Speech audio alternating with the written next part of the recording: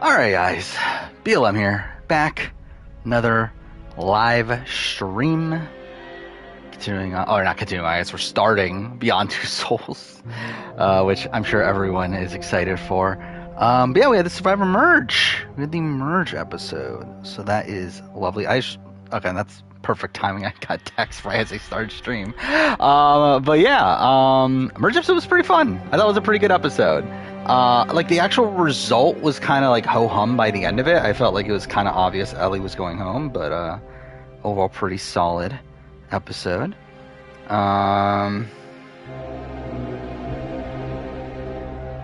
I'm just trying to respond to text real quick. But yeah, Amazing Race was fine. I mean, like obviously, like there was no elimination, so that was kind of lame. Kind of like undoes the entire point of having a non-elimination race, but I still thought it was like a fine episode, like all things considered. Like I think definitely the like part one of the mega leg or whatever was way more boring, so at least there's that. I think the biggest party for the 5-month resub.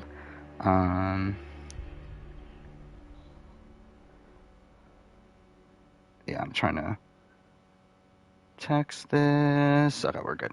So yeah, start Beyond Two Souls. This is probably going to be shit. We'll see. Are there no audio settings? I guess there's not. Whatever. I did not mean to push continue. God damn it. Yeah, I definitely wanted to start the epilogue. That's definitely what I wanted to do here. But yeah. Yeah, what a great night of reality television. I mean, we had Sarah join the Real Love Boat. I had to think about her fucking name for a bit. I love like I'm actually watching Real Love Boat at this point. Like I'm actually like bothering to like keep it on and like somewhat pay attention to it. There's only one save file in this game. That's kind of shit, but whatever. I did click the right one, right? Okay, I did. All right. It could be like San Juan del Sur. I'm kind of like. Wait, what was the season I was thinking of? Oh, it was HHH, right? That was the season I was like comparing it to before. Yeah, I could definitely see San Juan del Sur as well. If it matters, like I think the thing about San Juan del Sur that makes that like really unique is that you have like a player that wasn't that prominent in the pre-merge that like really stands out in the post-merge. And I feel like if it's like Cassidy, then I guess. But like I mean, really, I'm not feeling great about Cassidy after this episode. I feel like this was a pretty bad episode for Cassidy. I did say this, was it mid-season power ranking? That I felt like the last episode where like she wanted Ryan out, but they got rid of Gio. Like that wasn't that bad as long as they like allowed her to explain her rationale for that in the beginning of this episode, but they just like didn't. So that's not great. And then also I feel like just the entire episode was just kind of like. Yeah, she was like not that focused on, and even when she was, it was like she was getting the fault for the Cody getting targeted and everything. So it's like, I don't know. Winner pick for Real Love Boat. The thing is, how is the winner decided? That's what I want to know. Like, how do we know that? Like, is it decided by like, is it a competition, or is it like a public vote, like Love Island and everything? Like, I don't know. Because they haven't explained it, right? But, I get nowhere. Oh, they're all winners. But, yeah, Dwight also, didn't even get, only person I believe did not get confessional. Is that a scar? Is that recent? But, yeah, Hall Brawl. Did we get a Hall Brawl tonight? That's interesting. Yeah, I didn't watch the challenge episode. But yeah, I know what happens. It doesn't really matter. Interesting if actually now I think about it, like I know who went to elimination, so it's like that'd be a pretty good Hall Brawl. Yeah. So like Sammy's gonna win. Yeah, I think right now Sammy's my number one again. I just don't feel that solid though, really, with this season. I'm like, I don't know. It's like. I think like Carla obviously still has a chance. Like I mean, as much as I've been talking about how like Carla's probably like the Omer of the season, there's still the possibility that it's like, okay, we just love Carla and we just want to like give her this edit and she's actually gonna win. I think Cody's still in the running though. Like this merge episode was just kind of like fine for him. I did think he got a really good confessional early on, where like he was being shown to be the first person to like be thinking about the merge strategically. So at least there's that. But like overall, like just kind of fine merge episode. Though I will say I think they could have probably dunked him a little bit more. But yeah, I think it was overall decent episode. Same thing with Owen. I'm surprised with Owen. Like Owen like didn't get that much really. It's like he got the opening confessional where he outlined all the advantages and everything. But like we didn't really get a good sense of like where he is in the game. But it does seem like he's actually on the outs because like we saw the votes and it's like it seems like he did vote with Ellie and like there's not really an explanation for why he would do that unless he actually thought Ellie like had the numbers. Because like the other votes you can understand it's like okay this was like them splitting the vote. And it's like Owen it's like maybe there's a chance of like okay he wanted to put another on James to, like but it's like why like I feel like he was actually probably on the out. So like I feel like they could have dunked him even more. But like realistically again still not great. Is Ellie a bad player? I think she played a very bad game. And spoiler alert, she's not number one on the player ranking out of the people booed so far, which is funny. But yeah, I thought she was. I think she played pretty poorly. I don't think she's a bad player though. Like I think if she were to come back, have more awareness in the game, like I feel like she probably would be better. But like I would have more faith in her as a player than like Gabler. But I mean, she got taken out relatively early here, so. Yeah, I knew Amazing Race 35 started filming. Which I'm assuming that means that like no one we know is on there, because you would think we would know that by now. So, why did Carla vote Owen? Split vote, in the case of like shot in the dark or something. I will say I don't know what Noelle's vote is for. Like for me the Owen vote from Carla that makes sense. The Noelle vote, it's like was she doing the same thing or was she actually blindsided? Because like she votes Cassidy, which was the plan from like the Ellie side of things. Like their plan was a split between James and Cassidy with the Vessies voting Cassidy. So it's like Noelle goes along with that plan. But it's like, so does that mean that the like Vessi men didn't include her in the plan? Because like they all were on board voting out Ellie. So like was like Ellie and I forgot they showed you. Okay, you have to hold it. Yeah, so Ellie and were Ellie and like Noelle and Janine like super close? Was that a thing? Come on, girl. I assume Noelle's on the outs, but next week they say she's controlling everything. Oh, did they? I remember they mentioned her name in the next time on, but I didn't remember the actual phrasing of anything. But like it made me think that okay, is Noelle gonna go home next? Is what I was thinking. But also it's like, well, like would they be showing this? But actually, that makes me more. I think it's more likely she goes home, right? If they're mentioning in the preview that she's controlling everything, that probably means it's more likely that she's not, and she could go home. I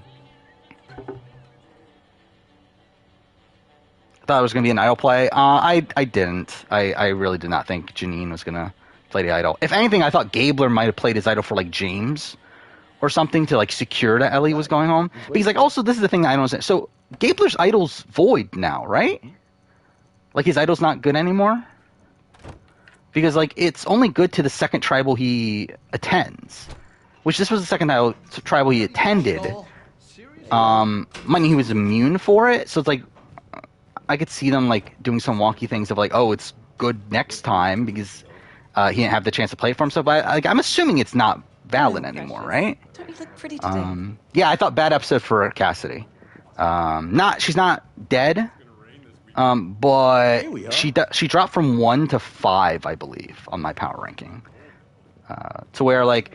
To me, it's like her number one position last time was like very dependent on her getting like sufficient content this episode, and she just like didn't get it. So yeah, what I think of the merge, I thought it was pretty good. I don't like so. Okay, we got the earn the merge twist, which essentially all they did is just do the same thing, but no hourglass, and then no immunity challenge, like no individual immunity challenge, which that's fine. I think at the end of the day, it's like. It makes me wonder, like, why is this even here, though? It's like, at this point, it's like, what's the point of Earn the Merge?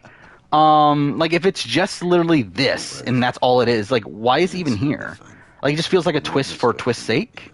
It just feels like it opens up more possibilities for someone getting screwed over, just due to the fact that essentially it's not that different from a tribe swap. It's just that everyone votes, right? Can you hear me? So like it opens up the possibility of someone getting like swap screwed without them technically being swap screwed. I don't know. It's just like I don't know what the point of it is, but it's not like the most egregious thing in the world either. Let's start. Kathleen is next door, and she has the same cards as you. Has there not been a car crash since Get her Brian and shoes Greg? on I and feel like see there who should. can There, tell like us I would have what assumed there would have been controls. one since then. You think you can do that? Oh yeah, incredible line from Gabler. I had to write that down in my notes. Of by throwing out Ellie's name, I was throwing out Ellie's name. All right, let's go for it.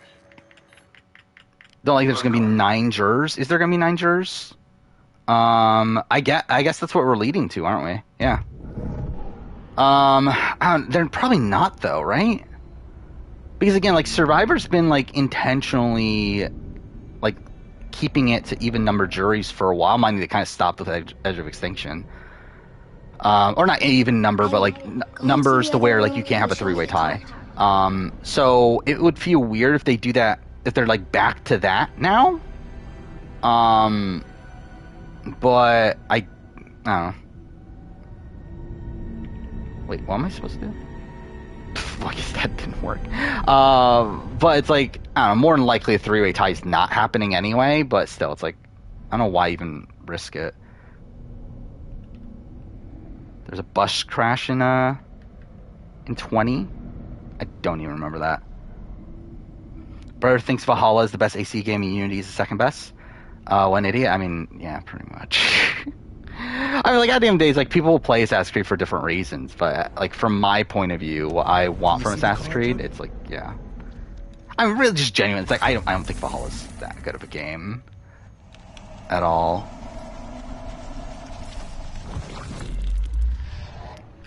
I think Gabler's move? I mean, like, what other option does he have? I mean, like, it was probably for his best interest. I mean, like, Ellie and Janine had no, like, incentive to work with him that much further into the game. It's like, by doing this, I mean, like, at least he opens up the game to where, like, he possibly could make new relationships.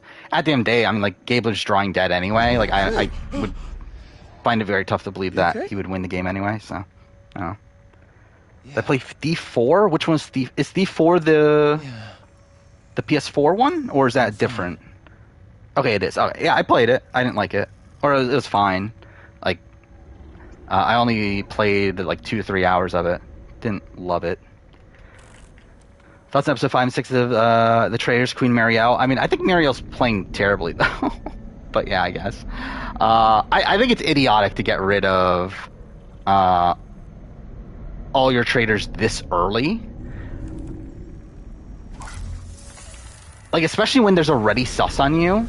Like, I think for Marielle, it's like, just write it out at that point. Like, if you're Nigel, then I think it's a different story. Like, Nigel, I think it's probably a better position for him to do that. Marielle, it's like, she's just getting rid of the traitors and then still has sus on her anyway. So it's like, I don't know. Thinks Black Flag is boring. I mean, I think certain parts are boring, but again, as a whole, I think it's probably, like, funnily, I think it's the best actual Assassin's Creed game outside of Assassin's Creed 1 in terms of the, like, focus on the Assassin's Creed. But also, that's not the reason why most people like Black Flag. Okay, what am I supposed to do here? Oh, I'm an idiot. That's what I'm supposed to do. Again, was not paying attention at all.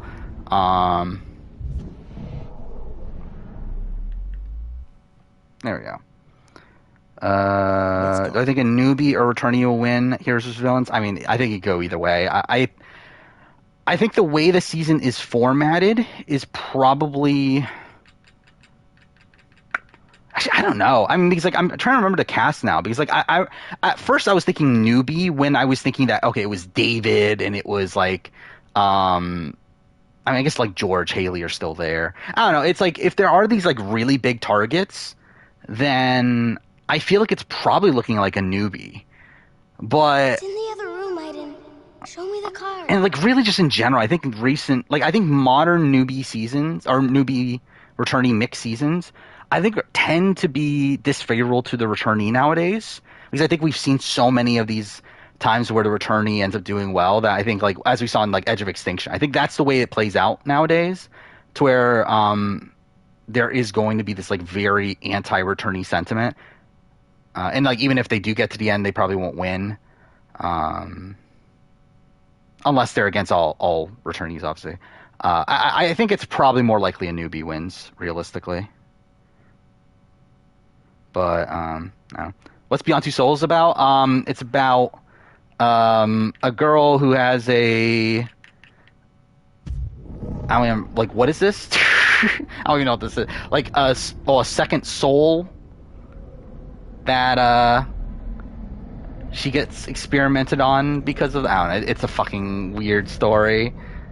It's not that good, realistically. The only reason I'm doing a video on it is because it's a Quantic Dream game. Okay, that is actually fair. I did not think about that part of it. But yeah, Edge of Extinction is all fans, while AU is gonna be AU. So it's like, I don't know, maybe they would be less incentivized to take out the vets in that situation. But I mean, like, when we're looking at like the returnee field, it's like you got like George, Haley, Jordy, who else was there? I don't know, I feel like those three in particular are kind of doomed, right? Like, they're like such big threats. That's like, how are you going to let them get that far? And like, even from like a vet perspective, it's like, how are the other vets going to let them get that far? Very good, Jody. Let's try something else. But I don't know, someone like a Sam Webb could make it far, or Steve, or wait, was Jackie on? I don't even remember. Jackie is on, right? Or I don't even remember this. By the way, I think at this point it's kind of past the time of even bothering to do a cast reaction, considering it doesn't seem like we're gonna get this like officialized cast reveal. Because again, I was waiting for Redmond, but Redmond just never confirmed the cast, and like, we essentially know the cast now, but it's like, I don't know, I don't feel that incentivized to go out and do the cast reaction at this point. I need your help now. Where the fuck is the cast list? Whatever. Okay, so Shawnee's there again. Shawnee could do well.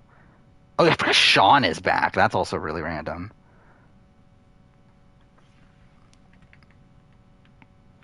Where's Cassie on the power ranking? I think I dropped her to 5. Again, number 1 for me right now is Sammy. And I don't think it's that close. And it's not even like I think Sammy's going to win either, which is the weird thing. It's more so just like, I don't know what the other options are. Like, based on the way I'm looking at this season, it's like, I don't know who else would even be number 1. Anything else in the room?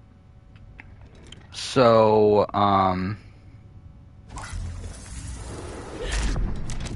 yeah, you got Sammy at 1, and then after that, I think it's like, I think I had Cody at 2, and not even because like Cody went up, but just because it's like, I guess, like, I don't feel that great about anyone here, if I'm being like completely honest. And after that, I think I have Carla, and then we have James and Cassie, which I should say, yeah. So I did move James up.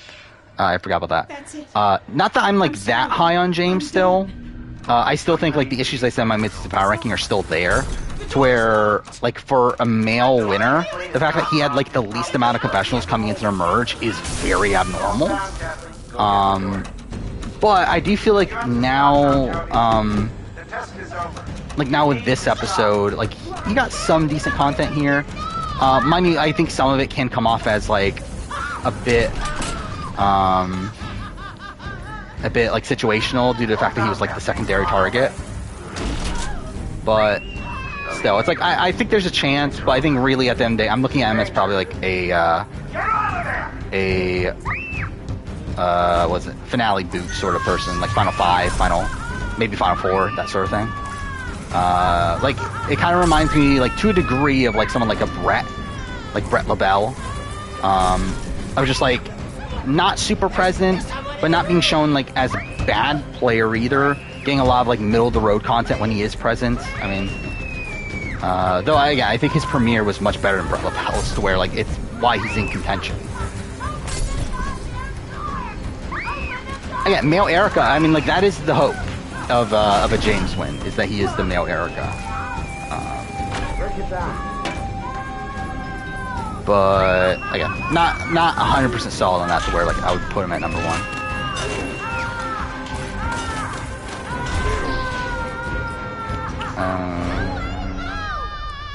First time making comment in chat was the 42 merge. I thought you were around for longer, actually. Yes, that's only around 6 months. Where's Noelle in the power ranking? I think she's like 8. It's over. At the bottom, who do I have at the bottom again? I don't even remember anymore. I think I still have Janine. Or did I move Dwight to the bottom? I don't remember anymore. I think it's Janine, Dwight, Gabler, the bottom 3, I'm pretty sure. And Ryan. Those are like the bottom 4. And then I think the next tier is, it's Noelle, and then, so Noelle has to be 8, because Owen is 7, I remember that. Yeah, so it's Owen and Noelle there, and then 6 is Jesse, and then 5 Cassidy, 4 James, 3 was someone, Carla, 2 Cody, 1 Sammy, I think. What's Ryan even doing? I mean, realistically, like, Ryan didn't play that poorly here. It's funny because, like, the show obviously gave him this, like, dodo edit when he, like, mentions the Final 7 thing. But it's like, Ryan, like, technically gets his way. Like, he like, a Coco member didn't leave. He was shown to be the one, like, kind of scrambling around for James and Cassie, and, like, seemed to be the one to, like, have the information by the end of it to, like, secure the votes on Ellie. So it's like, I don't think Ryan actually played poorly. But, yeah, they are giving him a dodo edit. I think really, like, he's probably, like, a boot in the next couple rounds. I think, like, maybe, like, a Cole Metters is probably a good comparison edit-wise. I think Cole was a lot more present than Ryan, but I still think, like, in terms of, like, this strong alpha guy, good at challenges, but also getting a dodo edit, I think that's kind of like Cole to a degree. Always a pleasure, Sheik Ahmed. If Cassidy is the winner, what do you think that, what does the merge episode do for a storyline? Not much, and that's the issue. It's like, I don't, like, Cassidy was not really given much complex content here, right? It's like, what'd she get? She got the, actually, what did she, like, I know she got the, like, telling Ellie to vote for Cody. But did she get anything else? I don't even remember anymore. He hates me. Was Ellie surprising merge boot? Not really. I will say, actually, like, last stream, so I said in my mid-season power ranking that I don't see Ellie being a merge boot. And last stream we talked about, like, the possibility of Ellie being a merge boot, and then immediately after that I was like, fuck, Ellie's the merge boot. Why did this, like, never click in my head? Because, like, realistically, actually, like, Ellie's, like, the most likely merge boot. And, like, for some reason, like, it never really clicked to me until then. And, like, I think a lot of it's because, like, I was so hung up on, like, episode 1. To where, like, episode 1 very much felt like she was getting edit very similar to, like, an Evie.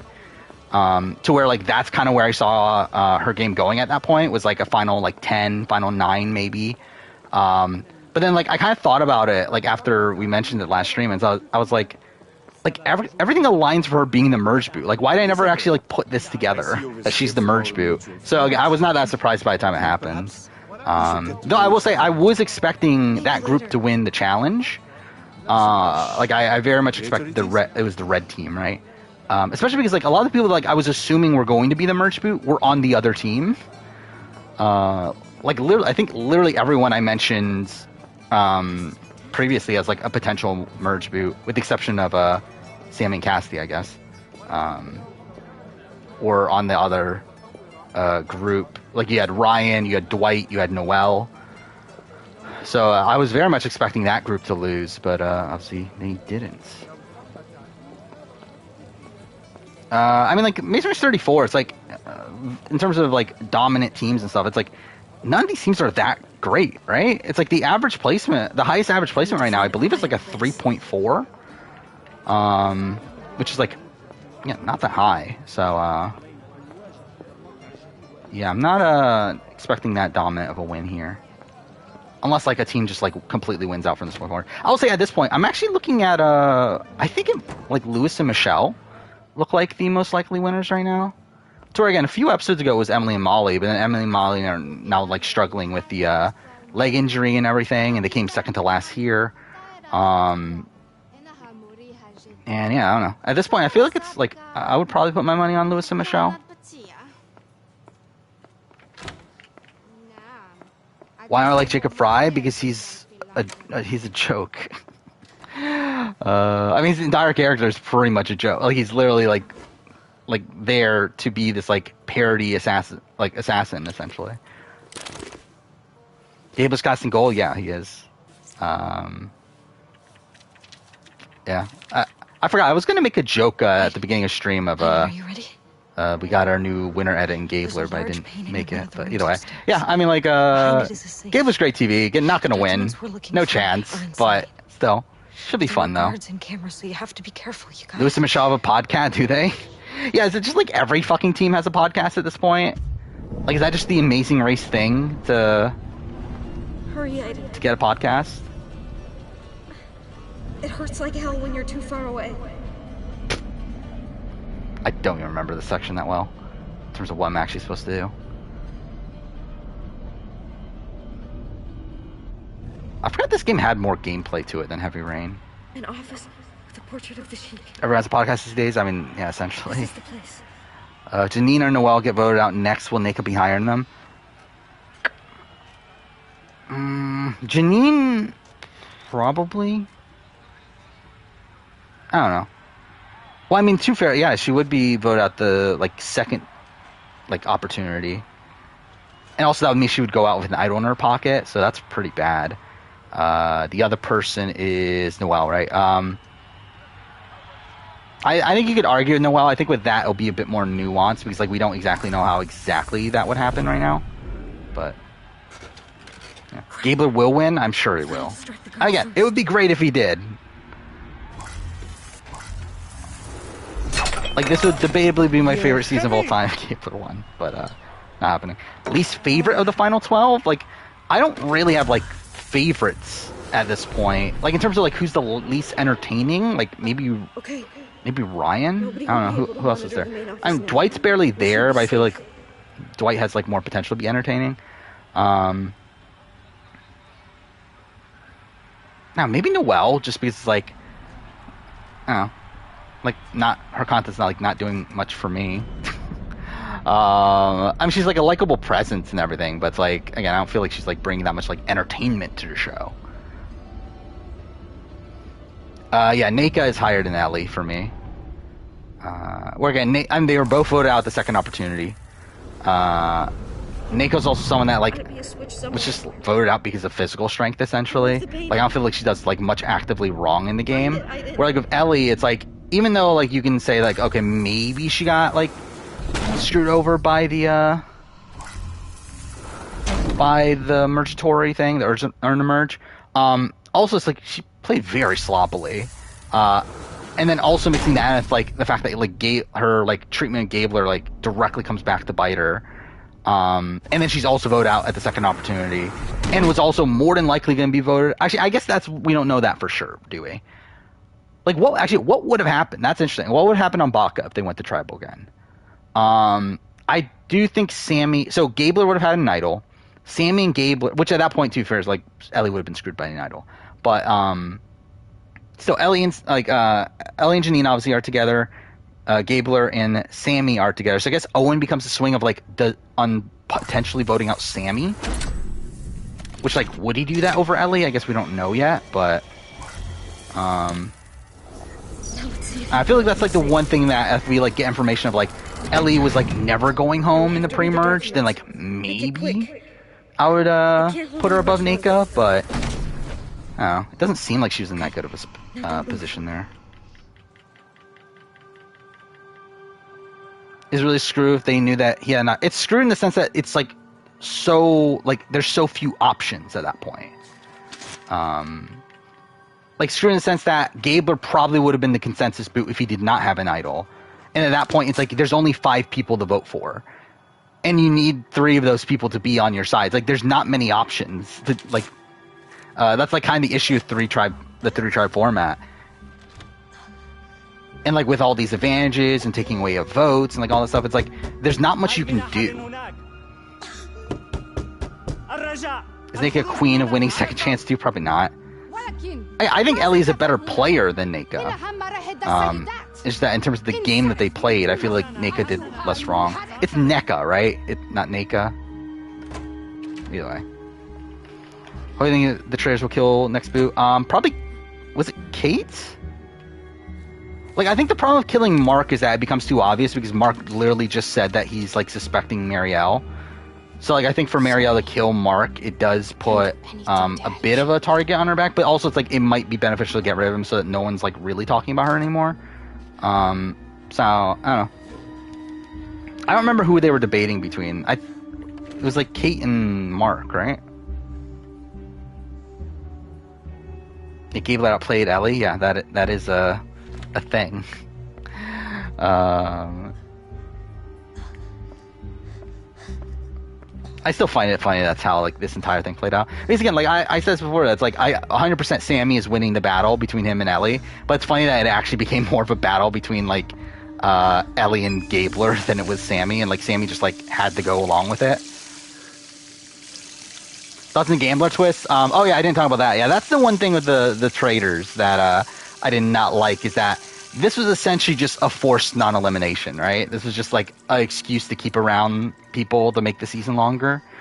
So that's kind of underwhelming. Though also it's like, I guess the Chloe quit kind of ruined things to begin with, to where they need to get rid of like one elimination at some point.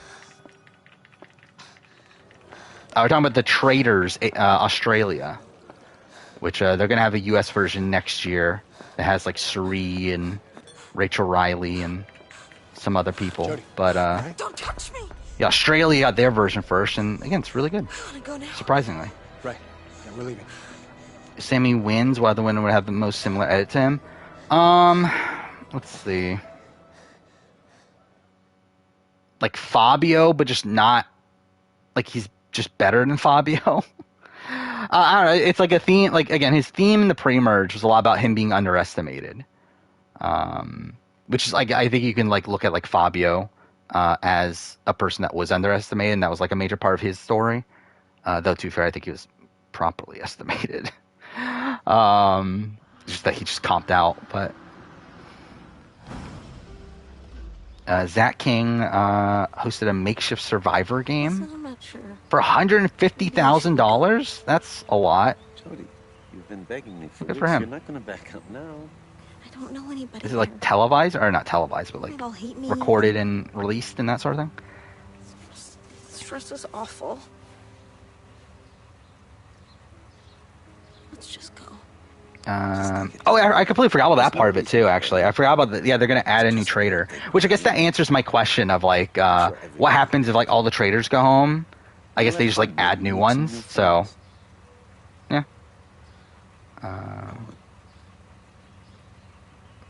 Rachel Riley will make it further than Suri. I mean, we'll see. I mean, if Rachel Riley is a traitor, she is so fucked. Like, there's no way Rachel Riley is going to be able to get through that game as a traitor. It's a book of poetry by Poe. It's 50 years old and very rare, I'm sure. YouTubers nowadays give out tens of thousands like candy. Well, must be nice to have that much money to just hand out. Yeah, I know, what's his face? Mr. Beast does that a lot, right? So, good for him. Oh, you didn't see the preview? Yeah, they're adding a new traitor that they had in the next time on, that the traitors are going to be able to add a traitor or offer someone to be a traitor, right? I think that's what it was. So that'll be interesting. Hey, Jody, come Is in. Cassie still my winner pick? No. I mean, she's never my like winner pick, but like in terms of like number one to power ranking, no. Again, I dropped her number 5 because I thought she had a really bad, or not really bad episode, but mostly like a very like nothing episode. Which again, this was the merge episode. Sure, Mom, whatever you say. By the way, Ellie was my winner pick though, so she's gone. Also, really funny that Ellie and Lindsay, who were like my like two winner picks, like my winner picks at different times. They're both gone at this point. So, yeah, I didn't have the Grace read on this season. Dead people? Stuff like that? Fuck this mission, by the way. Party time. Yeah, fuck all these people. Beer. Guys, do the shutters. Girls, do the Worst candles. teenagers in the world. And take care of the music. Let's get crazy. And Mr. Beast videos, he's just like, here, have 10,000. Yeah, didn't they, like, he actually does, like, game show things that, like, he actually, like, gives them, like, a ridiculous amount of money for, right? Is this worse than when I picked Dino for Immunity Island? No, right? That was what, I mean, actually, it was around the same placement, right? No, 14th. I think Dino got 14th, right? So that's worse. And I've done worse before, right? Like, I did get Jason Linden in IOI. And I had Aubrey for Edge of Extinction, but that wasn't, like, in a video. But I don't know, Survivor, I've kind of been I've been off recently. Big Brother, I'm fucking spot on. For some reason, again, the Taylor one was a complete fluke though. But yeah, Big Brother, I've been like really good. But it's like for some reason, Survivor, I'm just like so off. And like I'm like I actually know why, because like I'm intentionally picking people that like I think have less of a chance of getting to the end, but have like a bigger chance of like winning a jury vote if they got there. Which, to be fair, my read on like Ellie was just completely wrong. But like I think I was about right on Ricard and High. It's just that like they didn't get there. But yeah, Ellie, I was just like completely off. And dude, I was right episode 1. I was right episode 1, but then after that, like everything just kind of crumbles. I bet it's your first time. About to give away a private jet to a fan? I mean, I'll just sell the private jet. Had to make up from Ovi, yeah. I love how, yeah, like I picked Ovi, the worst winner pick I've ever picked in my entire fucking life, and then follow that up with 3 winners in a row. And even if we're including like celebrity and like I had Todrick, who was runner up, and then what was Can? Who's my BB Can 10? Was it Josh? Yeah, it was Josh, right? Wow. Yeah, so runner up there. I picked Jed, BB Can 9, right? Which that was like, I pretty much picked Ty though, right? I mean, I was so close. I mean, I should get the credit for that. There's a new, oh yeah, I know of Bandit, Survivor content, right? He's the one that did, like, I remember, like, I saw one of his videos get recommended to me. I was like, fuck, that's a good idea that I should have done, but I'm not going to do it now because, like, obviously he already did it. But I forgot what it was. Something with like casting All-Star seasons. Oh, it was like recasting an All-Star season, but like not using any of the original cast. I think that's the one, right? So yeah, again, that was a good idea, but yeah, not gonna do that now. BB Can 8. I mean, who knows? Kyle might have won if he didn't get ejected. You never know. Who was my second that season? It was like Vanessa, wasn't it? Wasn't like my top 4 like literally, like weren't all my top people literally that majority alliance? I don't remember anymore. Let's see. But I feel like it was something like that, right? Oh, by the way, Plague Tale video came out today. That bombed, but it's like fine because obviously. Okay, yeah, good. And yeah, who'd I pick? Yeah, it was Kyle, Sheldon, Vanessa, and Brooke was also in my top 5. I had Angie in my top 5. Wow, that was a choice. Is Angie like one of the like most forgettable people to ever play Big Brother? I think she's gotta be, especially like modern Big Brother. I feel like she's gotta be up there, right? You're acting kind of weird. Hey, Paleface. You sure you feel alright? But Angie's pretty, like, I only remember where I put her on the player ranking, because like, yeah, I did the BB Can player ranking. She was very low though, if I remember right. Like I think she might have been the low. No, she wasn't the lowest of BB Can 8, but like she was like the lowest. I think she was for sure the lowest out of the people that didn't ever get evicted. Well, I guess that's not because of Carol, because I think she was like slightly above Carol. But either way, whatever. Either way.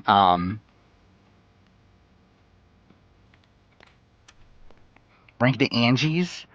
Palau 25. Okay, so probably it's probably Palau. Thinking. And then Here. Angie Late, and then Angie BB Can 8, right? Doing the same thing. Better than Bin Lee. Actually, I don't remember. She might. No, you told me. I think she is better than. Is she better than Bin Lee? I generally don't remember. Yeah, I haven't fucking edited that video. And I recorded it how long ago now? Over a month ago? We have friends. Yeah, it was it was the day of the hurricane, so I believe that was exactly a month ago now. I'm not really expecting. Because that was the day of episode 2 of Survivor. So yeah, 4 weeks ago. Okay, for some reason my computer's running super slow. I probably need to restart it. There we go. Where did I have? So again, there's 148 players. Oh, I had Angie right below Minley. Yeah, I had her at 133 out of 148. So, yeah, pretty low.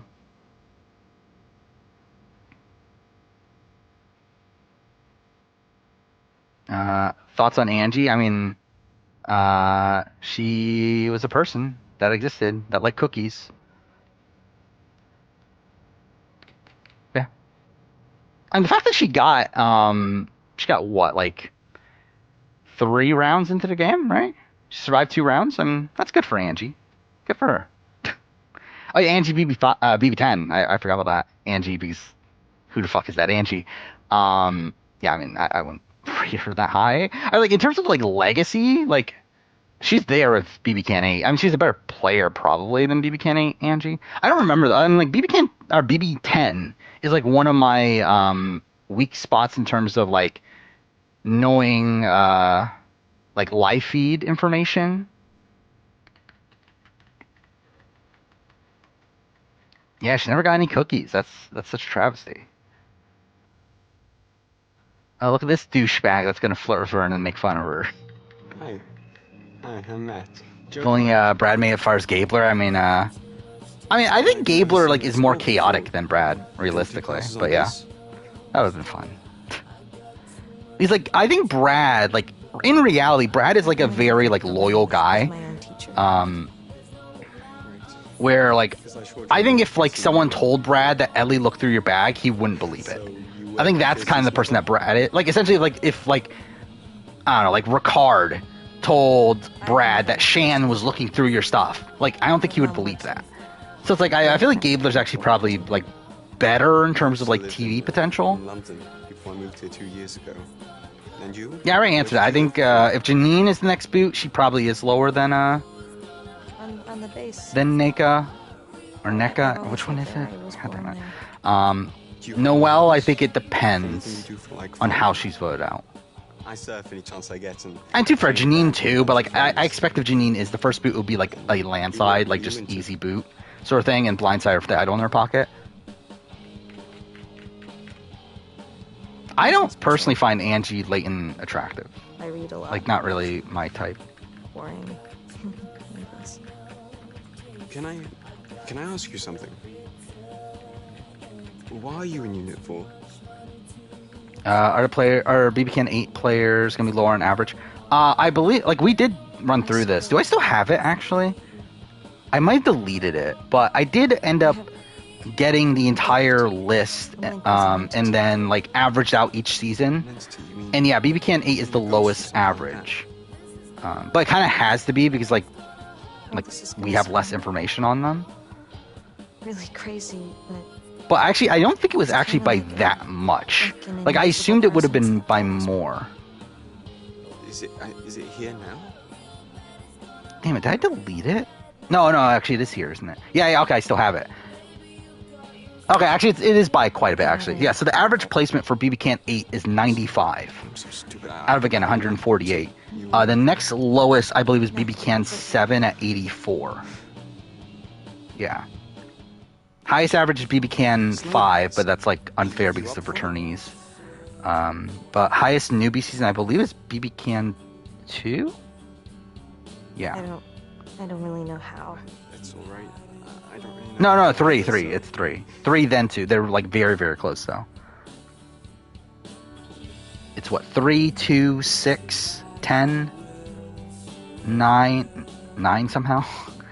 Oh no, it's not. It's 4 then 9. Wow, so is BB Can 1 the lowest of the newbie? Well, I guess no. Oh no, BB Can 7, but yeah, I didn't realize 1 was that low, but I guess it kind of makes sense. You know, I mean, you had a cast of like Danielle, Suzette, who else was a Cat? I would say I kind of regret putting Eliza so low, but it's like it is what it is. You're not like other girls. Oh, yeah, by the way, I am in the process of writing the BB Can 1 retrospective. So I finished the Amazon one, I recorded it, that's recorded and everything. Longest script of a retrospective for some fucking reason. I mean, like, I know why, because it's like there's a lot of like innovative strategy to talk about, but didn't intend on it, especially because like I had less notes for it than I did for how did he kiss him? Did they kiss? I guess they do. But yeah, I had less notes than for Thailand or Marquesas, but the script ended up being 1,000 words longer, but the recording is actually shorter than the Thailand one. So we'll see how it turns out. Especially because like the Thailand one actually, so yeah, the recording is like slightly less than Thailand, but by the time I finished editing the Thailand one, the video was actually shorter than the Marquesas one, despite the recording being longer. So again, like it, either way, it's probably gonna be around the same length. If I took out Dane Anthony, would 7 be below 8? I'm pretty sure it would be. Mega powers. No, Great no, idea. no. I need to open up the spreadsheet Forget it, again. It's just a little bull. Yeah, come on, Jody. Show us what you can do. Okay, Jody, you up for demonstration? This is such a stupid scene. Let's see. Oh, actually, it's barely, but yeah, it is. No. It's only lowest by like I don't 2. have anything to show. I told Because you again, so, BB guys, Can BB Can 8 is in 95. Taking out Dane Anthony would make BB Can Most important to open my birthday BB gift. Can 7 and 97. Actually, now I'm looking at it, it's like Actually, the cake can wait. because like Adam is the next highest person, and like Adam's still higher than Sheldon. XXX. Oh, that's So, nice, babe. I bet it's knee like socks. it's actually not that detrimental. It's just the fact that like you also have like Now you can stop seeing Kira, and improve your chances of finding Kaylin. I mean, I guess the other Kira also, Laura, Mackie. whoever wants to be in his life more. Actually, who's the middle? So the middle is what? Esty? Yeah. What is that? An old book. Actually, I didn't realize that the middle of It sounds the middle of the list for BB Can 8 is Kyle. That's kind of funny. Rare collection, poems by Edgar Allan Poe. I forgot Chris Wiley so low. Again, that's the fuck thing. Whenever I think of BB Can 8, I always think of the fucking RHAP Brant Steele and thinking of it as canon. Like your dress. In terms, like, not with everybody. Like, I feel like with like Sheldon and Brooke, I remember like, okay, they were good, but they were like screwed over by the season ending too soon. But when I'm thinking of like Chris Wiley, for some reason, I keep on thinking of Chris Wiley as like, oh, he got Sheldon to save him, and he got like all these things that happened that didn't happen because that was in the Brant Steele. So I don't know. Oh, and she's a slut too. I never wanted to invite. Y'all on Persona 5 Royal now? That's cool. Yeah, she's a slut. I forgot how stupid this game is. Again, brilliant writing from David Cage. What do you do with witches? You burn them. Thoughts on Ellie's run? I thought it was, I think it was a fun one. I think she played poorly. But, I don't know, thought she had like a fun, like tragic sort of outcome to her story in the sense that it's like, she like goes out of her way to save Gabler in week 1, only for, Gabler to be the reason why she gets taken out, so. Please let me From out! the first moment I saw I'm her. begging you! Worst to make jury? Let's see. Please! Who won the RHAP Brand Steel? I Sheldon. want to get out! Please, I want to get out! I'm begging But in like a kind of rocky way, where like Sheldon, like in the Brant Steel, like Sheldon essentially kept around all the big threats to the Final Four. So he kept like, it was like Sheldon, Hera, Chris were winning like all the competitions. And like Sheldon like goes out of his way, this like he uses the veto on Chris like twice and sacrifices Brooke to keep Chris in the game. Please! But then he comps out at the end and takes up both Hera and Chris at the very end and wins against Suzanne, right?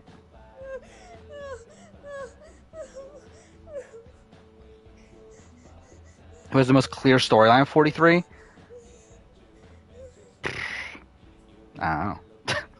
I think that's the issue. Like, potentially James has the most, like, clear storyline. I can't breathe. In the sense that, like, his storyline isn't, like, counteracted by anything that's already happened. Yeah, let's see. Who is the worst to make jury on BB Can?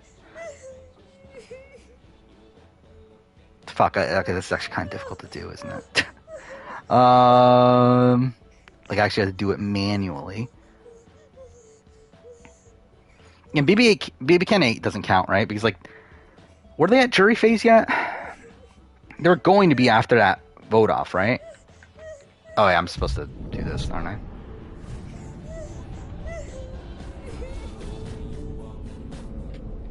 Wait, what just happened there?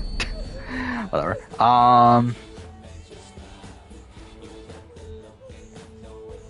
Oh, there it is. Ryan? Is it Ryan? Ryan, Jackie, Raul, Cindy are all back to back to back to back. I think those are the bottom players to make jury.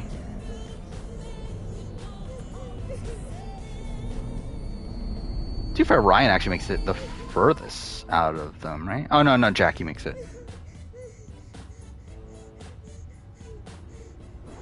Wait, who's the other person? Raul. Yeah, so yeah, actually Jackie makes it the first out of all those, somehow. Come and help me. Wait, there we go. I was like trying to figure out which button I was supposed to push.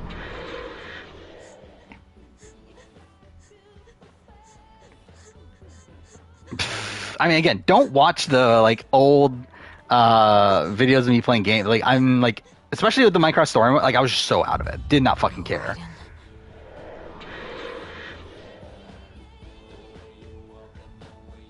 What happened to Abby and Will? Yeah, they got COVID. Which, I will say, I was surprised they didn't bring back Linton and Sharik. I was thinking that was definitely a possibility. Wait. There we go. Yeah, we'll get revenge. Maybe.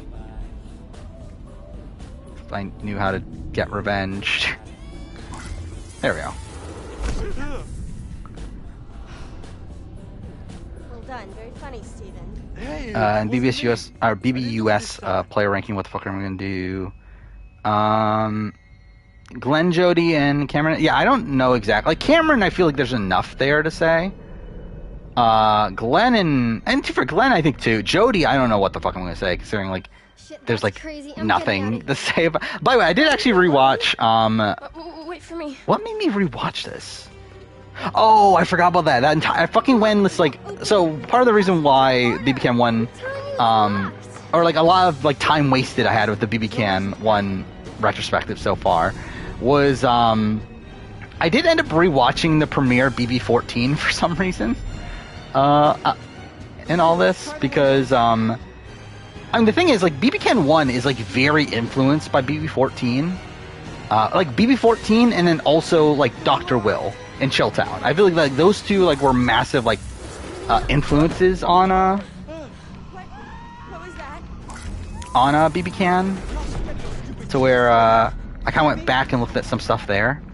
But actually, something that's funny that I don't think I ever picked up on is the fact that, like, when Neil and Alec enter the house, they're the first two to enter the house.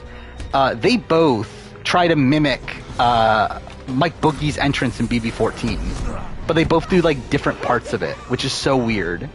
And, like, I don't know if this was intentional or not, but when Mike Boogie enters the house in BB14, he yells, "Daddy's home," and then throws his bag across the house. And then here, like, we see Alec and Anil enter the house. Alec comes in, throws his bag, and then Anil behind him says, "Daddy's home." Like, it's so weird that, like, that was a thing that, like, I don't know if that was, like I'm assuming it's intentional, considering they were both of them were, like, massive Big Brother fans. But it's, like, it's weird how, like, they each did, like, half of the, like, Boogie entrance. I don't know.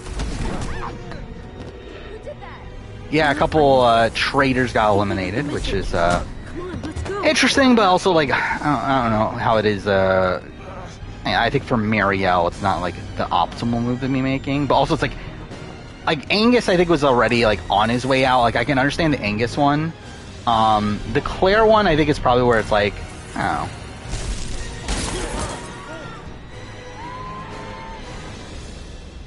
Yeah, I did see that Gio said that he was an alternate, and that like played into why he played the way he did, which is again like, was it? But he was like, he didn't know if he felt worthy enough to be on the cast, so he wanted to make sure he was worthy or something dumb like that. Which, sure.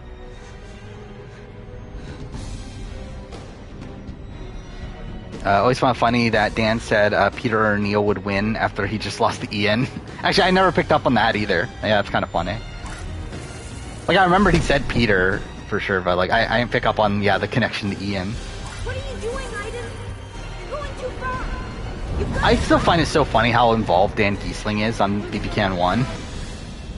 It's like BBUS, like it's like you have Dan and BB-Can 1, and then you have like Ian showing up for the jury roundtable in BB-Can 2 or BB-Can 3, and then like BBUS, I don't think has been mentioned since then, has it? I guess Jace and BB-Can 4 almost coming in, but like I don't feel like there's been like direct BBUS references. I guess outside of like Sideshow, I believe they had some BBUS players, right? But still. Think I could stop tormenting the characters? Can I though? I think they deserve to be tormented.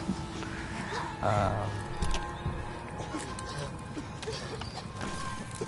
think it's the optimal person for Nigel and Marielle to bring as a traitor. Like probably Mark, yeah, is the only like competent person there. Then he might be gone for all we know. And if it's not him, then probably like, I guess like Kate. Let's go home. Seems to be like at least somewhat level-headed. By the way, still, who the fuck are most of these people? Again, like Alex. She's been in like 2 scenes. Who the fuck is Craig? Know very little about Dirk. Fiona's there. Kate is not even there. Like Kate, like really, I feel like the only thing I know about Kate is like from them talking about how Kate is a threat, but we never actually see Kate that much. Lewis literally just got his introduction. Mark's been there, Matt's been there. But even Matt didn't show up until like episode 4, right? And then you have who the fuck is Paul? And I guess Teresa's been there. But yeah, I feel like probably Mark or Kate I feel like are the two. Like me, no, because like Dirk Array has like suspicion on him, right? I guess maybe like one of the what the fuck people, but like I feel like the what the fuck people they would have introduced them earlier, you would think, right? It's like if they add Craig, it's like, who fucking cares? It's Craig. It's like we know nothing about him. And I feel like Matt's not a good pick. Teresa's not a good pick, considering like they both have like sus on them. Maybe Lewis. Actually, Lewis would be a decent pick, right? He's like, Lewis seems to be like very very into the game.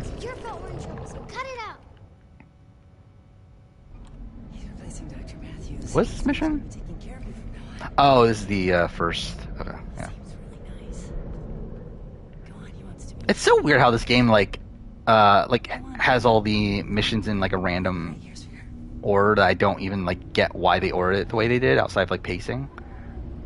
Like I assume there's a reason, but like I never like fully understood why like the scenes are placed the way they are. You have a bug in Syndicate where one of your green allies is fighting you. I can't wait to play Syndicate on PS5. That's gonna be such a disaster. I don't know when that's gonna be, considering I have like no reason to play Syndicate anytime soon. But Syndicate is fucked on PS5 to where like the game like flickers and everything because backwards compatibility didn't work with it. I thought it would be a good idea. So it would be funny to give that a shot at some point. Know each other a little better. Am I in Suzette stuck like glue? No, not at all. But yeah, I got my I wrote my rant on Suzette today, so that's something. I'm literally up to the power shift, the Chevrolet power shift. So that's where I'm at in the script. So I'm at the end of week 3, which again, this is taking way longer than I wanted it to. But I mean, what are you gonna do? I really like rummaging through the notes has been like kind of a pain. Just because like BB Can has like a lot of like I don't know if this is like BB Can in general, because like I feel like I didn't have this issue with like BB Can 9 and 10. Jody, my job. But like BB Can 1 has a lot of like jumping around. And a lot of like storylines that matter, like that like aren't brought up until like the week after they matter, which is very weird. Where it's like Quattro is like a thing that like completely like dominates week 2. Like everything week 2 is like based on what Quattro is doing. Yet Quattro themselves don't get introduced until the eviction episode of week 2. And the same thing with like the like Topaz and Gary thing. It's like we have like Topaz fighting to save Gary, yet we don't get introduced to their relationship until like the episode after. And then like same thing, Peter and Liza. Like we get like Peter having all this information about Girls Alliance that he talks about getting from Liza, but like the introduction to their relationship isn't until like literally a week later. Like it's really weird how that's like the case with BB Can 1, where I guess it's just because they didn't know what they were doing. And they didn't know like what was going to be important and whatnot, but like that's just the like the way they like because like BB Can 1 is a mostly accurate edit. Like I don't think there's anything on BB Can 1 that is like really egregious in terms of like that it's like inaccurate to what happened on the feeds. The problem is that like the placement of everything is weird. Like they never like it feels like they're late to like everything. But I don't know. Tommy and Annalise seem to be outside the Big Brother Alliance. I mean, that's not surprising considering like what connection did they have to who like it's what Fessy, Casey. Is that it? That's in the like the normal Big Brother Alliance? Because like Amber's not in the Big Brother Alliance. But I think are those the only 2 Big Brother people on this season? It's weird because like this season's like one where I was like, oh, it's the Big Brother Alliance just running things again. But really, it's like the Big Brother like Alliance like adjacent people that are really on this, like the Tori and Devins and the like Anisas and the Nanis and like those sort of people that are really all over this season. Matt is insane, but in a good way. Yeah, he's fun. I just love like the edit is like so like out on him to where like they're just like completely dunking him, like giving him every opportunity to say how like I know who the traitors are and it's Teresa. This thing is your friend, and he's connected. What I want BB Can 11 to be All-Star. I would want it to be BB Can All-Stars. I don't even want BB Can versus US personally. Like I would just rather have a BB Can All-Star season, and I would rather have a BB US All-Star season. Like I don't need to see the 2 shows combined. Same thing. Like really, same thing goes with like the International Survivor series. Like I don't really like care to have like US versus Australia versus SA. It's like. At that point, it's like I would rather just have like a full-blown SA, like All-Star season, Australia All-Star season, US All-Star season. Like I don't need to see them together. I think, if anything, it's like it's kind of just like muddling the shows a bit. Like I don't like I would rather keep all these shows contained to their own series. What am I doing here? Because I think by mixing all these up, it kind of like mixes up the histories of these shows.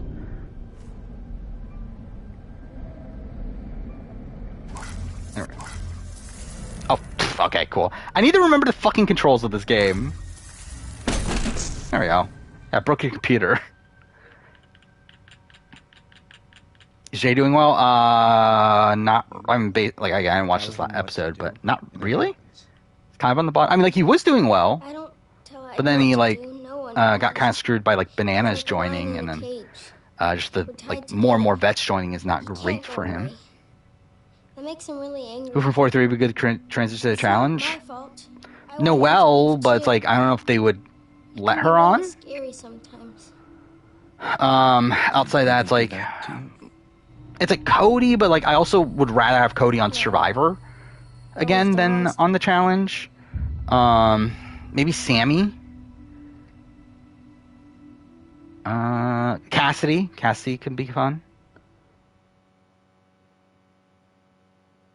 Is that it? I don't know. I don't feel like there's that many. Gabler. Imagine Gabler on the challenge. Imagine Gabler in a hall brawl with Fessy. That just sounds so funny to me. Ryan. Ryan's a good pick, too. Forgot about that. I mean, like, Ryan, though, it's like, I don't know. He kind of seems, like, too nice to a degree. he kind of feels like a nicer version of Fessy, to where it's like, at that point, it's like, why not just have Fessy?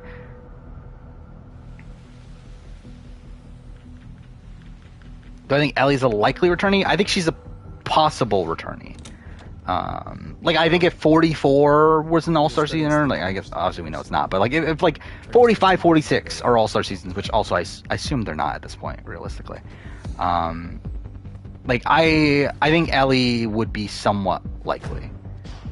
If we're talking about waiting till 50, I don't know. That seems a bit long.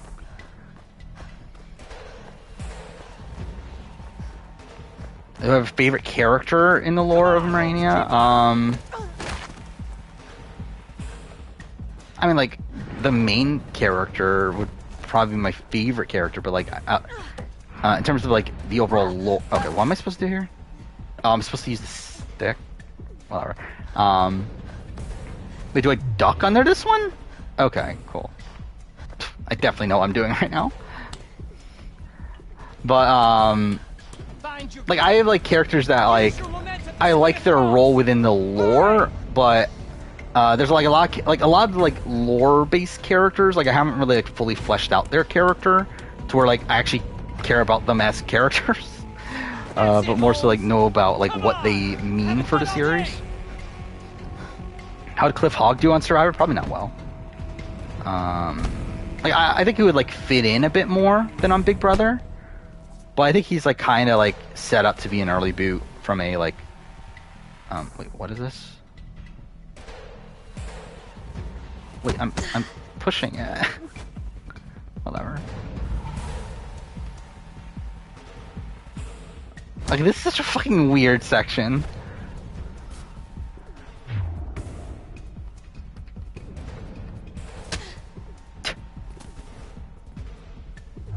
I love how, like, they don't talk. They're just, like, fucking making gestures to her.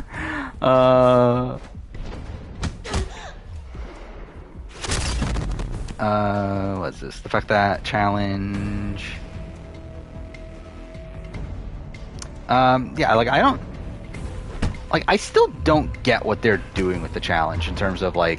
It feels so weird they're bringing in all these newbies, like, that are coming from shows that, like, the audience don't care about. And then, like, also... And, like, that's, like, every season, like, bringing in, like, half the cast of newbies from these shows that no one cares about. And then, like, not bringing them back again after that, after you do start to care about them because you saw them on the show. Instead, like, bring back the same fucking vets over and over and over again. Well... Oh, fuck off.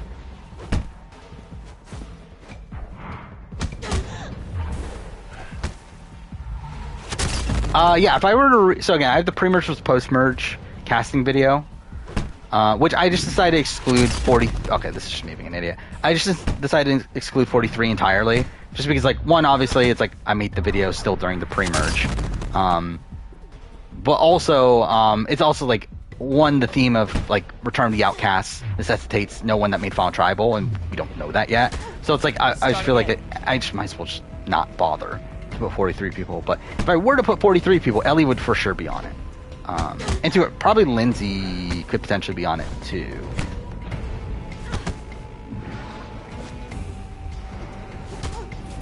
Who else is there? Justine, probably not. NECA, probably not. Gio, like... Probably not. And then maybe Mariah could be on there. Aim, shoot. So I think the Women Paganga 43 is going to continue. Probably, I mean, I guess if Noelle's going out next, then maybe. I guess you never know. But I don't think it'll be a long-term thing. Like, I don't think it's going to be a situation where, like, the next, like, 3 boots are all going to be women and we're going to be left with, like, 1.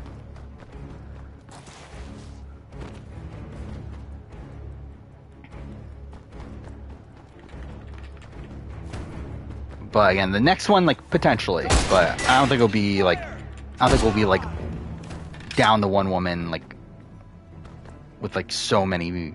Like, so much of the game left to go. Wait, what? Okay, I think I'm, like, misunderstanding how this section works, but whatever. Like, I just assumed that, like, I was, like, stuck to the cover, but I guess you're not for some reason. Who would win the Hall Brawl between the 67-year-old woman in CT? I obviously it'd be what was her name? Floppy? Was that her or was that someone else? I love he's like literally right fucking there. Come on! Oh, this game really does suck. Replaying it, or like at least Heavy Rain has like a so bad that's good quality to it. This is just like boring. How likely are we to get Challenge USA 2? Not that likely. I would personally be very surprised. I would like it. Like I think it would be like out of any of the like spin-offs that are currently going on. I mean, I guess that's not true. I would have All Stars then. USA, but I mean USA. Like I would definitely be interested in season 2. I just don't know if they would do it. Actually, maybe I would rather have USA than All Stars. But again, that's coming from someone that's like much bigger into CBS reality shows than I am into the old challenge stuff or like MTV stuff. You managed to watch the Survivor Challenge and Amazing Race ups in 3 hours. Good for you.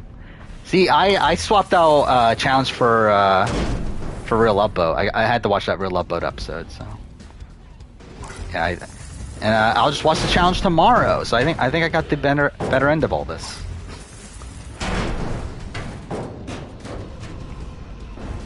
Is Baron Morani a complex figure? I mean, he kind of has to be.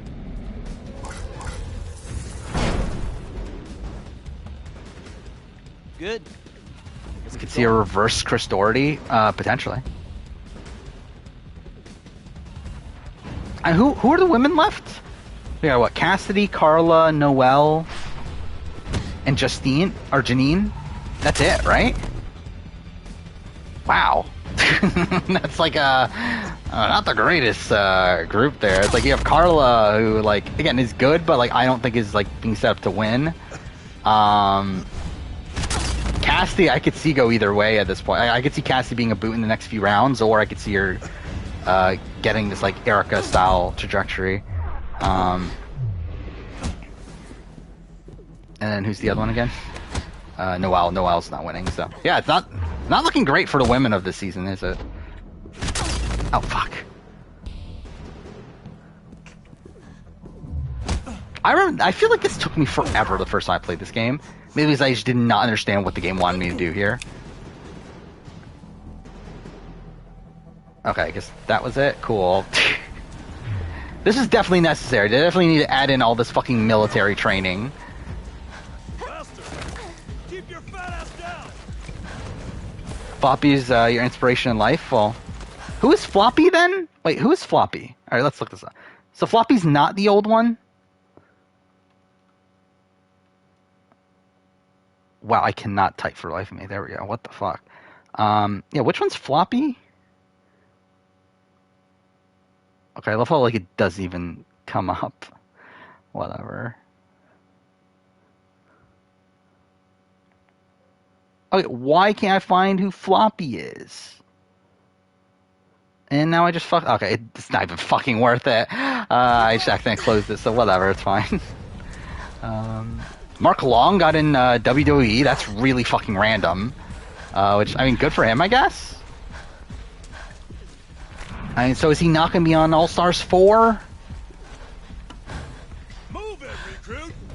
It's not a which winners had quiet merge episodes? Like, quiet? Like, a lot. In terms of, like no content at all, or like no complex I guess complex is not really the right term, but like no like check-in, I guess that's probably like a different story. Actually, let's look this up because I have the confessional charts. Fuck motion controls in this game. But Marianne, oh fuck, I forgot I have to actually like find which one's the merge episode. Marion had a like she was like pretty much in the middle confessional wise. But I think that's when like her complexity started to go up, right? Obviously Erica had the spike through the hourglass. Okay, I can't even tell what the fuck the merge episode was in fucking Winners at War. But Was it this one? It has to be, right?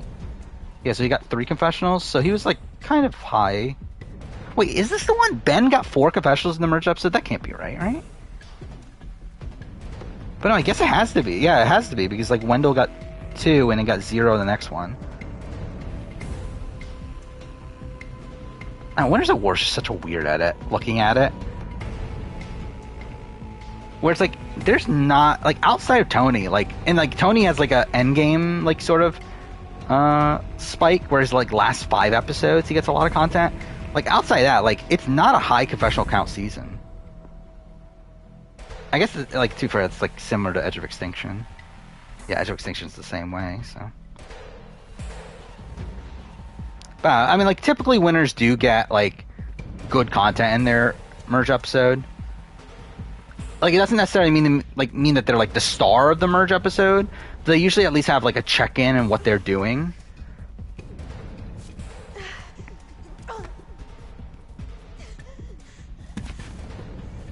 All these love shows, none of them are actually there for love. They're there for brand deals.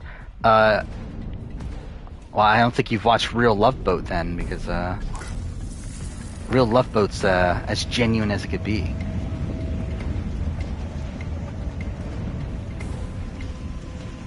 Wait, it's not working? Okay, cool. I don't know how that worked.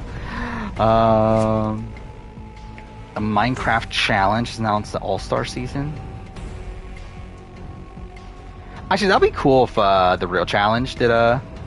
I mean, I guess they almost did it with Invasion. But will they ever do a all non-winners? Probably not, right? Because like they like their winners, I guess. I don't know, they probably could though. Like, I could see them branding it actually.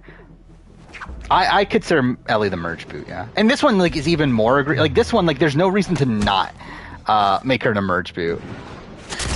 Oh, cool.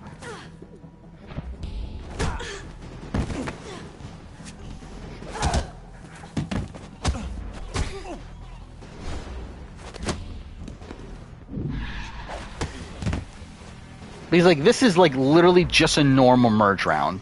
Again, how is this still going on? This montage sequence. Not bad.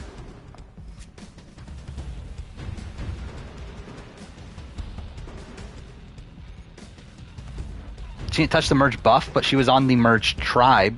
Like she was on the camp where everyone was together. Again, like I think it's just so dumb. They're like doing this earn the merge thing. It's just like really ridiculous. Like it's really like them just like not making it a merge for sake of like trying to add gravitas to it when it really is like it's just a merge. And like again, with this like no hourglass twist or anything, like it's literally just a merge, just that half the tribe has individual immunity. That's really like the only difference here at this point. Oh, fuck off! Keep on doing that. Who the fuck made L2 like a turnaround?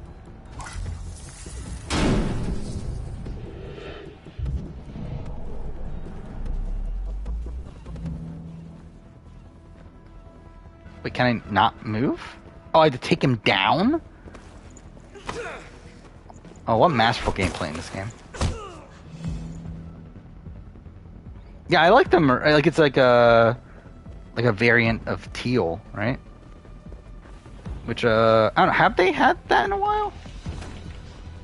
What recent merch? Like I remember purple was recent, right? Like that was last season, right? It was purple. Then what? Red was 41. Come on, start again.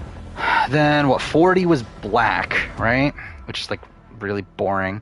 Was 39 teal? I feel like 39 was teal. I'm trying to look it up, but for some reason I'm just fucking opening all the wrong fucking spreadsheets. There we go.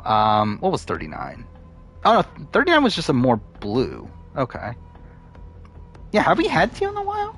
Oh, David vs. Goliath was teal. Okay. So it hasn't been that long. But yeah, it's a nice variation of it.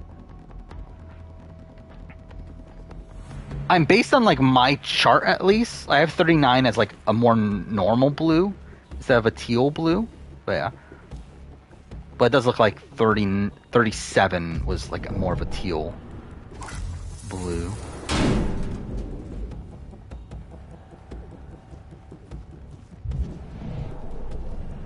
Yeah, that's what I'm saying. It's like Heavy Rain at least was like so bad that it's good.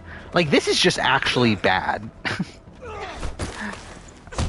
Because again, like this game takes itself like way more seriously. And it's like because that's like just not as interesting. And like it's technically a better written game. Like it's probably the like better game from a like from like a technical standpoint. That's not the right term, but like from a more critical standpoint. But wait, what? Where did this guy come from? Start again. Well, that's great.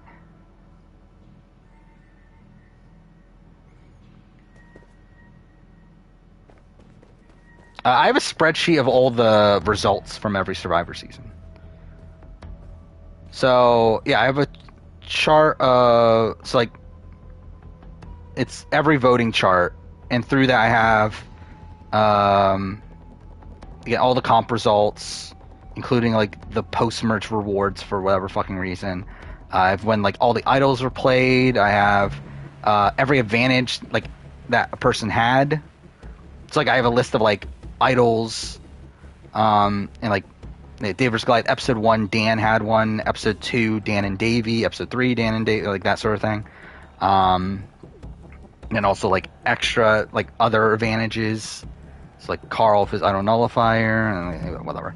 So I have these charts for like every season, including all the international ones and everything. Actually, did I ever update the international ones? Because like, I changed it the way I did. I guess I did. Don't remember doing that, but whatever.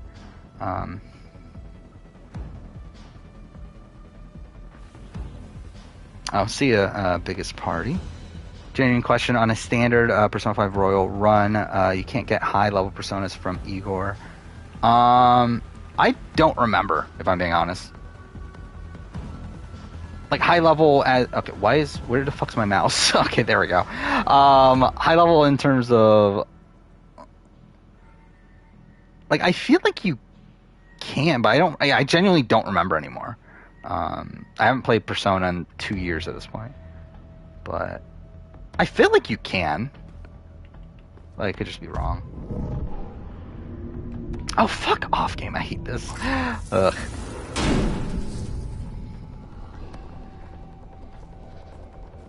Challenge Instagram essentially spoiled who won the daily before the episode aired. That seems about right. I'm pretty sure I know who won the daily, and I didn't even watch the episode, and I didn't see the spoiler either.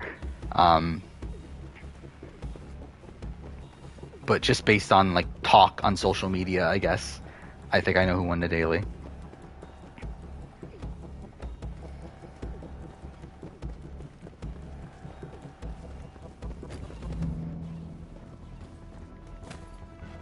Can I take him out? Oh, I think casting were most pissed to see get booed early. Wait. Like in the history of Survivor, who do I think they were the most pissed to see get booted early? I think that's like way too difficult to, and like really, it's like I think at the end of the day, it's like not that interesting to see from a casting perspective. I think from a producer's perspective, it's more interesting. Oh fuck game, please. No, thank you. What is going on? Just stay to the cover. Oh fuck. Well. Okay, I guess that worked for some reason. Cool. That was definitely intentional. Wait, what? Oh, I can't fucking have him see me either? I thought they were just, like, observing the test. Okay, so what do I need to do with him, then? Suffocate him? It's just so stupid. So, like, I can actually choke him out in what is supposed to be, like, a practice session. Bang. Wait, what? Where'd this guy come from? Fuck. Do we have to spend the whole fucking night here? Is the confessional chart posted yet? I know the confessional count. Ellie had 7, I think. Dwight was the only person to get nothing. Fuck off! I have to go all the way to the beginning? And then what, Janine was the second highest at 5, I think?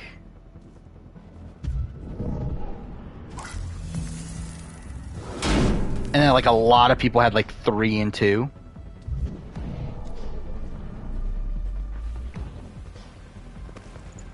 Oh, you're talking about that. Oh, the high level personas for free. Yeah, those are DLCs. Which yeah, that wasn't in the original game. Actually, I don't even know if they're in the original Royal. I think those might be like exclusive to the new version, like to the like the PS5/Xbox Series X, like those sort the re-releases that just happened. Where yeah, that's like that's DLC. So yeah, I mean that's kind of like cheating essentially.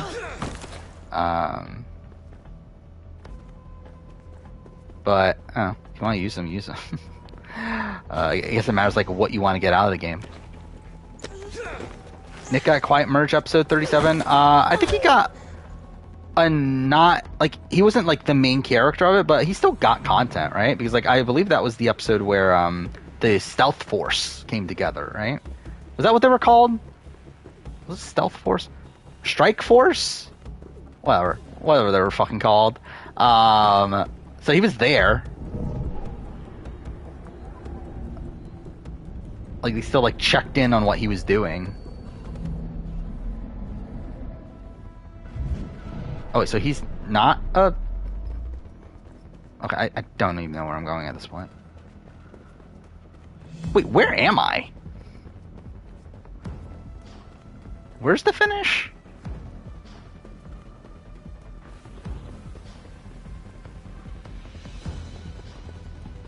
I literally don't know where the fuck I am. Oh yeah, we did we not talk? Was that not since? Has that been since last stream? Yeah, Big Brother AU confirmed. It's filming soon, right? Like next week. But yeah, it's fucking House of Love. Thank God. Like, thank God I decided to not review it. Well, it's not properly. By the way, I did also hear though it's only going to be a 20 episode season instead of 30. So at least that's nice. But also it's like, what the fuck are we doing? God damn it. Can you just like let me skip this chapter? The whole fucking night here? Yeah. Let me fill the chapter. Again. No, I don't want to do it again. Fuck off. Yeah, essentially, yeah, it's Love Island in a house. I don't know. I think like again, like I think they've been like desperate to try to find a way to make the show, pick up an audience, and like they're just doing all the fucking wrong things. And like this seems like a really desperate measure here. Though I believe I did see an interview that the head of the network or whatever said that they're looking at BBUK to see if BBUK does good or does well, and if BBUK does well, then they might consider going back to the OG format, which is like, why not just go back to the OG format now? Like, why? How about you like not make a shit show? How about that?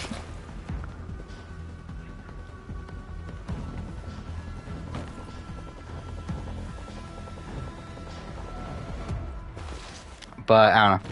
We'll see how it goes. I mean, I think this season will be shit, but like, we'll see if they bother bringing it back again after that. Wait, why'd she? Okay, don't know why she jumped over the entire thing, but fine. No, wrong button. God damn it. Replace one person on Winner's Award with another winner. Would I do Nick and Todd? Like, I would add Todd. Probably. But I don't know if I would replace him with Nick. Like, I think at the point that I'm at now, I'm kind of content with Tina not being there.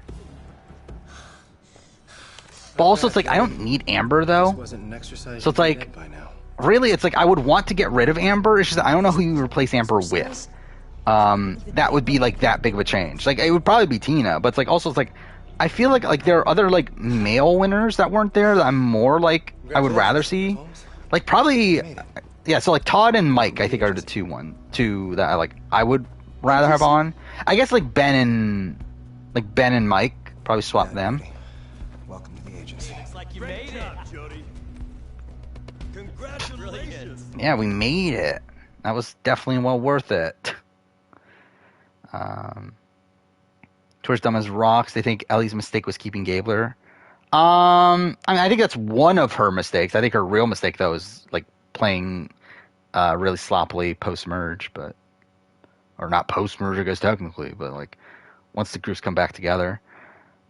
I said that's like a rate like a billion times, haven't I? That Ellie's the merge boot for me.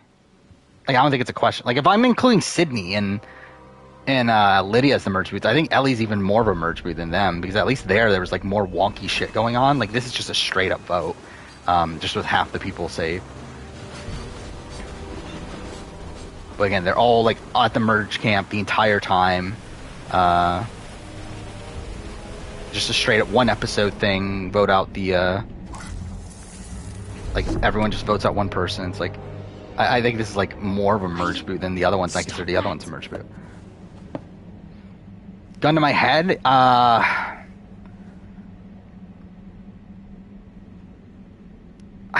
be honest, I think I might go Cody if a gun's to my head.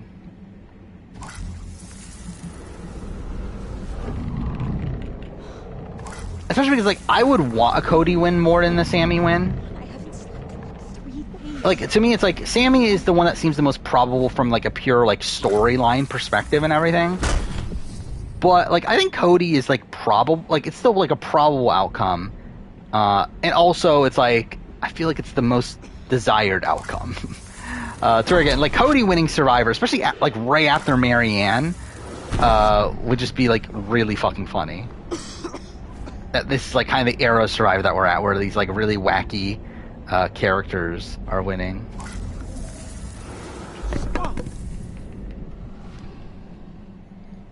Yeah, I do love that too, that Jeff had to outright say that, yeah, your immunity can't be taken. Imagine if they still did it. Imagine if they, like, they took the opposite lesson from Danny. So, like, with Danny, they were like, production shouldn't be lying to its players. Like, what if they said, no, fuck you, we're going to continue to lie, and they, like, doubled down on it. And, like, instead, like, told them, hey, we're not doing it again, only for them to, like, directly do it again immediately afterwards. I think that would have been hilarious. But obviously, like, very unfair. Merge boot ranking. What? Khan, Lydia, Tony, Ellie. Dude, I completely forgot Tony. Like, was the merge boot. I don't know. Alright, what happened with Palessa again? Palessa got voted up by everybody, but they weren't at the same camp, though, right? That was, like, the issue there. And why I didn't consider that the merge boot. But, yeah, Khan, Lydia, Tony, I don't know, they're all, like, not that great.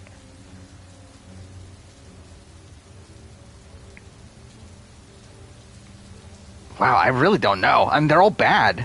Like, I don't know how you, like, I guess Tony maybe, number one, just because, like, she's probably the most, like, screwed by the time she got to the merge. I mean, I guess Lydia maybe number one, just I think she gets the most screwed by the, like, hourglass aspect of it, to where, like, she had, like, there was, like, no one actually coming for Lydia before the, like, options got really limited. So maybe Lydia would be number one. Want her for treason? At least that's what I heard. Actually, no, Khan was pretty screwed coming into too. So I don't know, I think Khan and Tony are, like, around the same, and then Ellie... Like, Ellie probably is the worst just due to the fact that she had more outs and just, like, fucked it up for herself.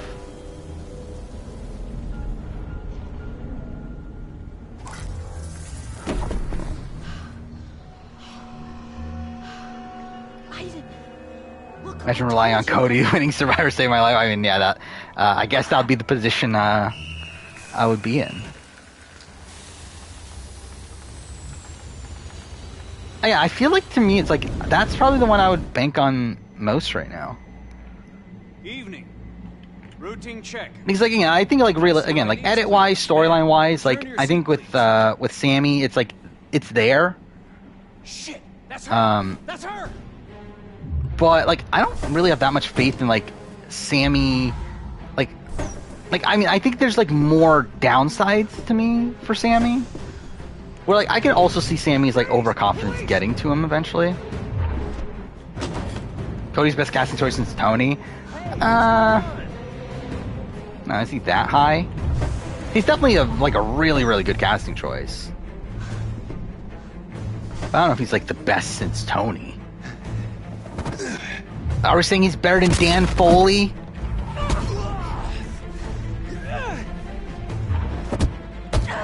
I don't know if I can go that far. What video did I say? Has that come out? I'm pretty sure that hasn't come out yet, right? Because I know in a video I do say Dan Foley is the best casting choice, or one of the best casting choices in Survivor history. Oh, I think it's my favorite character video. I think it is.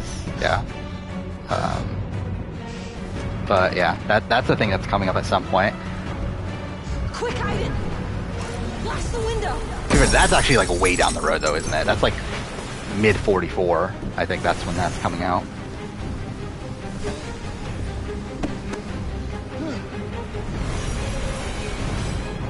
If Tori doesn't win immunity, oh, go ahead. Fuck. Well, cool.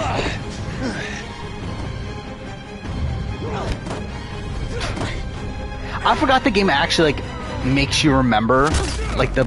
Okay, cool.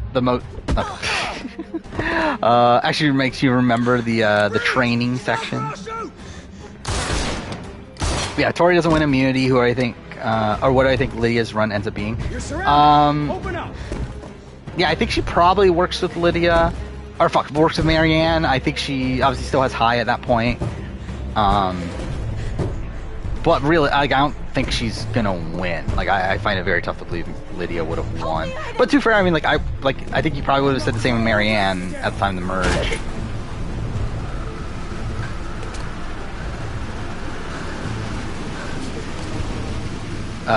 Tori got one of her lives backwards.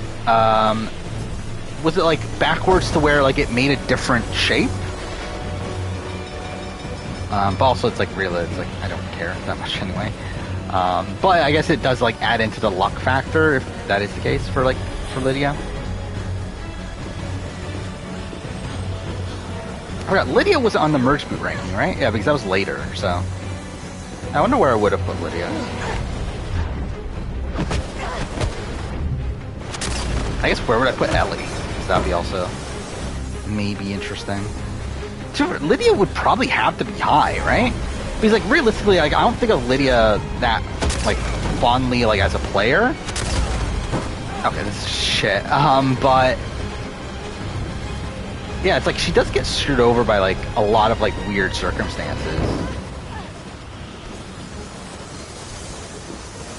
Would Sydney still be top 3? I mean, I'm probably like lower on Sydney's like game. But again, like the entire point of Sydney being 3 is the fact that she was screwed over by a twist. And like that hasn't changed. Okay, cool. I think I would probably put Josh above Sydney at this point though, because I kind of forgot about the aspect of Josh getting kind of screwed by the Julie quit. Where if it wasn't for a Julie quit, then Josh more than likely gets Jeremy out there. So it's like that's something I kind of forgot about, but outside that, it's like oh yeah, I forgot about that too. Yeah, it kind of like evens out, right? Because of her getting saved at the Jenny boot. So I don't know. It's just kind of weird to rank her. Actually, and I think about, didn't I think I did go through where she would land, and it was like number, like, she was like around like 10 or so, right? Because I think I said that she wasn't in the screwed over tier because of that, but like, she wasn't like low though. I don't know. Yeah, I don't remember anymore. Again, that was like, what, 6 months ago?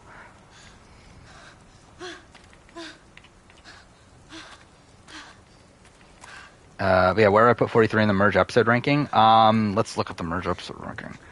I will say, I have like almost no memory of those merge episodes, even though, like those merge videos, even though they literally just came out. Merge Tribal, I think it would be like very like I feel like the Tribal was just kind of mostly basic. I love how like my Plague Tale video has 20 less views than my Innocence video, but again, I guess to be expected considering no one fucking played Requiem. Yeah, let's see. I mean, I think it would be kind of high. Like, I really enjoyed this episode. I mean, like, obviously it's like recency bias because we just watched it, but I don't know. I thought it was pretty good. I mean, like, it's probably. Let's see. I think it's above Blindside Time. The Caramoan one. By the way, did YouTube change its UI? Like, why are the buttons, like, rounded now? Like, that's new, right? Is it on mobile? On mobile's the same. Interesting. I don't know. Did they change it, or am I just, like the page loaded weird? I don't know. Samoa, is it better or worse than Samoa? Got Worlds Apart. I don't know. I think it's like in that tier of like, it's not at the top. Like, I think once we get to like the Lex Putin All-Stars, I feel like that's probably like too high. But I would say it's like in the tier of like Worlds Apart, Samoa, Caramoan. Yeah, I think it's like within that tier. Like, I thought it was a pretty good one. I think like the Ellie Gabler stuff was like really, really fun. They did change it. Okay, yeah. I was gonna say, like, I feel like I don't know, just weird now. We gotta get out of here before they come back. I don't like the rounded buttons on YouTube. That's some Vanessa Medevac from Maldives. I don't remember it that well at this point.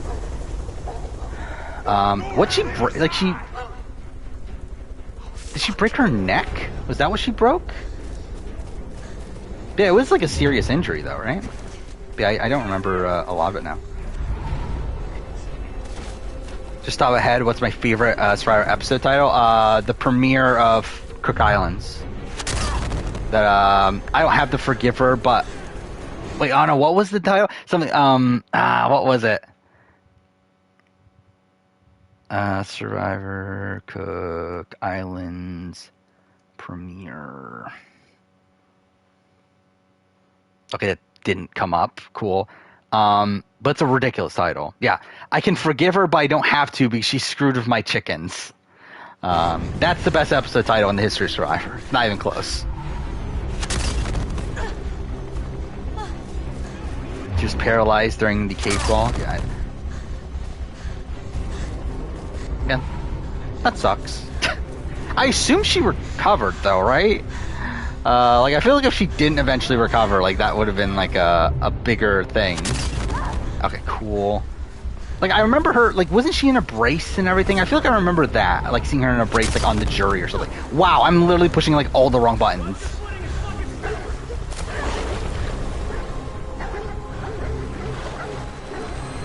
What's the medevac that impacted the impending vote round the most? Probably Scoopin', right?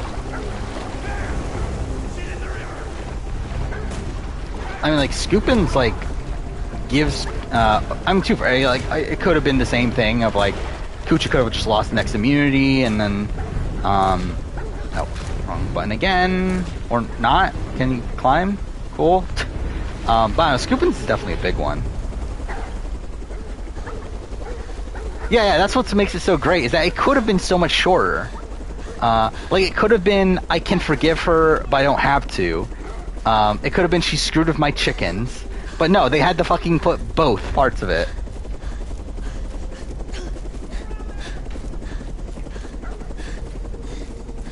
None of this matters. That's what I find so funny about this game. Is that, like, none of this matters. It's like the complete opposite of, like, Heavy Rain and Detroit, where, like, a lot of your stuff matters to where it affects future chapters. This game, it can't, because, like, all the chapters are played in different orders. So, like, none of this stuff actually matters, because, like, it's just undone by the next chapter anyway. Because they have to start every chapter at the same point anyway. How do you think production is going to compensate for no double elimination at the beginning of the season? One, they don't have to now, right? Because, like, they had a... because, like, the merge episode was 2 episodes last time. So, like, now the merge episode's only 1. So, it evens out already. They just still need a double limb along the way, though. They still need to do like either split tribal or I guess they could have the finale start at 6, right? Yeah. But yeah, they're not in like dire need to change anything. Because like again, like the merge episode being one episode, like pretty much evens everything out anyway. Yay, we get to beat up a dog. This is great. Will you split tribal at 10? I'll be honest, I thought they were going to do it next episode. I was surprised when they didn't do that. So I don't know, 10, 11 maybe? They could do Ion the Idols. Do it at 11. I think that'll probably be for the better. Considering that means we still have the final 9 round. I think that was the issue with the timing of everything. Was to have it at final 10, you skip the final 9 round, which is a very important one with the final 3.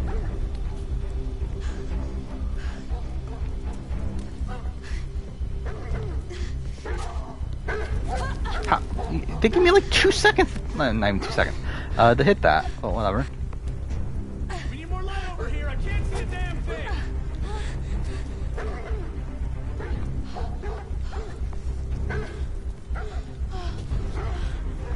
There we go. But yeah, final 11 though is also a big vote, which I think is kind of disappointing to lose. So I think that's, I don't know. I think no matter what, like just doing the twist in general is like not ideal. Oh, well, I got captured anyway. Cool, great, whatever. Unit 18, I read you. Yeah, I think no matter what, it's not ideal. But if they were to do it, I think I would prefer, like, really, I'd probably prefer 12 and 11 to be skipped. That way you can have final 10 on natural. But even like 11 and 10 isn't like the worst case scenario. I feel like skipping 9 is really like the worst one. Oh, I had to do this. Oh, okay. I guess not. Who's the most likely to die based on the edit? I mean, it's probably always Gabler, right?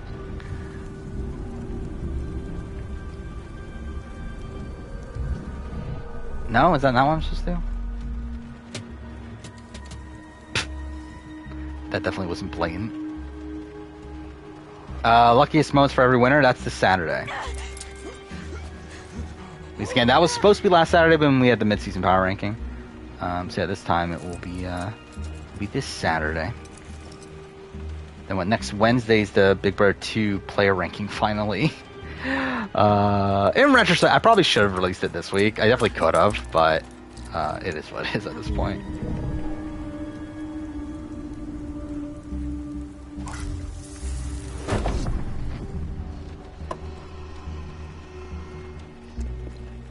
He called himself the Alligabler? Is that what he called himself?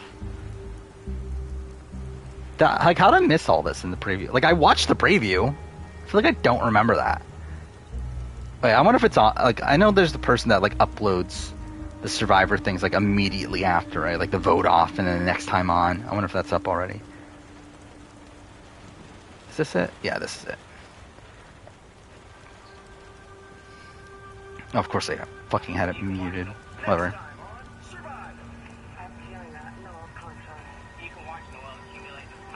Wait, who's saying that? Carla the Jessie. Gotta find a way to create a That's like a weird combination. Why is Carla saying to Jessie that Noelle is calling the shots?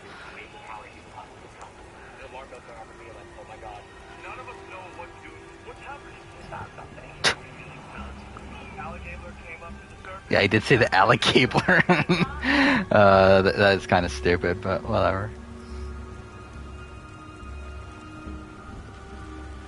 Have my opinions changed on Requiem since I recorded? I don't think my opinions haven't changed. I think it's more so that I would be able to articulate it better. Again, the review itself is like, it's just kind of a mess. Like, it really was not well done. I'll also say, something I noticed, the footage is like really bad. That I don't think I noticed like while I was like editing it, but yeah, for some reason the footage is like super blurry, but it's like whatever. It's like, who fucking cares?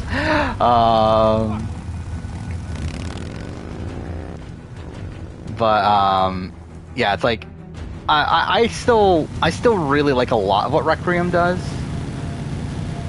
I'm still like kind of like unsure of like what this like. I feel like the story doesn't commit to what it's trying to be.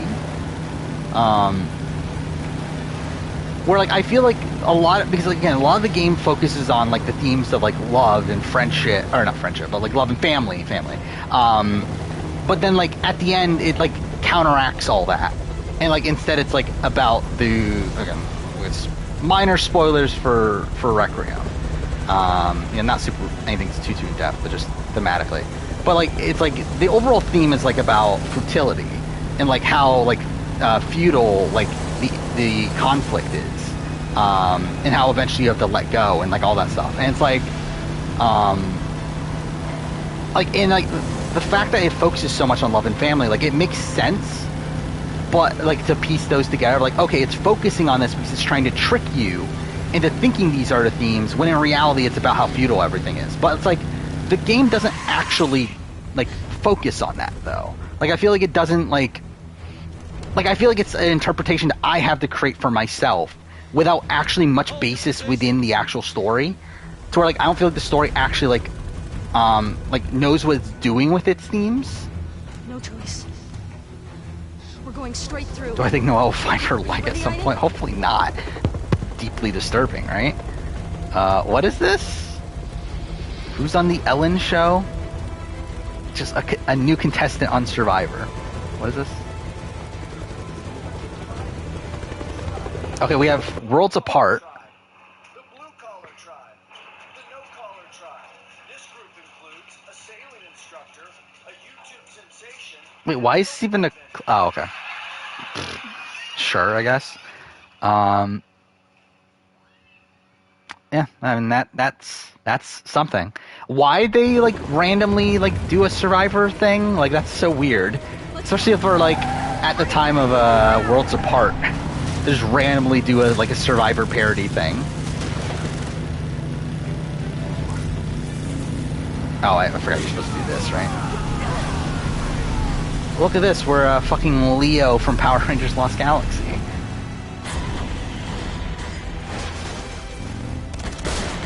And he feels like it fit into the plot of an alternate universe version of the story.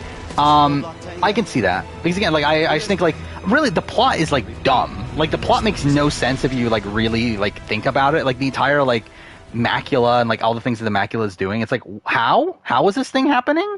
Like, and also it's like, how does the macula is, like, never properly explained in terms of, like, you're, like, under the assumption that it's, like, a bloodline thing. But then, like, you find out at the end that it's, like, not a bloodline thing. And it's like, why? Like, why was this a change that needed to happen?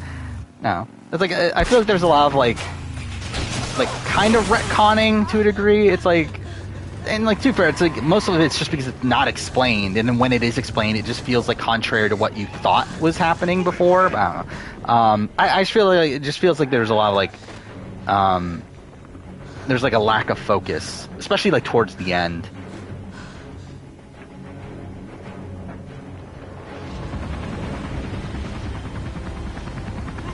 What have they brought in? Jen from Total Madness and Joseph from Double Agents. I mean, just imagine that. And that'll be great, right? That TJ's like, oh, we got the best ride or die pairing. And it's fucking, like, Joseph and, like, Big T. Yeah, it's a shame that Big T retired, right? That she announced that she retired from the challenge. Which, I mean, is not, like, it's like, whatever from, like, a competitive standpoint. But, I don't know, Big T's always been likable. That's kind of a shame that she's gone.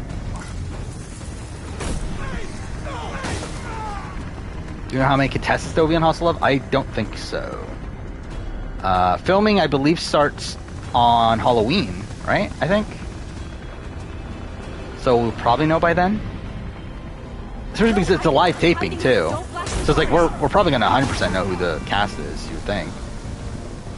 Because like there's like you can be part of the audience and everything. There's tickets. I can't get in. Open the door. Best plot twist in any video game ever? What is the best plot twist? Come on, blast the damn door now. Okay, cool. I'm not doing what I'm supposed to be doing. There we go. Now, Would You Kindly comes to mind, but I don't know if that's the actual answer. Let's see. Best video game twists.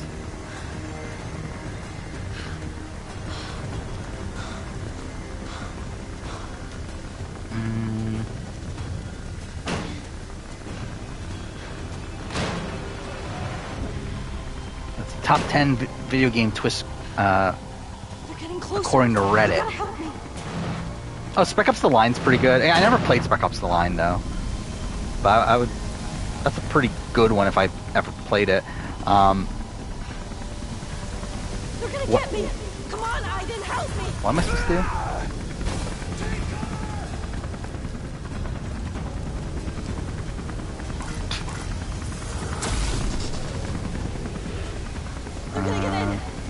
I didn't even know Dead Space had a twist, so I guess I won't read that considering I'm probably going to play the remake. Shadow Colossus is fine. Not really one I would put too highly. I mean, I think Would You Kindly is probably the answer. I think that's the Old Republic's a decent one. But yeah, I feel like Bioshock, Would You Kindly, the fact that like the entire game you've actually been like manipulated and, They're here! They're coming in! Hurry, Aiden! into doing the antagonist's willing.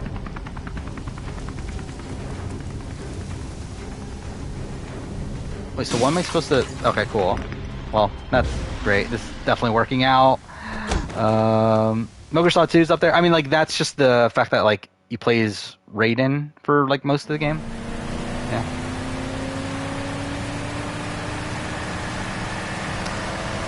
One question I have is how frequent characters are born. Like, is there one every century or generation? Yeah, that's not explained either. I mean, like, the assumption... Again, that's what I'm saying. So, like, nothing's explained. But, like, because it's weird also that, like, it's implied that Brasilius is the first one. Which is, like... That was, like, in the year, what, 500 something? Where, like, the main game takes place in, what, 13 something? So it's, like, 800 years. And, like, it's implied that there's not another one outside of Hugo. But, again, like, for all I fucking know, like, they'll retcon it. I think Plague Tale's done. I don't think they're doing that Plague Tale. But, I don't know. Don't want to be there when but I don't know, like if it's every 800 years, it's like, and like we see there's a post-credit scene of like it being in the modern day. I guess that's full-on spoilers for Plague Tale 2 degree. But yeah, like so it's like I don't know. It's like is there not another one till the modern day? Which at that point that would be another like 700 years or so. So I don't fucking know what the fuck they're doing. It's like I don't know what any of this is. Thoughts on Turbo's run? I mean he was a dick. To the point where, like, literally the entire house got together to take him out. So, played terribly. Made for interesting-ish TV. But I'll be honest, I don't think we need to see Turbo back again. I think this kind of just showed you, like just what Turbo is, I guess. I don't know. Do I think Dan Spilo and Kelly Kim will be on Rivals? I mean, obviously. Tell them to leave me the fuck alone, because next time, I'll kill everyone. Imagine if they did a challenge player ranking. I don't know how you... I guess you can, right?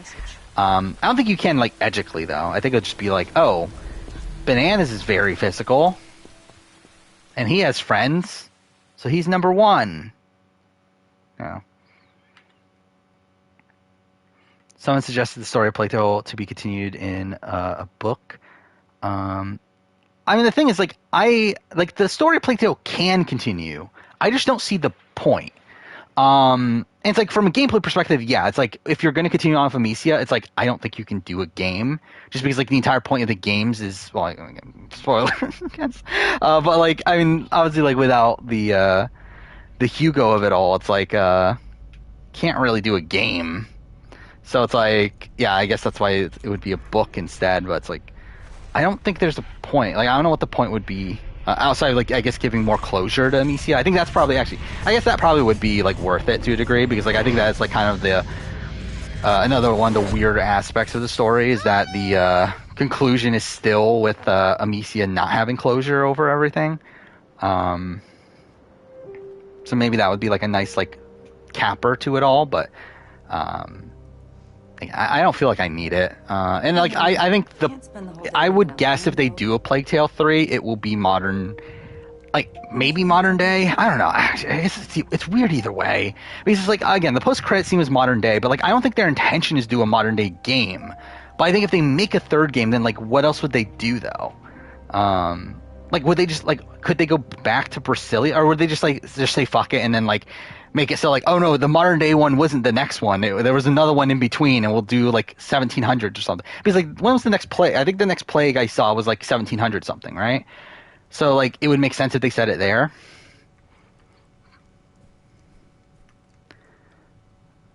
But I don't know. It's like I don't need it. Like I think the series is like fine as is.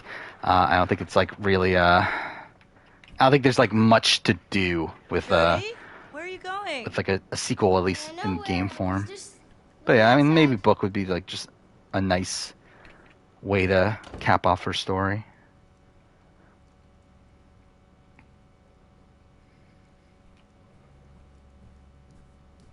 I think it'd be interesting to see her hunt for the next carrier. Yeah, it's like, I guess, but I feel like it's like a story that doesn't like need to be told though. And like, also, I don't think they ever intended to. Like, I think it's more so like, I think they just added in there to be like, oh, Amicia's going on another adventure. But like, I don't think it was like a thing of like, oh, we're making a sequel of this adventure. Like, I don't think that was ever like the plan. Because like Asabo themselves have said that like we're done with Plague Tale for a while. So it's like, I don't think they intend on doing another game. Thoughts on you? I mean, you exist. You're there in chat and exist. He said the Australian public never votes for a strategic winner on BBAU. Have I said that? I don't know if have I said that? I don't know if I've said that they never.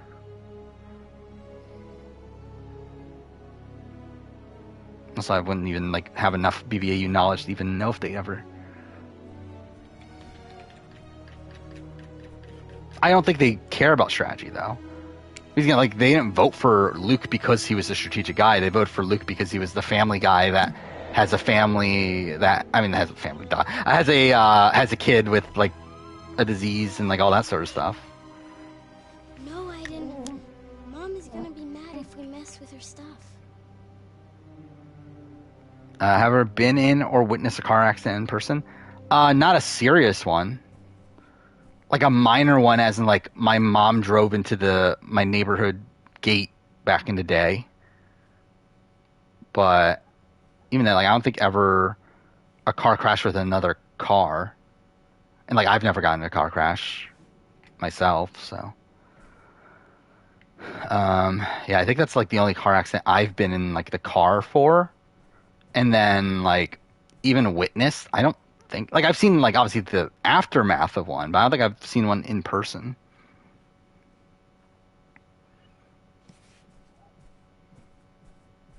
But where's the... Wait, what? Jody, honey, would you do me a favor? Whatever. Would you get me a bottle of oil from the garage? Okay, well, that was great. Did that show up in stream? Okay, it did. Yeah, she was, like, glitching out there.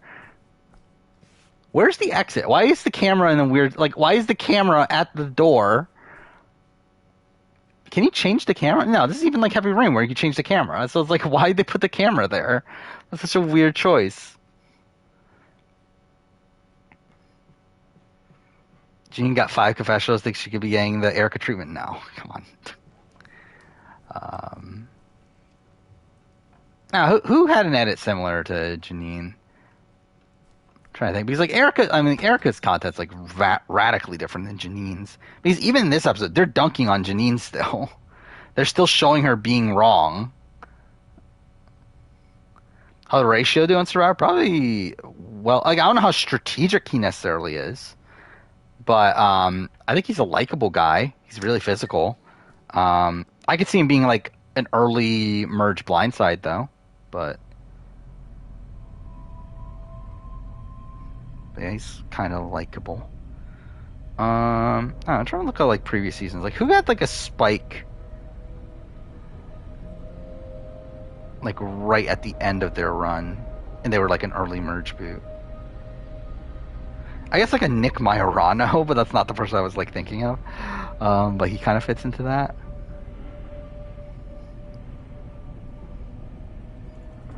But either way, yeah, I again, Janine's not winning this game. Janine's out probably within like 2 to 3 episodes. Heather didn't even have that much of a spike in content.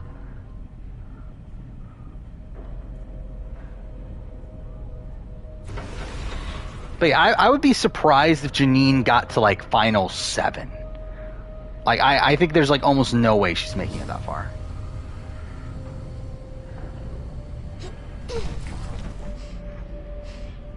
Will Survivor ever bring back Redemption Island? Probably not at this point. Survivor US at least. I don't think there's that much incentive for them, right? Because I think they would rather bring back Edge. And yeah, I don't think they. I think something they didn't like about Redemption Island is how they were like, essentially forced to have a challenge every episode. And also the structure also necessitated like a rushing through the early merge portion of the game, because you need to fill up Redemption Island again. And I feel like those are things that they don't really want nowadays, or at least wouldn't go out of their way to have, I should say. Thanks, sweetheart. Gene could be a new style winner at it. No. Like, unless they're like a new style winner, as in like we're gonna show our winner as like really shit the entire time, and like have like no positive things to give to her, and then all of a sudden she just wins like out of nothing. Sure, I guess if that's the new style of winner at it, but it's literally unprecedented. Like under any like there's nothing good about Janine's edit. I talked about this in the Nitty Power Ranking. There's literally nothing positive about Janine's edit. I can't name a single thing of something that leads to an eventual winner. Like literally nothing. There is literally nothing. Okay, I gotta get back to work, honey. There's at least like people like Dwight and people like Orion and like some of these other people that are like definitely not winning either. At least they got to like introduce themselves and got personal content. Janine didn't even get that. It's like she got like on the opening mat, she got to talk like briefly about like her dad, right? Like her dad loves Survivor or something like that. But then after that, her only confession in the entire premiere is her saying she wants to keep Mariah only for Mariah to go home. And in episode 2, she's talking about how all the men are stupid, only for the men to come together and talk about getting rid of the women. She's invisible for like a couple episodes until she's like absolutely necessary. In the last, was it last episode? Yeah, it was last episode, right? But that's because like she found an idol. She went on the trip, the journey. And then like this episode again, like these. Dunking on her even more, showing her as wrong, showing her on the bottom with Ellie. It's like, again, there's like nothing. There's nothing good to say about Janine's edit.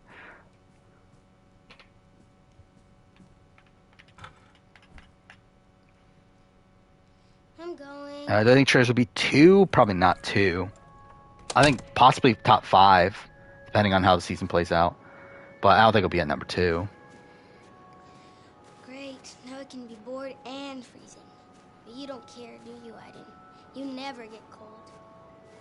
But yeah, like BB Can 10 is like almost definitively number 1. Like I can't imagine a season of reality television beating BB Can 10 this year. But yeah, I would say like no matter how the Traitors plays out, unless it like ends up like still consistently being like really, really great the entire way. But I think like even then, like again, like it probably won't be like 2, 3 or so, because I think like BB24, probably this season, like Survivor 43, probably even 42 is going to be above it. Return to the Outcasts, so it's like I don't know, it's probably not going to beat like the actual like good shows that I cover, but it probably will be at the top, like or at least it could be at the top of like the ones that aren't those. But even then, it's like, Just play for 5 minutes and come back. Like, I think the trailers would have to get better than what it currently is to be at that point. Like, at this point, I would, like, based on, like, how I feel about this show right now, I would probably have it, like, I don't know, better or worse than Claim to Fame. I think that's probably the debate. I completely, like, it's so weird. Like, Claim to Fame, like, it was really great when it came out. I feel like I've kind of forgotten about it as time's gone on. Oh my god, why? Okay, I really need to restart my computer after stream. My computer's, like, so fucking slow in terms of, like, opening shit up. There we go. Yeah, so, I mean, like, right now I have... So, it's BB Can 10, Return to the Outcast, BB 24, Survivor 42. And I have Claim to Fame at number 5. Like, I think that's probably where I'm looking at the traders, like, 5 or 6 right now. Aiden, you're the best. But, is that Aiden? I always thought it was Aiden. Whatever. But again, I think it would have to get better than what it currently is to even beat, like, Survivor 42. Hey, Jody, you want to play with us? Because, like, at the end of the day, even though Survivor 42 is, like, a very middling season of Survivor to me, it's still Survivor. It's still Survivor US, which I think is, like, a better show than, like, fundamentally than, like, any of these other shows, pretty much.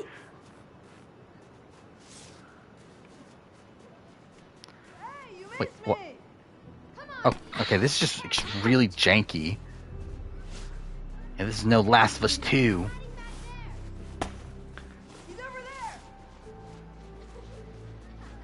How far do you need to get again? I did look this up. I think it's Navajo? That was the mission, right? Which actually, we're still a ways off, aren't we? Because I haven't done Homeless yet, and Homeless is like one of the longest chapters. How far in the stream? Oh, I'm only like 2 hours in though. Okay, I guess we're probably still fine. Maybe. But I don't know, this is gonna be a funny Year in Reality TV video though. Where, like, there's so many like random shows that are gonna be on this list. By the way, I did watch Genius Netherlands today. That was kind of shit. Yeah,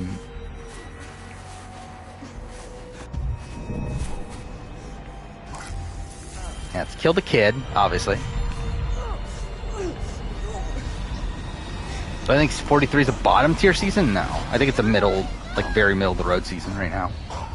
But I'm expecting it to get better. I thought this merge episode was very good, and I think it's a season that feels like it's being set up towards a good post merge, but most of the pre merge was very like just eh. But I don't know. I'm expecting it to be good by the end of it. But right now it's like definitely like very middle of the road. Come on, let's go. Come on. Yeah, Marielle being the best winner in Australian TV, I'm sure that'll happen. What happened? What were you doing in the street? Now, if I were to have a winner pick, though, I think it'll probably be Nigel. I just wanted to have some fun. What did you do to that boy? Philip. I didn't do anything. I didn't do it. He was trying to defend me. He thought... I'm sick and tired of your stories. Jody, Thank God we got to bring the acting back. Was Mariah Boot a mistake for Ellie? I mean, like, now, yeah. I mean, she kept Gabler, who eventually gets her out, but, like, really, the mistake was, like, everything she did along the way, more so than the actual keeping of Gabler.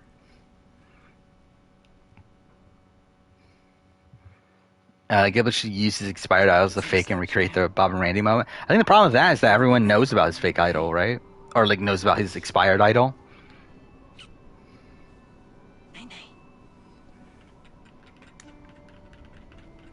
Mommy. I'm afraid of the monsters, Mommy. Stream's buggy. I see it on my end, at least. You know monsters don't exist. But I'll leave the light on and the door open, okay? Get some sleep, sweetie. Yeah. How far... Alright, let's see. Hopefully Homeless is next. Because if it's not, then we're pretty far behind, I feel like. Okay, I don't like the new YouTube UI. This looks fucking weird. Where am I again? Oh, fuck off. I'm a ways off.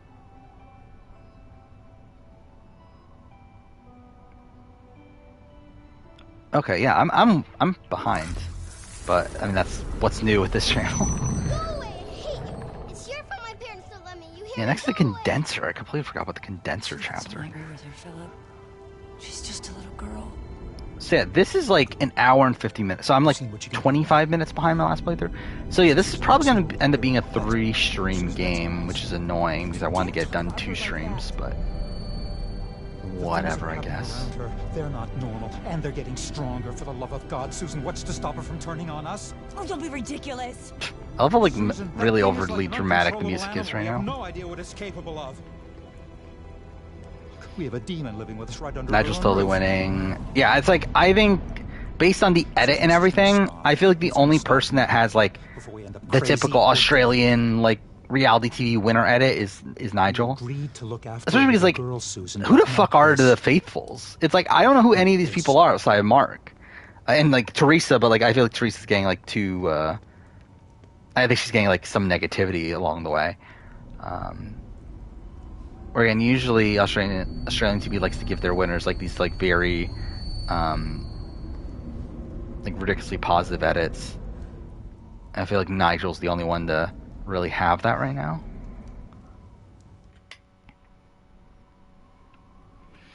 Has anyone ever had intercourse on the beach in Survivor US? Nothing confirmed, right? Like I think there's a lot of like speculation. But like, I mean, you have like Amanda and Ozzy, which is like you kind of see, but like, I mean, you kind of like hear about, but like don't know if it's true or not.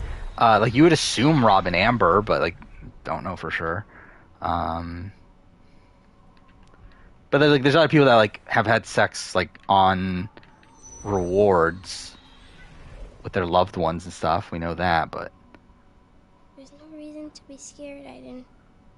I mean, I guess do you include Exile because like Taj and Eddie George? Nothing is gonna happen. I guess that would still technically be the beach, right?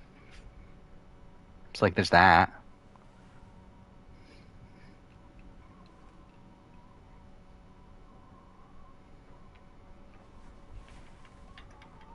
Yeah, Taj and Eddie George, and then you have Terry and his wife, Trish, right? That was her name. But those two are like confirmed. Like, I guess you like maybe other ones, maybe, but like those two at least are like for sure.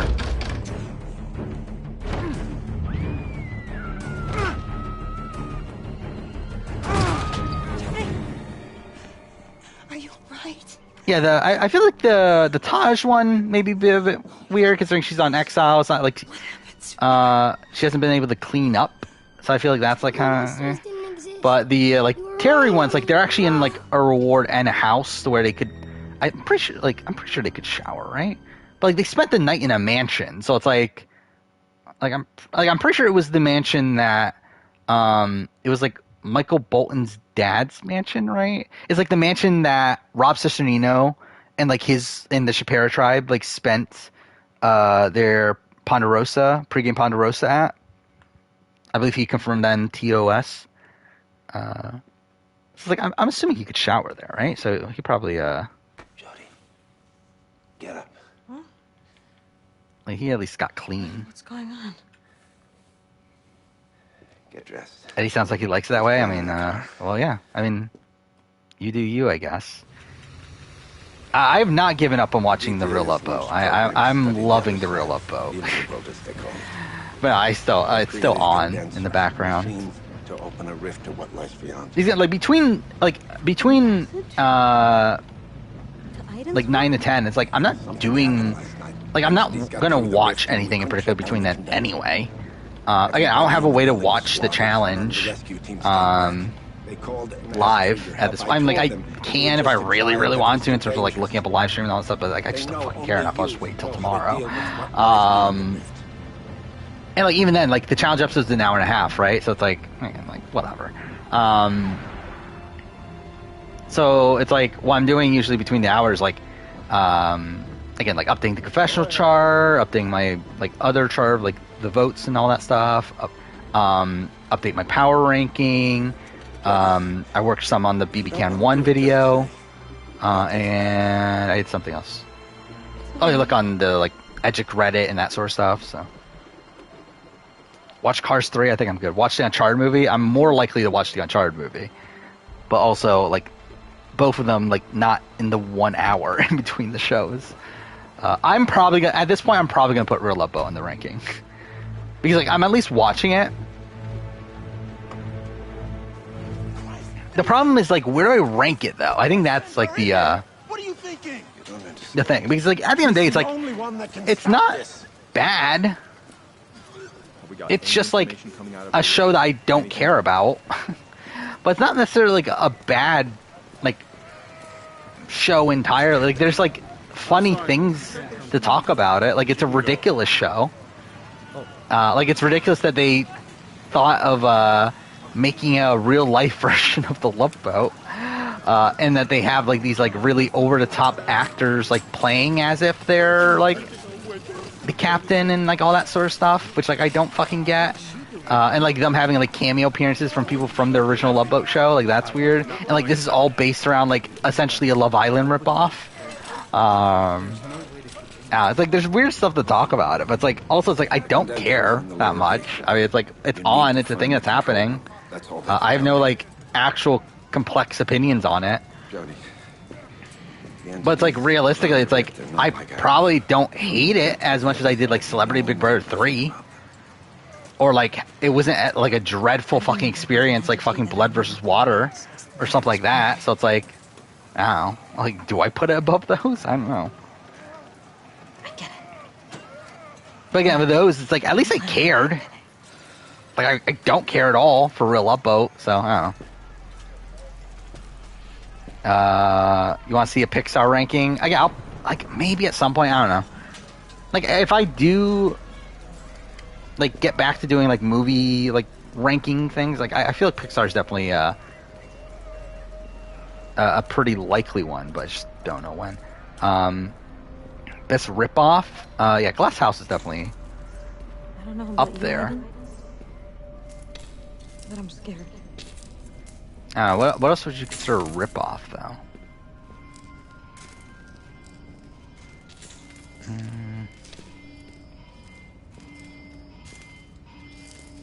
How my run most likely go if I was on Survivor 45? Like Geos? I don't know. I think I'm a high variance player. Could you do like I could either be like a relatively early boot, or if I make the merge, I feel like I could do some stuff. But also, I think it's like still determined on like who I'm there with. I don't think I'm the type of person that like bonds with like literally everybody. So I think at the end of the day, it's just like really high variance.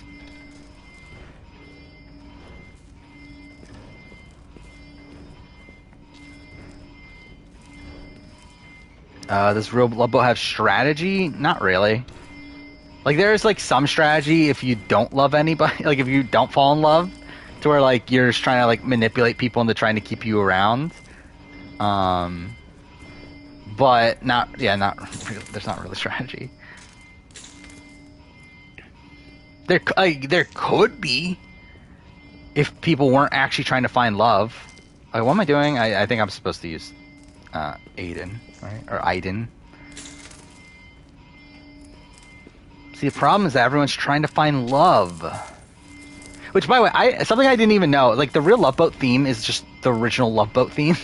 I love how, like, that's something that never clicked with me until today. To where, like, you have fucking Jerry O'Connell and his wife, Rebecca Romaine, like, always, like, singing the theme song. I was like, why the fuck are they always singing the theme song? Until I realized, like, oh, wait, it's actually the original theme song from, like, 30 years ago or whatever, 40 years ago. So I guess that's why they're singing it, of, like, it's supposed to be this actual notable song. But really, it's like, how many people on the Real Love Boat have actually watched the Love Boat? That's what I want to know. Like, how many of those people actually even know what the fuck the Love Boat is? Because I barely knew what the Love Boat is.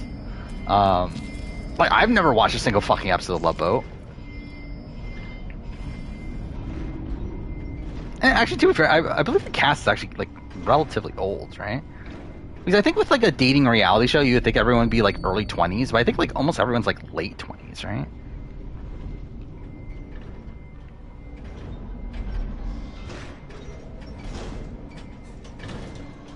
Cool. That's something else I noticed, too, today. I was looking up Amazing Race, and, like, I didn't realize how old Amazing Race casts are nowadays. So again, I'm definitely, like, at the point where, like, pretty much your average reality TV contestant is around my age. But like Amazing Race, like this season, I believe the only people younger than me were Abby and Will and Derek and Claire. And then last season, the only people younger than me were Caro and Ray. So I don't know. It's kind of interesting that that Amazing Race casting is like skewing older to a degree.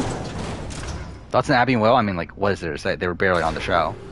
Obviously now, in retrospect, purposely, where like, because they didn't want you to care when they got kicked out of the game. Oh, do I not need this? Okay, cool. That'd be fun, Love Island, but everyone's the mole. I mean, that'd be fun. I would say, for me, the traders. That's I didn't talk about the traders.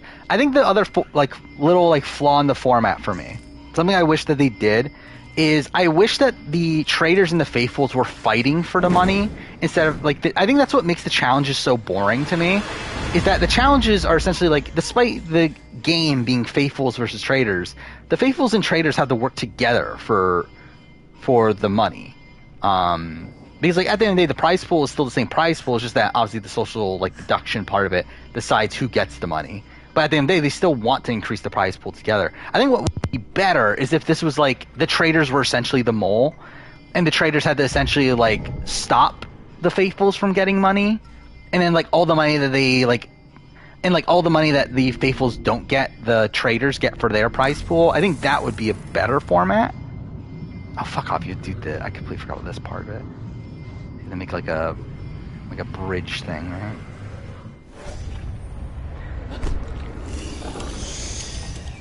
Who think's gonna win Amazing Race? I mean, I think at this point, I'm probably on Lewis and Michelle. I think they got a slow start though, which is kind of the questionable part. But I thought they've had a pretty good last 2 episodes.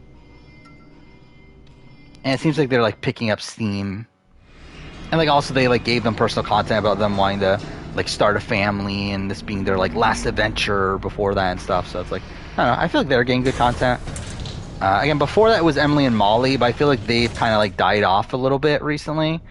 And I think a lot of that has to do with the fact that Emily is injured or whatever. But I don't know. Right now, I'd go Lewis and Michelle. I think it's I think it's between Lewis and Michelle, Emily and Molly, Marcus and Michael, and DX and Claire. Is probably I would not be surprised if that's actually the top 4.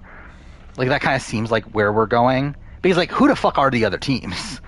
You got Aubrey and David, who's who the fuck are they? Quentin and Maddie, not getting much content either. And then the other one is Glenda and Lamundo, who I think are better. But they seem to be kind of on their way out, so.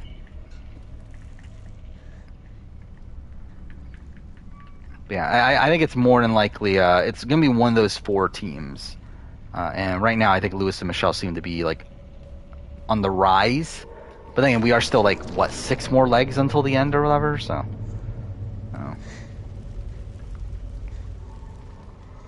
This is episode 6, right? So yeah, this is the halfway point. Because I believe this season's going to be 12 episodes, right? Yep, that's something. Do I know any Big Brother players, Survivor players that watch my channel? Not consistently. Try to open it from the other side. But also, to be honest, I don't pay attention. I know people have seen my stuff. But also, it's I don't really care if they've seen my stuff. I don't really, necessarily want them to. It's kind of why I didn't want to do College Survivor, sequester things. Because, I was I don't know if I want, the people that were on these things or, that have made these things to actually be watching my, criticism of them. Is this not one? What am I doing then?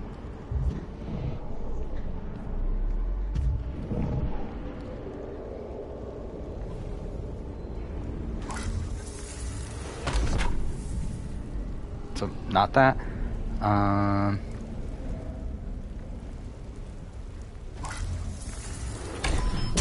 we go. Definitely don't want to see that watching my BBCam 1 video. Probably not. Like, I fucking hated Suzette so much back in the day. It's so funny. But it's like, it's funny because like, I thought that, okay, this was just me back in the day. I just like hated Suzette at the time. I probably would like her more now. It's like, no, I fucking hate her still. It's like, she's terrible on the fucking show. Again, don't hate her as a person, obviously. Like, this is just like, as a like reality TV character. But like, holy shit, is she annoying as fuck. And not even necessarily just as a character, but also in like terms of like how she like reacts to everything and how she takes everything so like personally, and how she keeps on like she makes like a lot of like really passive aggressive comments and like also it's like ugh. I feel like traitors sabotaging the movie too obvious. I think that is the issue, right? That they don't want the traitors to be caught too easily. There are ducks in the ceiling. But I feel like it would make the challenges more like watchable. To where like I just don't give a shit during most of the challenges. That's not what I'm supposed to do.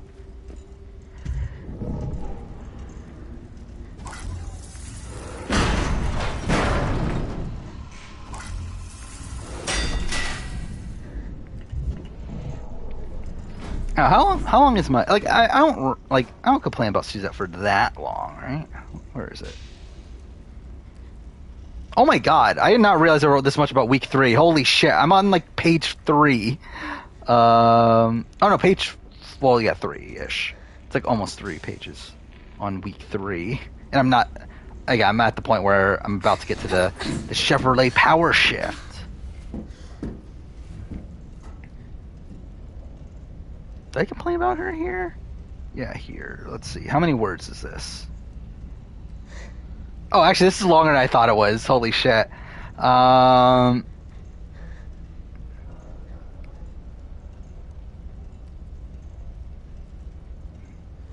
Is it here? Yeah. This is almost 300 words complaining about Suzette in a row. So, yeah. And it's all based around like her meltdown that she has like immediately after Tom wins HOH. But I still think that is like one of the most ridiculous moments in all of Big Brother, especially from a like just a drama standpoint. It's like none of this makes sense. Where like it's just like Suzette like having a tantrum, and like it's not even like she's like correct in her read. To where it's like she's like really upset, like thinking that, oh, Tom's gonna come after me, obviously. When it's like Tom's not even coming after you at this point. It's like Tom wants Gary out, but like you're kind of forcing him to come after you because you're being so openly against him. Fun fact: Ellie voted for only black people during a run. Well, that's definitely great to know. I'm sure she'll be very happy to learn that fact.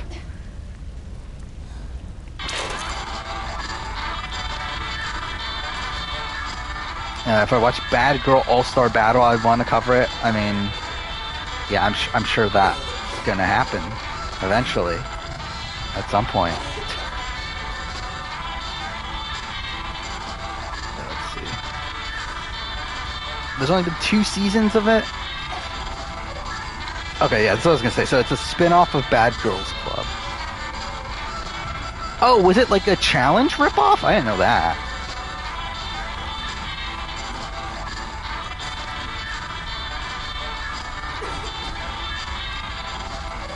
But yeah, I mean, realistically, probably never watch it, but probably would be funny.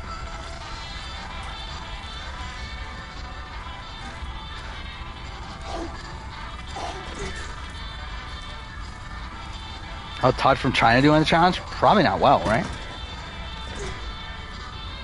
Did he do well in any Survivor challenge? Like, I know he never won immunity, right?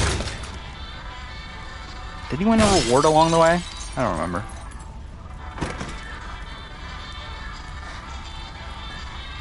Which one of the Faithfuls do I think will make it to the end and win? I mean, the Faithfuls, like, if the traitors win, the Faithfuls don't win, right? Like, can you have both win? No, right? Because the entire point is that, like, the traitors only win if they get all the the Faithfuls only win if they get all the traitors out, right?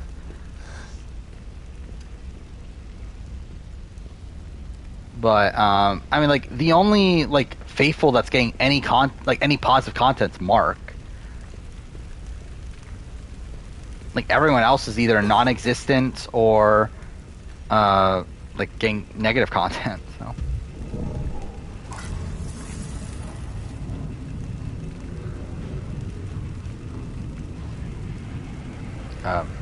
Please?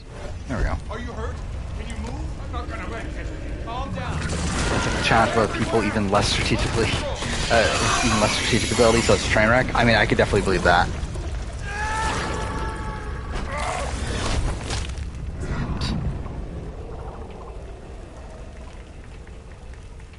Fuck, this is definitely gonna take theater streams. Now I'm looking at it. It's like we're 2.5 hours in. I'm still fucking here. And there's still 2 big chapters that I want to get to by the end of the stream to finish it in 2, so it's like there's no fucking way. Wait, where am I going now?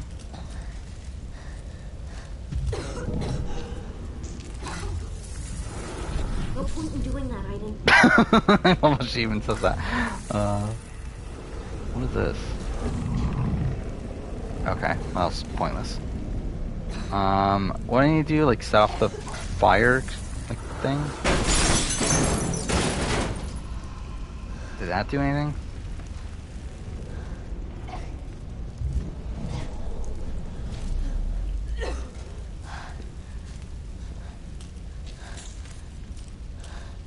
I guess not. Fine.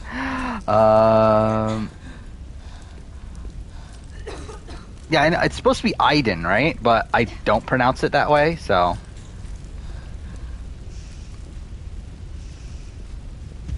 I would probably try to at least pronounce it right for the video, but I'm not gonna bother at this point because I really don't fucking care. No? It's not gonna do anything. Where am I going then? Oh, I'll almost definitely doing a video on Squid Game Challenge whenever that happens. It's not till next year, right? Where, like, really, it's like, even for, like, the Traders AU, I'd probably do a video on it if it was next year. But I'm probably just, like, not going to bother with it being this year. Because I think next year I'll probably dedicate myself more to, like, to actually doing, like, those, like, quick reviews. Like, I don't know if, like, is that what I should call it? I don't know what I should call it. Because, like, realistically, like, is it that quick? And really, it's more so a quick review from, like, my point of view. It's more so, like, it's supposed to be quick for me. To where, like, I can make the video very quickly. More so than, like, it is, like, necessarily for the audience. And again, it obviously won't be as in-depth or anything, but, it'll still probably be, like, I don't know, 20, 30 minutes or something. Like, it'll still be, like, decently long.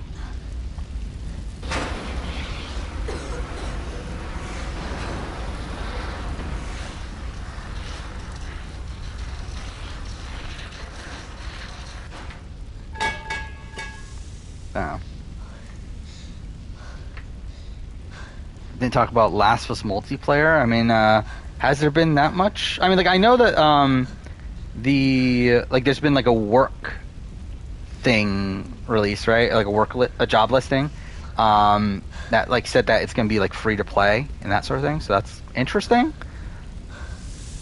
But I don't know. It's like, at the end of the day, it's still like multiplayer, so I don't really care that much, and that's great. But I don't know. I'll probably play it, like, especially if it has like a story to it. Like, I'll probably end up playing it. Okay, I don't know. Whatever. What's the next game after this? Probably, I mean, it's Detroit. Again, I'm playing all the recent Quantic Dream games in a row. And after that, Tomb Raider 2013. And then probably just the entire modern reboot trilogy. After that, don't fucking know. I'm pretty sure I want to do The Quarry. Maybe because I said I was going to, and then also it's like I fucked up my original playthrough, so it's like I might as well like try it again. After that, though, I don't know. Like, it's like, who knows? I mean, but then again, like, by that point, it'll be the end of the year anyway. Like, that'll probably be like, God, no, please. I think I timed everything out, and like, to be fair, I timed this and Detroit Become Human as 2 streams. When in reality it's probably going to be 3, so it's probably an extra week. So I mean, this is really going to take us like until the end of the year to do this Beyond or Detroit Become Human and the Tomb Raider games. Like that's probably going to take us to like literally going to take us until Christmas. What? Okay. I love how like I accidentally like knocked everything over. Whatever. We're good. Yeah, it's going to take a while. So by that point, again, I'm probably going to play The Quarry. That'll probably be a couple streams. That'll probably take us to the new year. Eventually, like, there's other games I need to play for videos. But again, I don't know where I'll be in terms of the process of making everything. But like, there's some big games I need to make for this next. But again, that's a while. But I'll need to play Assassin's Creed 4 Black Flag. I'll need to play GTA 5. I'll need to play Red Dead 2. Which, like, all those are, like, really, really big games. Like, those are all going to take a while to play. And also, in the lead-up to AC4, I'll probably do my, like, yearly Ezio collection replay, and then I probably will just do AC3 as well, just because, like, why not? Like, just rush through. It'll probably only take, like, 2 streams.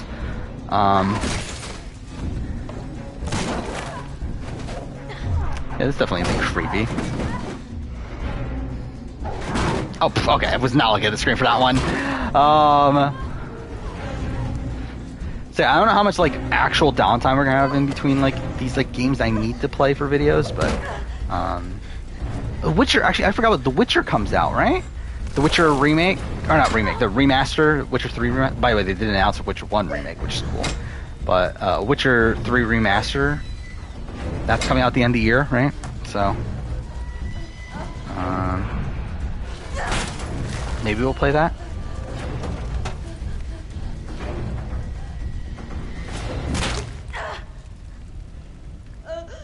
Thoughts on Ali Povitz? I mean, she existed.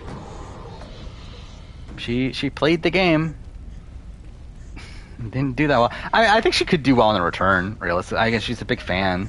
I don't know if she would be on the show nowadays, considering she, like, used to work for casting. I don't know what she's doing now, but still, it's like, I wouldn't, like, I mean, really, it's like, who would expect Allie to play again anyway? But yeah, I mean, like, I think she had some potential, but we're never going to see it. Doesn't draw an award. Oh Glory Hallelujah. That's pretty much it. Did Ellie play herself out of the game? Yes.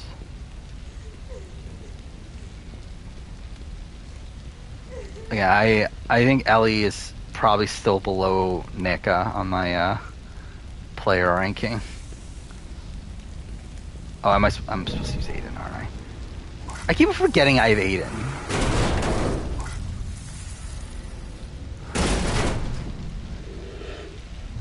Stay close, okay?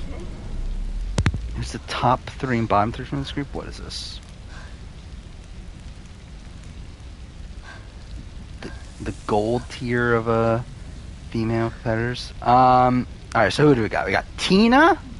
Is Tina like at the top of a competitor list? Tina, Jen, Teresa, is that Marie Rhoda? I mean, is this like from an entertainment standpoint or like, I don't know, whatever. Is that Naya? It's kind of different, but anyway. Naya, Ashley, Laurel, Cam, Veronica, Amanda, Cara Maria, Katie Doyle, Coral, Davon, Anissa, and who the fuck is that other one? Is that Sylvia? Who's that supposed to be? I can't even tell who that is. In the bottom, like second to last person. But either way, like top 3, it's probably what, Laurel, Cara. Are those the only top? Yeah, I guess those are the only ones in my top group, aren't they? So at that point, it'll probably be Cam, would probably be the 3rd. And bottom 3, probably like what? Marie Rhoda, Katie Doyle, Would it be in Nisa? Jen, maybe? Oh, Tina? No, I think there's a lot of people fighting for that, like, 3rd spot. Is that Jemmy? Oh, it is Jemmy. Holy fuck. I did not realize. She looks so fucking different in that photo.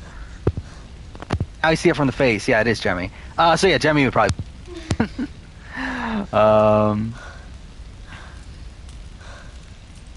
Yeah, I think the hair, like, really threw me off. But yeah, like, looking at the face, though, yeah, it is Jemmy.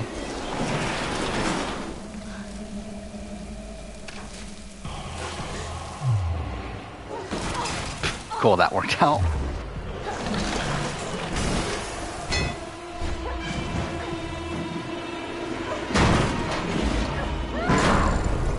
Well, that's great. Oh, I hate it when they fucking put the trigger buttons as circles.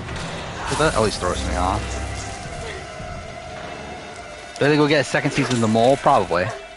I'll be surprised if we don't, considering it did seem to do well enough. Like, it was in the top 10, right? For Netflix shows. So, considering how cheap it is to make and everything, I would assume we would get a season 2. I don't know how much beyond that. Like, I would be surprised if we get more than, like, 4 seasons. But I think it'll definitely at least get 1 more. Circle is going to be interesting, though. I think this might be it for the Circle after season 5.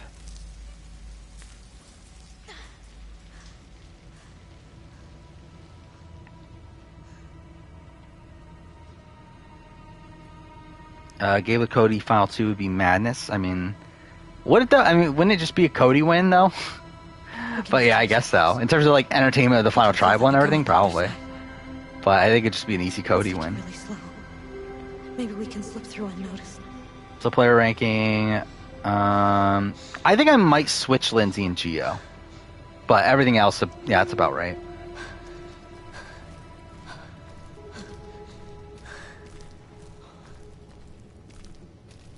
Wait, why is the game like... Oh, it's like made me walk like sideways there, but whatever.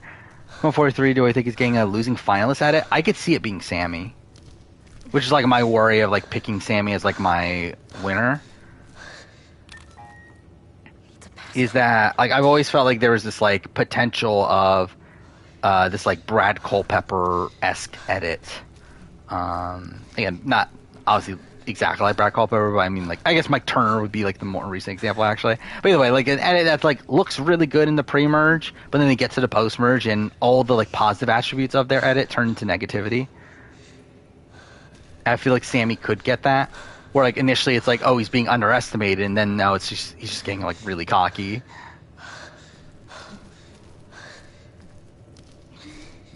And then like lose at the end because like no one respects him. I feel like that could be a trajectory for him.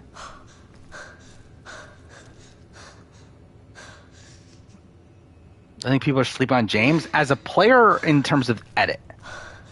As a player, probably. Actually, I don't know. Are people saying James is a bad player though? Like he's good. I mean, we still have like a lot of game to go, but again, he's pretty good. In terms of edit, like, yes and no. Where again, like he's back in contention for me after this episode, but I'm still like, I think like, if he were to win, it would essentially have to be because he is like the male Erica, essentially, which again is not like that's never happened before for a male winner to get the edit that James is getting. But it is essentially like a male version of the Erica edit. Though probably a bit more like middle of the road than Erica was. Okay, what am I doing then? Because I think it's just finding the guy with the right ID card, right?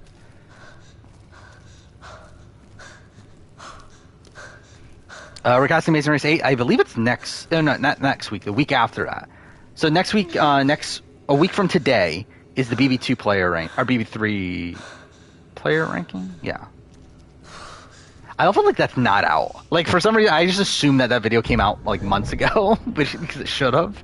But it's just not. But anyway, yeah, that's the video for next Wednesday. The week after that is the Amazing Race 8 video, which I'll probably have to rewatch at some point just to, like, like see if it's like how outdated it is, because I rewatched my Genius Player ranking, assuming it wasn't that outdated, and then found out, oh yeah, this is actually really outdated.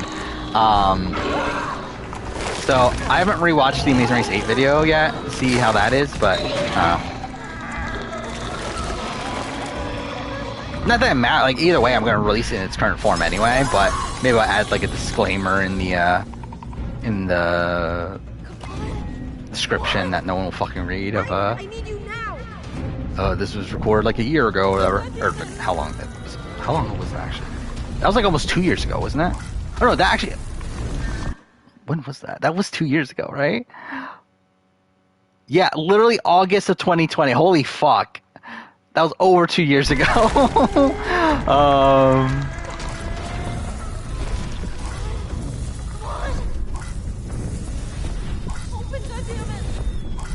But yeah, I don't know what, like, it's so weird too, like, where I was just rewatching, so like the other night I was rewatching some of my like old video game videos, and it's like, rewatching my, which one was it? I don't remember which one it was, but it was one from like 2020. And I was like, why does the audio sound so different, despite the fact that I'm using the same mic? And it's like, it's different location and everything, but still, it's like, I don't know why it sounds so different. Or like, I don't know if it's just that, like, now I'm like so much like closer to the mic, or maybe it's like, I just like naturally like talk deeper in my videos. I don't know what it is. I'll see you later. Hit him up.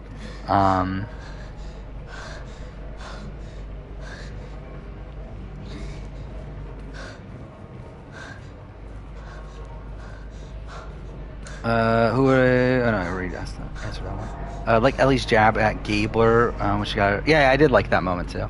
It wasn't like the Andy and David one was like kind of like that was a bit more like game focus, I feel like, or at least like actual game focus of like he's like revealing that he has an idol, which to like Andy didn't know he had an idol, but still he's like trying to put like a more like feasible target on him, while Ellie is more so just like generally saying that what'd she say, like this is where trusting Gabler gets you or something like that.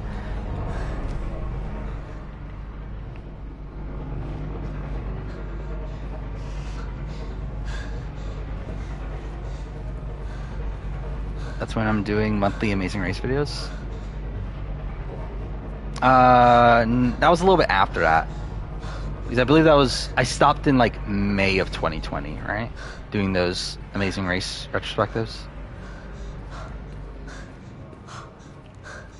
Or was it April? Either way, it was early 2020. So like that was a little bit after that. That was like what, 4 or 5 months later, but yeah, it's definitely when I cared enough to do more Amazing Race videos. Which I'm too fair, actually, like, we're about to get to monthly Amazing Race videos, aren't we? Too fair, I just did 2 not too long ago, and then, yeah, that will be November. December will be the Amazing Race 34. And then we got the Asia and China Rush videos early next year. I don't remember where they're currently scheduled, though. Oh, I think they got bumped. Oh, yeah, they got bumped to March. So, I guess not, but whatever. I forgot my jury speech video's not out yet, and that got delayed to next year too. But I did do some like minor schedule adjustments, nothing that like really matters that much. But yeah, like I moved the Amazing Race to its appropriate spot now, and then just a couple like random video game videos, or not video game videos, random like Survivor videos that don't matter. I kind of swap spots with like ones that matter a bit more, I guess. I don't know, like more time sensitive ones, I should say. But nothing like too major, really.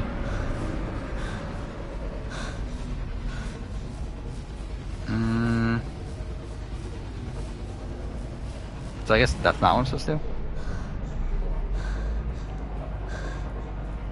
Fuck, we're at 3 hours already. Wait, so what am I doing? Is it in here?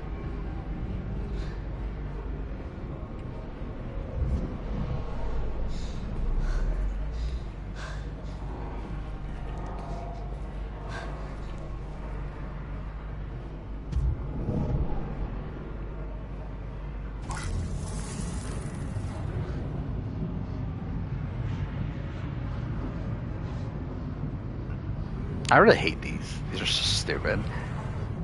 No, that's not working. What's going on? The energy level in the condenser's still rising. Rank first boots. Andy, Zach, Chappies, Mariah, probably Chappies, Andy, Zach. Actually, I don't know. Actually, where did I have Zach? Yeah, I had Zach above Mariah, I'm pretty sure, in the first boot ranking for US. Chappies would be number 1 for sure. I guess the question is, like, where's Andy go? And I guess at that point, it's like, how much credence do you put into the fact that he had, like, a pre-game target? Which, I don't know, I would still probably have him above, above Zach.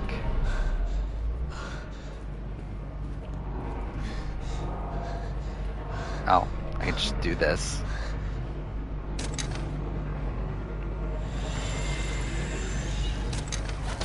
Do you think Amazing Race 35 will be spring or fall? Let's think. Do they have a show for the spring? Like, I would not be that surprised if they do go for the 90-minute Survivor Amazing Race, like, combo. We might still have a chance. Because I do think they were, like, kind of testing the waters a bit here. Then again, I think that, like, realistically, that might be for, like, 45, though. I feel like 44 might be a bit too soon, because obviously they're already editing the show. Like, 44 should be, like pretty well edited by now. Or at least in the process of being edited. So, like, I feel like they would have needed to make that decision maybe a little bit earlier. Oh, I forgot what Tough as Nails. You're right. Yeah. Tough as Nails probably will be what's with Survivor. So yeah, it might not be until fall then. Which at that point, again, it would be interesting if they do the 90-minute Amazing Race and Survivor combo by that point.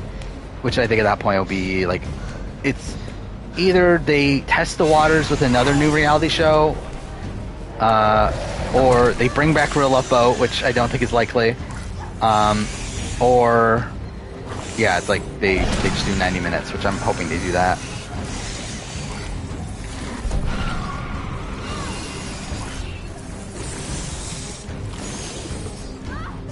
Was Gabler's best shot winning a jury vote? None? I think he probably loses to everybody.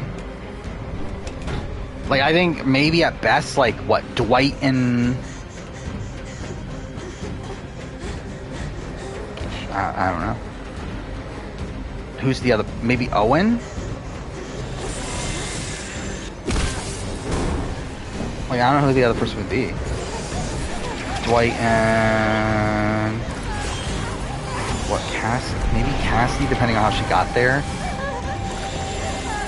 But yeah, I think like literally everyone else would just like handily beat him in a jury vote. And really, I think like literally just anybody beats him in a jury vote.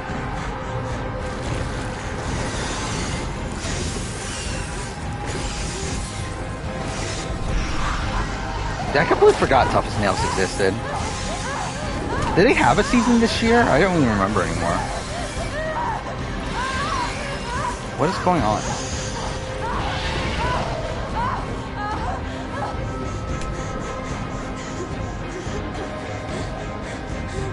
What, 3 hours of Real Love Boat? Obviously. I mean, I would take that over Survivor any day.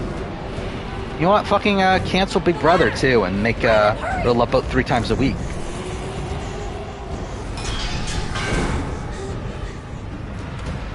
Who I think production doesn't like from 41, 42, 43? I don't think there's anyone they dislike. Like, I think there's a lot of people that they're like, okay, we're not gonna bring them back. But that's more so because, like, they can't bring back everybody. But I don't think there's anyone they actively, like, dislike. Maybe, like 42, I think they legitimately love everybody. Like, Jeff Probst had said himself that if he could, he would bring back all of them for a returning season. 41, it's like, who would they not like? Like, maybe Abraham, but, like, I don't know. I don't get the sense they dislike Abraham. Same thing goes with, like, a Genie.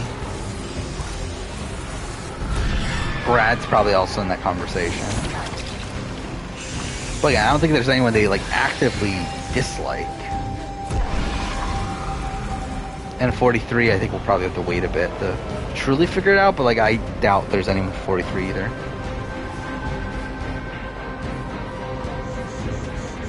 I think the time between final edit and airing is small.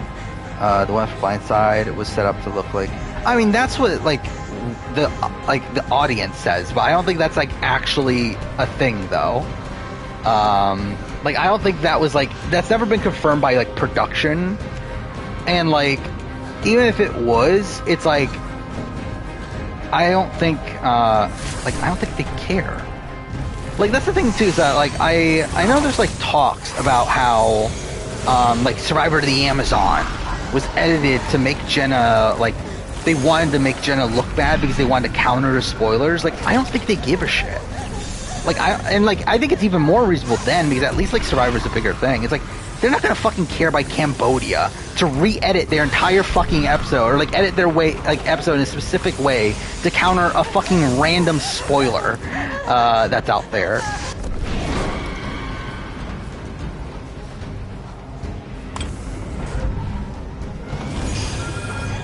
I don't even know what's going on in the game right now. Like in terms of like, I feel like just things are happening.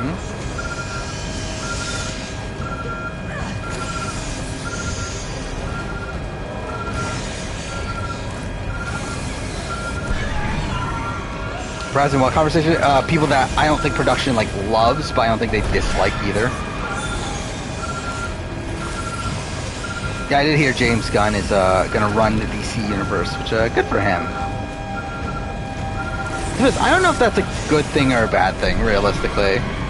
Because like James Gunn's like really good at like Guardians of the Galaxy. Like I don't know how well he's gonna do on like anything that isn't like more humorous.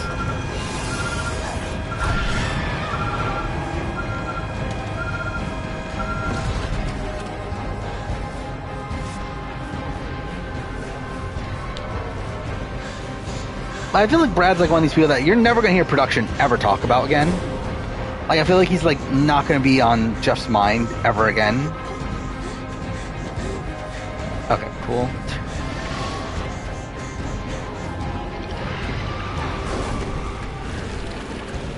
Would CBS ever line The Amazing Race up with Wednesday Big Brother? They could. Like have they done that before? I feel like they have, but I might be wrong on that. But yeah, I mean they definitely could, especially because like if Challenge USA is canceled, then like they don't like they need to fill up that slot, which I guess Amazing Race would make sense. So yeah, again, there's a chance for sure.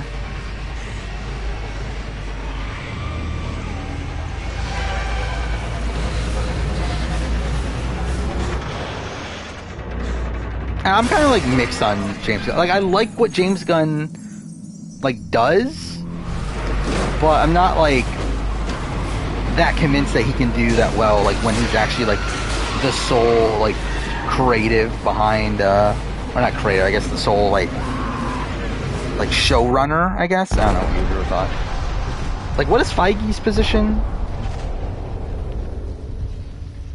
Like what is his like title? But either way, like in that position essentially. Like him being the Kevin Feige of DC, like I don't know how much confidence I have him in that. Like if you were telling me like, okay, he's gonna make a random like I don't know, Joker movie or something like that, it's like okay, yeah, he could do well. But running everything, I don't know. Most forgettable, successful idol play, Michael Yerger for sure. The Libby idol play. And to be fair, that like part of the reason is because like it's a successful idol play that just takes out the split vote option. And like also it's like done in like a position where like he's just like super unenthusiastic about it too. Aiden! Oh no, Aiden. I've watched the Suicide Squad. I've not watched Peacemaker. But I've watched Suicide Squad. It's good. Not like my favorite movie in the world or anything, but it's good. But I think like the Abby Maria one is also one where like Pete gets idled out. I think that's also pretty forgettable. But again, it's usually like those sort of idol plays where it's like a split vote, where it's like it technically saves someone, but it just like takes out like their ally because it's a split vote anyway.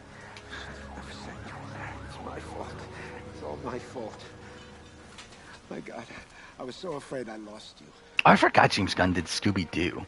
He only wrote it, though, right? If they open a passage, there'll be nothing left. Oh, did James Gunn just get married? Good for him.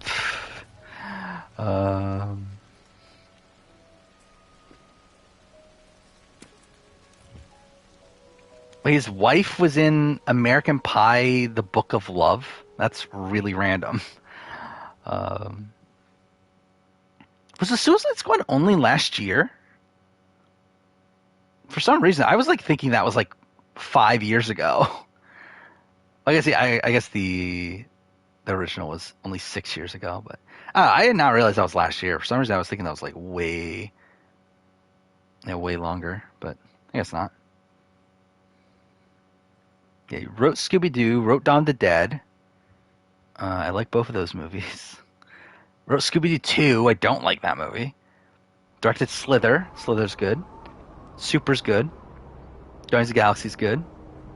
He wrote the Blaco Experiment. That's really random.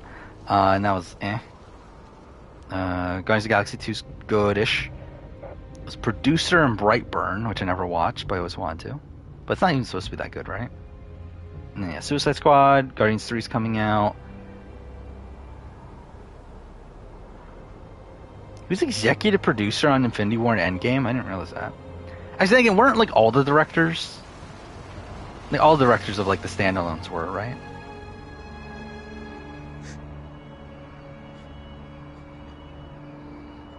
Oh, we're in Homeless. I didn't realize we're starting the Homeless chapter. But yeah, I guess this is probably where we're gonna end it, is with Homeless. Because like this is like over an hour long chapter, I think. It's one of the longest chapters in the game. Yeah, my original playthrough took like an hour and 10 minutes. So yeah, and we'll probably just end it after this. Like we might as well. Again, ideally, I would have been able to get to Navajo, but it's like this is probably going to be a 3-part stream series at this point anyway, so we'll just finish Homeless. And then next time, we'll probably get to the mission. Yeah, get to the mission and then wrap up the game after that. Okay, so yeah, kind of a good sense of where we need to get to. Who I think is the best Quantum Dream character? I mean, like, technically probably Connor.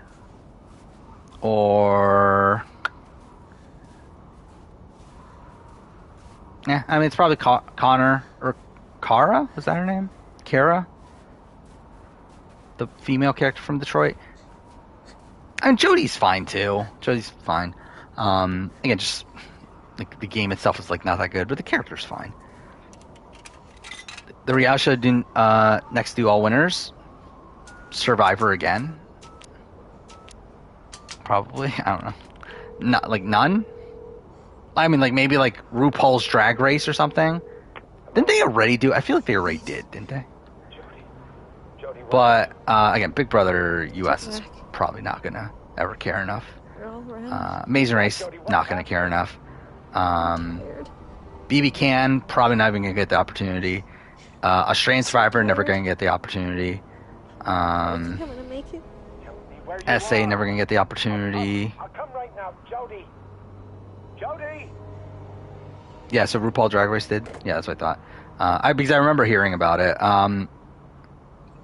Yeah, also like, and when we're talking about like reality TV competition sort of things, like, or I should say like not like America's Got Talent or like The Voice or something to that nature. Oh yeah, the challenge. The challenge is a good one. Challenge might do it. Yeah. Of like an all-winner season thing, and like that's what Global Championship should have been. They didn't do it there. But yeah, I think the challenge is the most realistic because I think it's really the only one outside of Survivor US doing a Winners of War 2, which even then not happening for at least another 10 years. I think at best we're looking at Survivor 60. BBUK, can they get it though? I guess if they add in like celebrities and stuff, maybe they could do it. But then didn't they do like they had Ultimate Big Brother, right? And like even that was like a shit cast, right? Where like even that was like a whole bunch of like random fucking people on it. So you had like a whole bunch of like random like fifth place, fourth place, a whole bunch of people that didn't even make it to the final and stuff. It's like, I don't know.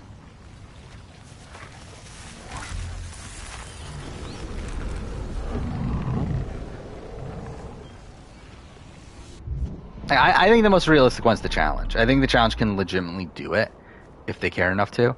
But I think they're like the most likely they care enough to out of the ones that can do it. Because like at the end of the day, like you're gonna need a cast like a number of winners that would equal like the amount of people you need for a cast.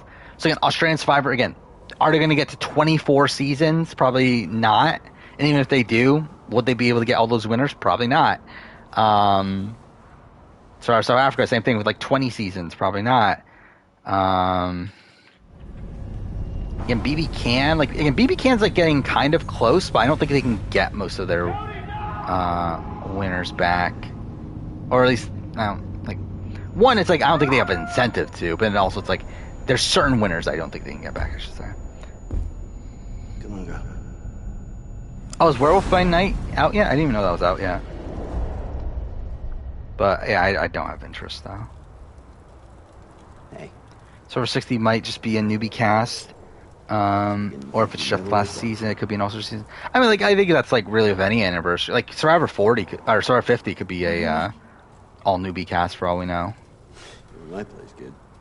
Like, I think they set the precedent with Survivor 30 to where like they don't have to do a all-star season on any big anniversary. Finding the streets a few days ago. Mind you, they literally did one right after, so it's like it's essentially the same thing. But I think at the time, it is funny though. Like it is really funny that was their thing with Survivor 30, is that we're like, yeah, we're not doing an all-star season because we realize, oh, it's just our 30th season. It doesn't really mean anything. It's but then like, yeah, we're just gonna do it like literally right after this. But yeah, I think 50 will still be all-stars though. I'd be surprised if 50 isn't some sort of all-star season. Again, the question is, do they do one before that? But yeah, I think 60 though. Yeah, I could see them skipping over 60. I don't think 60 is like they need to do an all-star season for 60. But 50, I feel like is like such a big number that it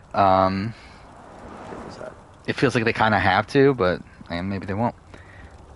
Could Survivor switch to 3 seasons a year? They could. I don't think they will though. I don't think they have any incentive to. Considering one, Jeff Probst wants to work less anyway. That was like his thing of like, oh, I'm spending less time with my family now. I want to spend more time with my family. So it's like, again, I don't think he wants to do another season a year. And then also, they still Big Brother. They don't need a 3rd season. Whatever I get's yours. What if Survivor switched? Like, what if in terms of what? It's just there'd be an extra season. It'll be in the summer. It'll be on. It's a thing. They're not going to.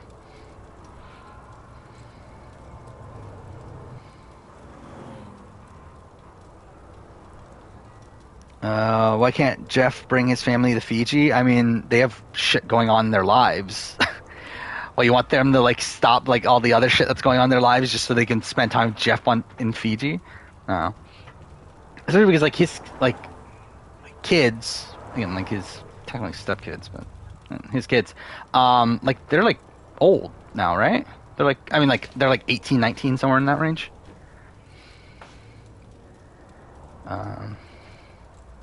Let's just look this up, Jeff Probst. But yeah, I'm pretty sure they're relatively old now. Thanks, Dan. Yeah.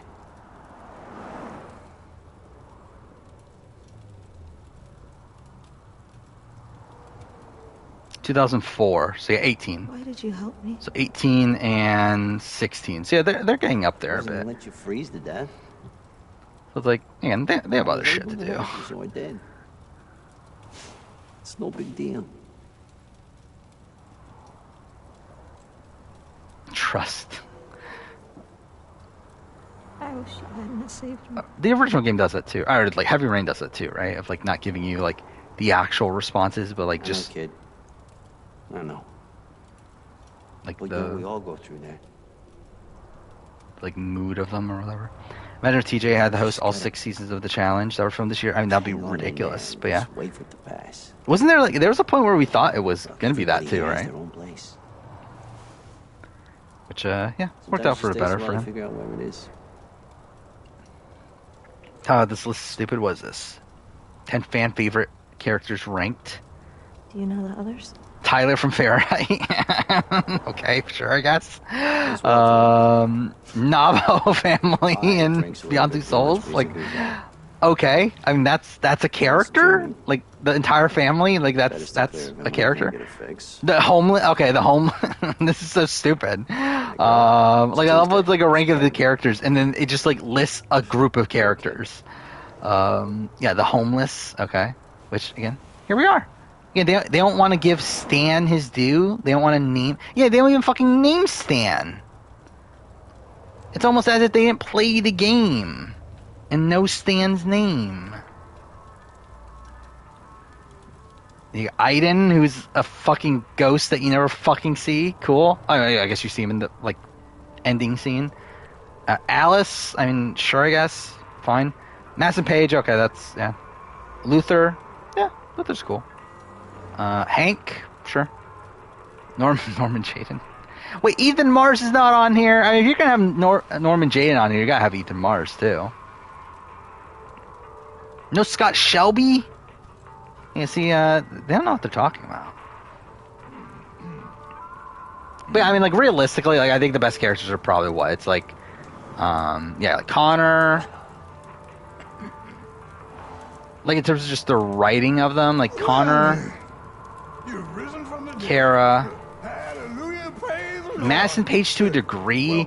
It's like I feel like the concept of Mass and Page is better than like the actual Mass and Page because like they like try to like sexualize her a lot, which is just weird. But yeah, I just wish Jodie wasn't even on the list. Like, how was wait? I just realized that's so fucking stupid. How is Jodie not on the list? But they fucking put the homeless in the Navajo. They're like, nope, the main character is shit. But these like random fucking like side characters that show up for one fucking chapter, those are good enough to be on the fucking list. Nope, we're gonna kill ourselves. And then the game's not going to let us because they need us alive for future chapters.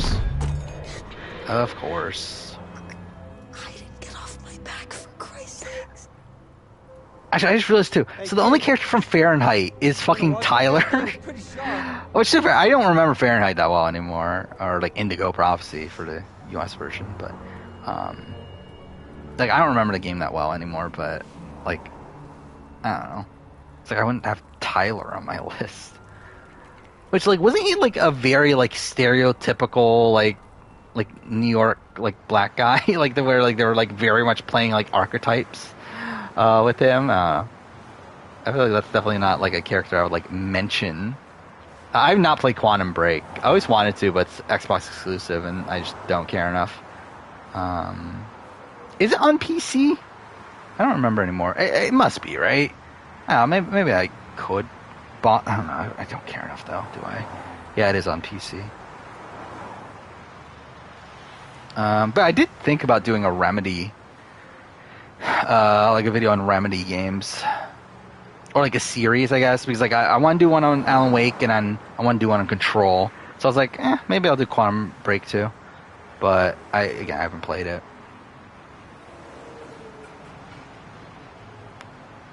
We got no more food left.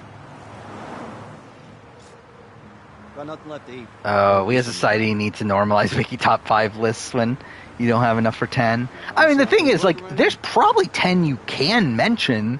It's that they didn't, for some reason, and mention, like, the Navajo and the homeless instead. Max Payne, I've played a little bit of Max Payne 1, but I haven't played any of the other ones, but I would like to play them at some point. The thing is, though, I don't have a... Actually, I guess I could play it on PC, too. I don't know. But I don't know. I have a proper way of recording footage for it that would We need to make about be $5, convenient. and I that's guess something is the high. way. I would try here. The way to say it. Coal to make people feel more generous.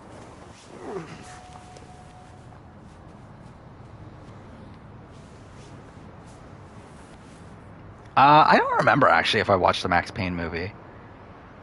Let's look it up. I want to see if I rate it on IMDb because, like, usually, like, if I watched a movie, especially back in the day, I rate it on IMDb. I don't think it makes I'm not sense logged both of in. us being I in the same don't remember place. my login. I'm gonna go try over there. Ah, fuck. Okay. Good luck, kid. I was hoping I attached to my Google account. I guess I didn't. I don't know what the fuck my login for IMDb is. Oh, never mind. It's fucking there already.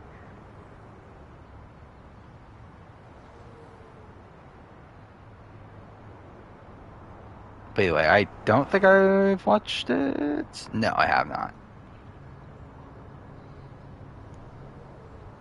Should have been the one to make this ranking. What is this? Ranking every character in Walking Dead? Oh my god, there's 131? There's that many fucking characters?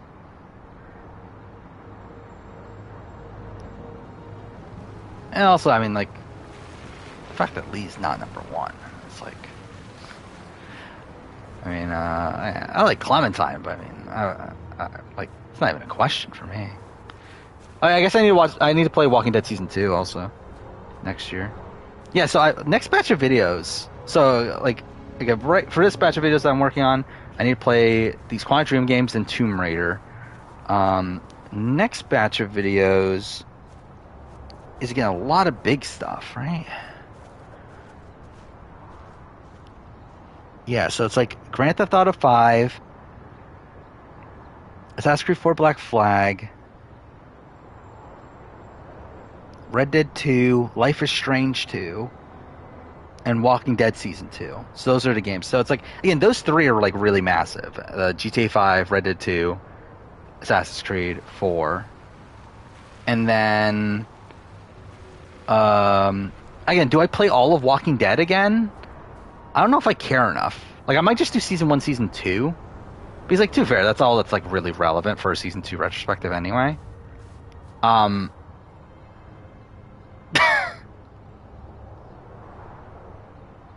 Sure, I guess. Like, what is going on? Like, where are they? Like, okay, cool. They're still there. They're still fucking there. Okay, cool. I thought it would, like, reset when the cutscene started, but no, they're still there. Cool. Yep. What a masterpiece. Having a threesome? I mean, yeah, I guess so. And even though, like, they're, yeah, not really close enough to having it to be able to have any penetration or anything, but I guess so. Yeah, Bonnie, worst character in the series. I mean, I think she's but no, she's like the worst. Badger, Arvo. I mean, Arvo would be the worst. Fuck Arvo. Like, Arvo would be my worst character in the series. Danny St. John, is that low? I just love someone actually care enough to rank all 100, like a whole bunch of, like 131 fucking Walking Dead characters. Eleanor, Mike. Couldn't even tell you who the fuck Dorian is. Randy. Who the fuck is Randy? Who the fuck is that? Is that like part of Arvo's group? I don't even know who the fuck that is. Joan. What a fucking random list, though. Who else is towards the top? You got AJ, that's fine. Violet at 4. I mean, like that's like Kenny at 5. I feel like Kenny should be higher. I mean, I feel like Kenny has to be 3. I think the fact that Kenny isn't 3 is insulting to me. Javi at 6, fine, I guess. Lewis at 7, fine, I guess. Carver at 8, cool. Luke at 9, sure. Omid at 10, I mean, I feel like that's a bit high for Omid. Jane at 11, and this is really a shit list. Fucking Jane at 11. Chuck at 12, I guess. Rebecca at 13, fuck you. No, this list sucks. Asim at 14. I don't even fucking remember who Asim is. Mitch at 15. I barely remember fucking Mitch. Abel at 16. Like, why? Okay, this is like heavily weighted towards final season. I think this person likes final season way too fucking much. Trip at 18, whatever. Krista at 19. Or no, that's, oh, Carly. Wait, Carly's not even, okay, again, Carly, yeah, this is a shit list. Minerva at 20, I mean, I guess. Pete at 21, Krista at 22. Marlon. Conrad at 24. I don't know.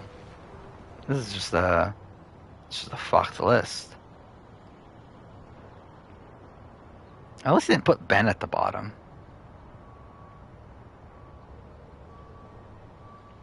Yeah, see, I at least agree with him here. He says, I don't think there's more of a misjudged character in the franchise than Ben. Which, I talk about that in my Walking Dead retrospective that'll come out in, like, a month? When is that out? I don't even remember anymore. At some point in November. So that'll be the 1 hour and 54 minute video. I'll be honest, I'm kind of tired at this point. I don't even know if I can finish Homeless at this point. We'll probably still go for like 30 minutes or so, but I don't think I'm even going to guarantee that we finish this tonight. I think we'll probably get to because we get to the point where like we meet the pregnant woman, right? And then like she has her kid. I think that's probably the point that we'll get to. It's getting dark out. Number 50 is Matthew, the guy that Nick shot in the bridge. I mean, you don't love Matthew? You don't love Walter's, that was his name, right? Husband?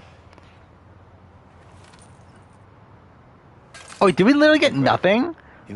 That's actually a timed section. I didn't realize that was actually like a timed section. I'm sorry. I didn't get anything.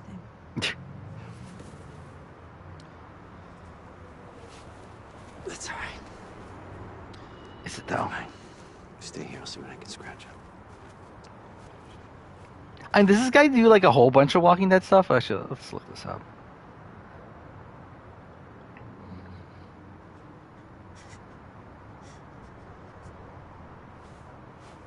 Yeah, by John Smith. It shows like mostly like sports things. Oh, so this was like literally right after Walking Dead final season, right? This was April 20th, 2019. I've only done 7 gaming things. Are they all Walking Dead? Like, it looks like most of them are Walking Dead. Top 20 favorite moments in Walking Dead. Ranking every episode. I already did. Actually, he did that before I did. Ah, fuck off. I stole his idea. Yeah, ranking every character. And the other ones are... Yeah, so it's like... Is he just like a massive Walking Dead Telltale fan? That's it? I don't know, he had a top 5 most anticipated video games of 2019 and his profile picture's a fucking Walking Dead Telltale picture. Yeah, literally number 1 was Walking Dead final season. Just episodes 3 and 4 because the other ones were already out, so that's also kind of random. Death Stranding was number 2, which, I mean, I guess. Dreams was number 3. Oh.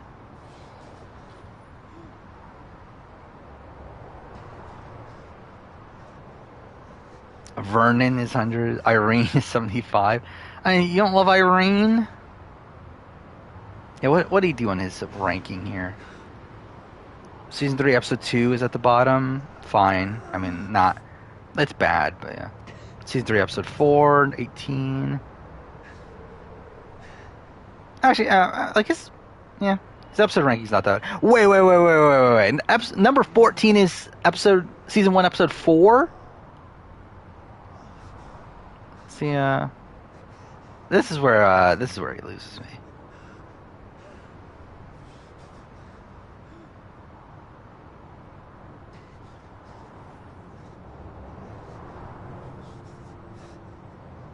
I do agree with the episode being too long. Hey, he had it fucking below the premiere of season 3, which is like, I don't know.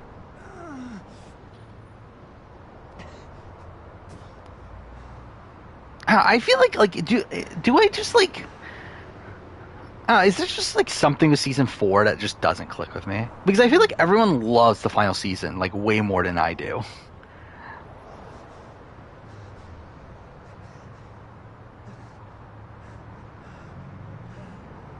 Wait, is like does he have like a whole bunch of final season stuff at the top?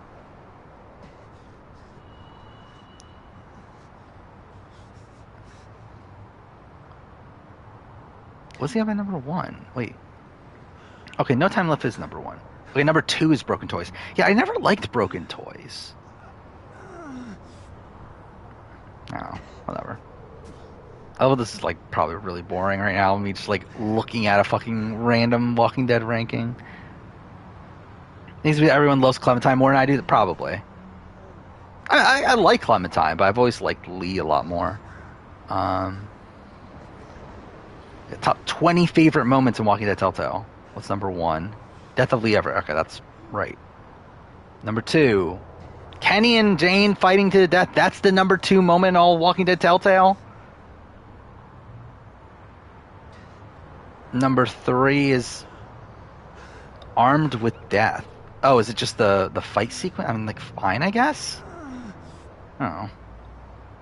Episode 4 is the Clementine and AJ fight for their lives. No. 5 is Reaching Wild. Where's all the season 1 stuff? Why is like everything like literally only Lee's death is the only thing?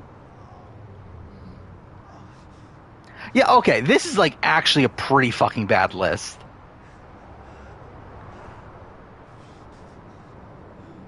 The Meeting with the Strangers number 11. To be fair, The Meeting with the Strangers is actually probably my number 1. Like that or The Death of Lee. I think those are like back to back. But I fucking love the Meeting with the Stranger. Meat Lockers 15. Teaching Clementine to Survive 17. Oh, whatever. Let's continue on. What am I doing now? I don't even remember.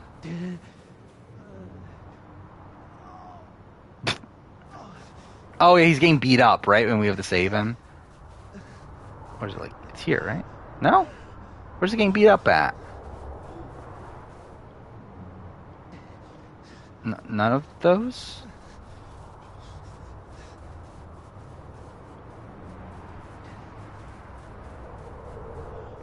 I could have sworn it was right there. Like, where is he getting beat up at then? Oh, the game's not letting me go there.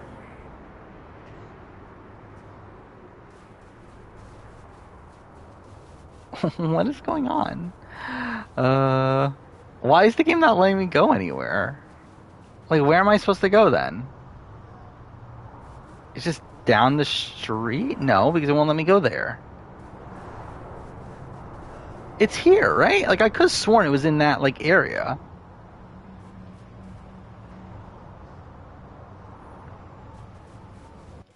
What is going on? Like, legitimately, like, what is even going on right now? Okay, now let me go here.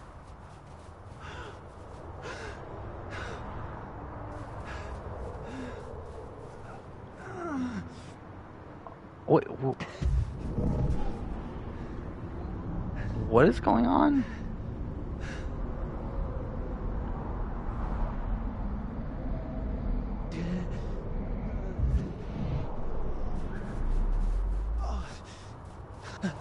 There we go. Okay, I don't know what the fuck that was.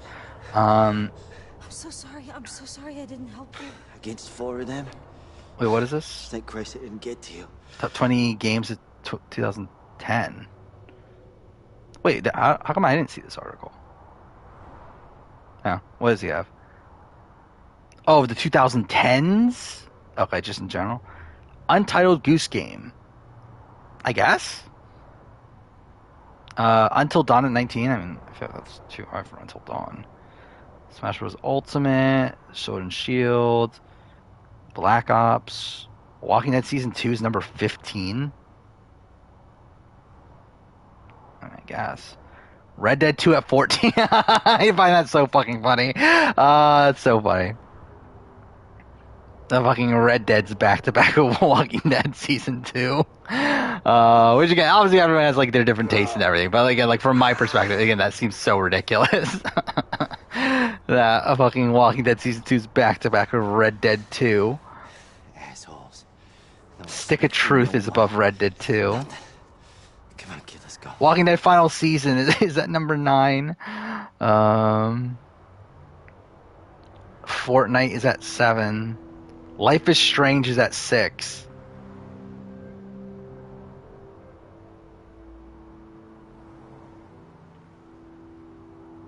Detroit is at 4. GTA 3, Last of Us at 2, Walking Dead at 1. Okay. But yeah, I find it so funny. Yeah, like, top 20 games is 2010s. Three of the Walking Dead Telltale games are on there. Which again, I'm like obviously he's like a massive Walking Dead fan, but still, it's funny. Hope you like tuna. So that's all there is. Or it's like for me, the only one that would even be in the conversation is Walking Dead. Actually, what is my? I want to see this actually. Like, what would be my top 20 based on my the last time I did a ranking, which I believe was the beginning of this year. Yeah. So of 2010s, so it'd be Last of Us, Persona 5, Mass Effect 2. I don't think that's probably lower nowadays, but whatever. Witcher 3, God of War, Horizon, Last of Us 2. Actually, like most of my list is actually pre-2010, isn't it? Or post-2010, I mean. Actually, no, Mass Effect 2... What year was Mass Effect 2? That was 2000... That was 2010, right? Or is it 2009? No, it was 2010, right?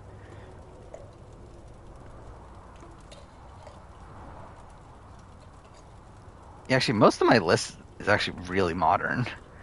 Now I'm looking at... there's not even a single pre-2010 game in sight anymore. I guess Uncharted 2.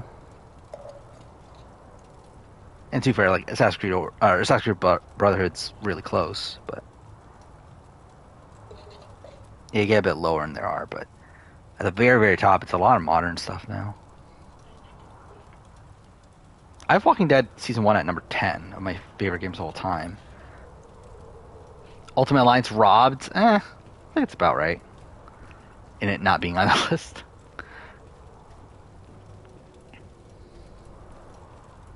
What am I supposed to do?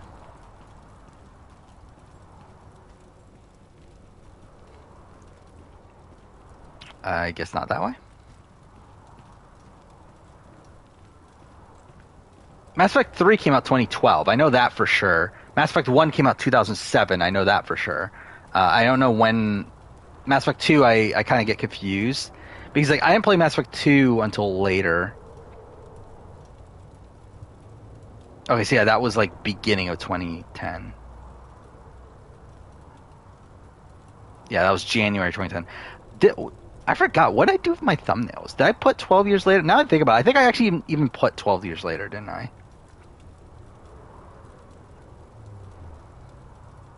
Oh yeah, that was I forgot about that. That was part of the reason why I did it.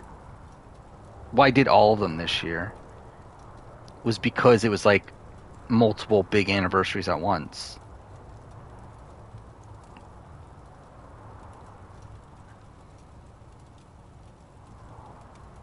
Fuck, where's my Mass Effect video? There it is. Yeah, I did put 12 years. Yeah, so I should have known that, actually. But whatever.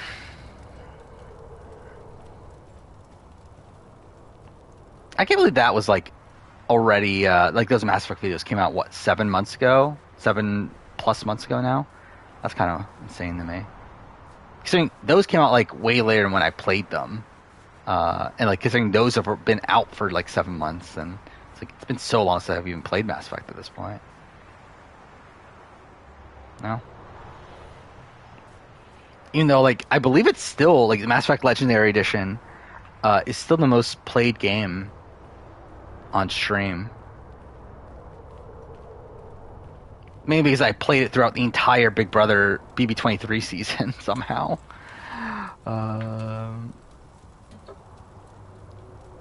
Was this all Assassin's Creed games best to worst? Oh, this is on Metacritic though, so it's like just based on critical reception.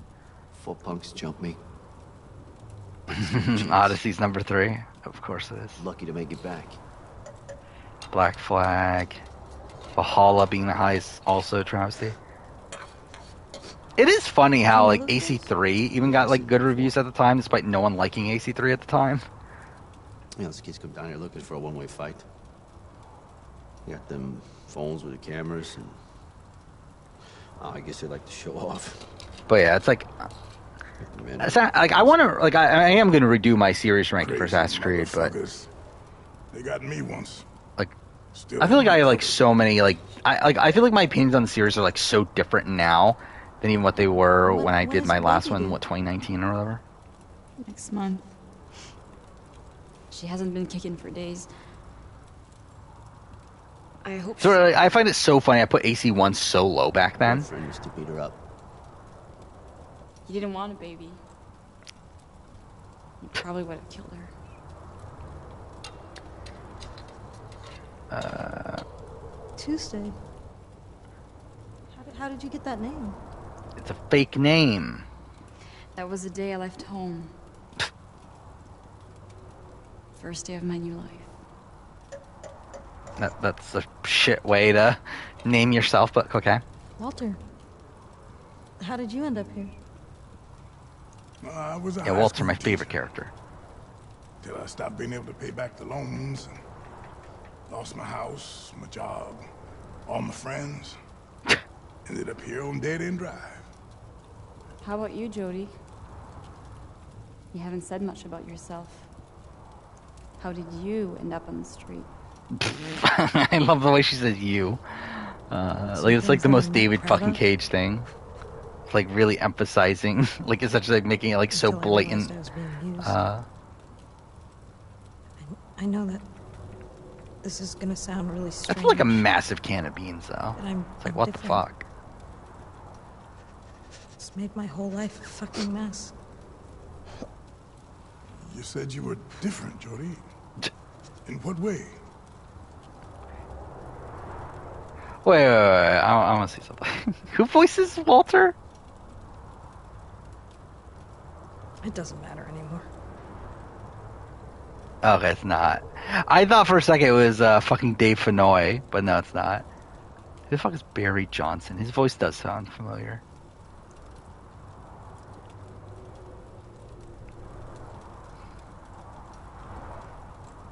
Let's see. He hasn't done that much. Oh, he's the preacher in Detroit Become Human. That's fucking random. Oh.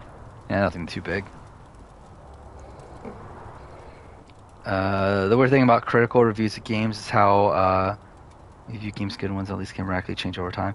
I mean, that's weird, but like I feel like Assassin's Creed and like some of these like big games, like Assassin's Creed Call of Duty is also an example. It's like it's weird how like all these games get like trashed on by like the like more general gaming community, and like even like by like a lot of critics. Like if you hear like podcasts with like critics and everything, like they talk bad about these franchises, but then like for some reason they all get like ridiculously high critic scores.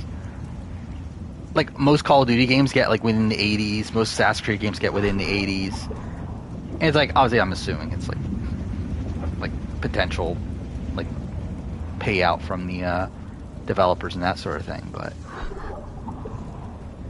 so it is funny how despite how much everyone like bashes Assassin's Creed that they like get ridiculously good review scores typically. How did you do that?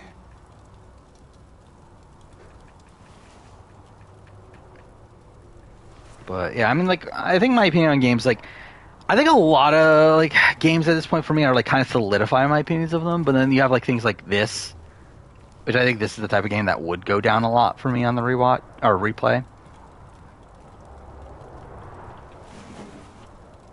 What are you doing?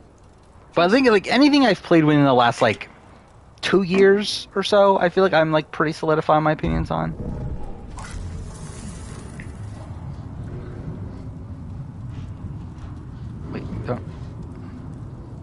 Oh, I'm an idiot.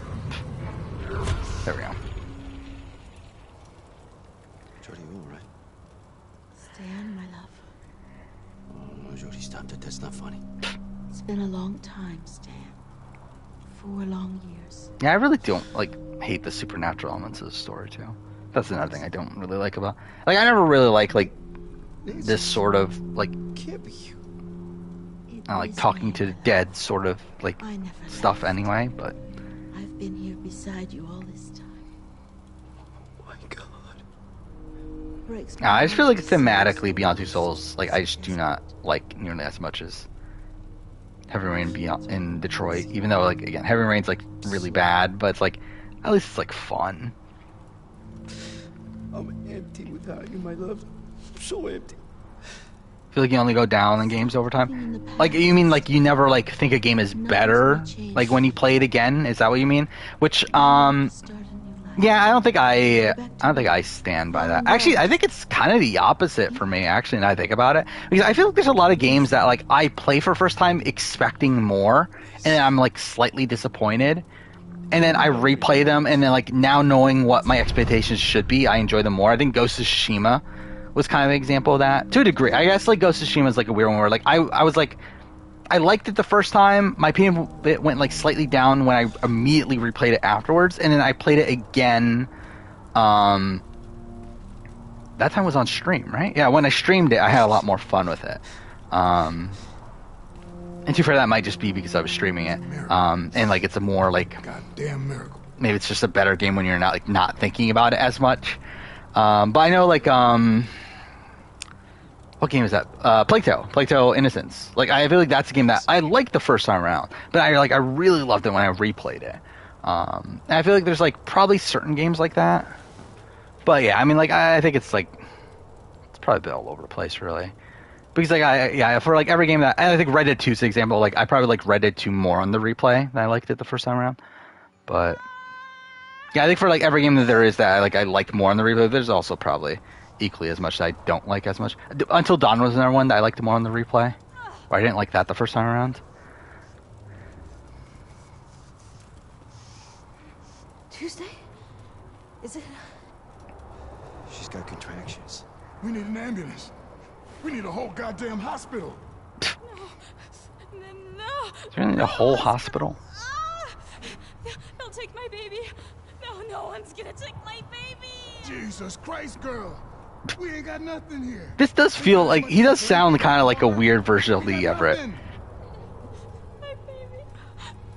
I don't want my baby to die. Hold on. I probably like Life is Strange 2 more on the replay. Find a way. I'm just looking at random games. Down the road always is this old abandoned building. Figure out I forgot about Crisis Trilogy. On my way. Go. I don't know when the fuck I'm ever gonna play it though. Stay here with Tuesday, okay? Jodie, come on. We gotta go get everything we need. And you, girl, don't be having no baby till we get back. I probably right? liked FF7 Remake more on my first replay. And I probably liked it less when we just replayed it now, but whatever. Jodie, come on. Yeah, whatever. What are we doing right now? Is this when we're trying to find the building for us to stay? Because I guess this is kind of where I was saying that we'll probably end, but I don't know. Well, I guess we'll go a little bit more. What are we gonna do? Do you know a doctor? No. Besides, we don't have any money to pay for it anyway. So what are we gonna do? Listen.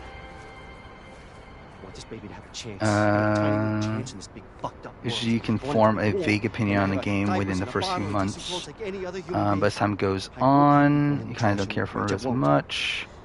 Okay, so what's your plan? I feel like I'm kind of like We'll figure it out. Come on. Kind of the I feel like my opinions are obviously a lot. I feel like a lot stronger immediately after I play it, and then after time goes on, I kind of have a more of a general opinion on it, and not really remembering exactly why I think those things. And that's why I sometimes I rewatch my own videos and stuff to kind of remind myself on the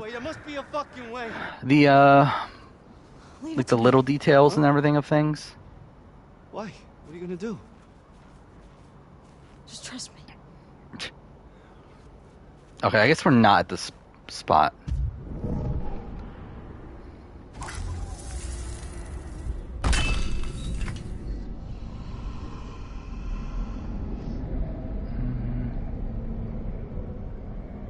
There must be a switch for the security gate somewhere.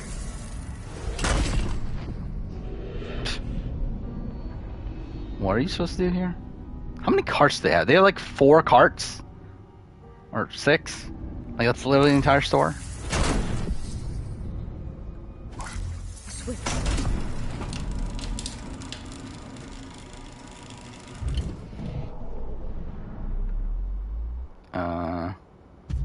Is there more? Oh fuck, okay. Well, fine, whatever. Don't care. Hit the wrong button, that's fine. No time to explain. Let's just take what we need and get out of here. Oh. Do you feel like having a actual video gallery of your initial-ish opinions? Games will probably be useful. Yeah.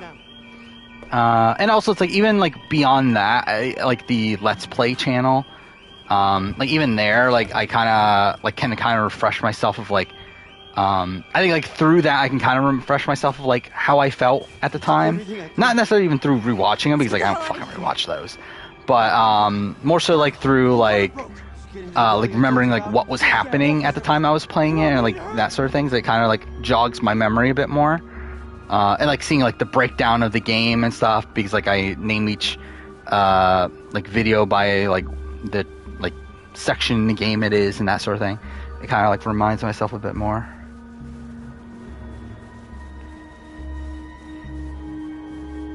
So I guess this is the spot where you're going to the building, right?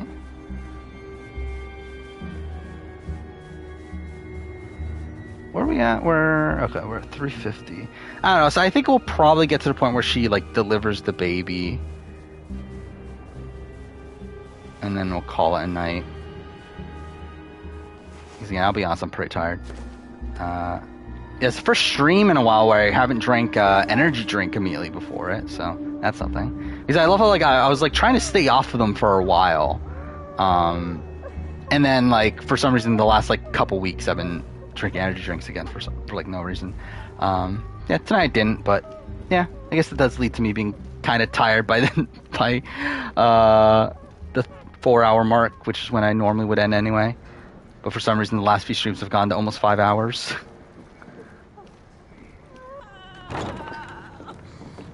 Just in time, guys. Well, the game I was super high on first playthrough, that you don't care for anymore. I mean, like Assassin's Creed Valhalla. All of you, except Jodie. I think is like a major one. Oh, and to be fair though, I had issues with Valhalla, but I was like, okay, these don't matter because of how great, like you know that the like connection to the rest of the series is. When it's like now it's like it doesn't fucking matter. Like, it's all shit.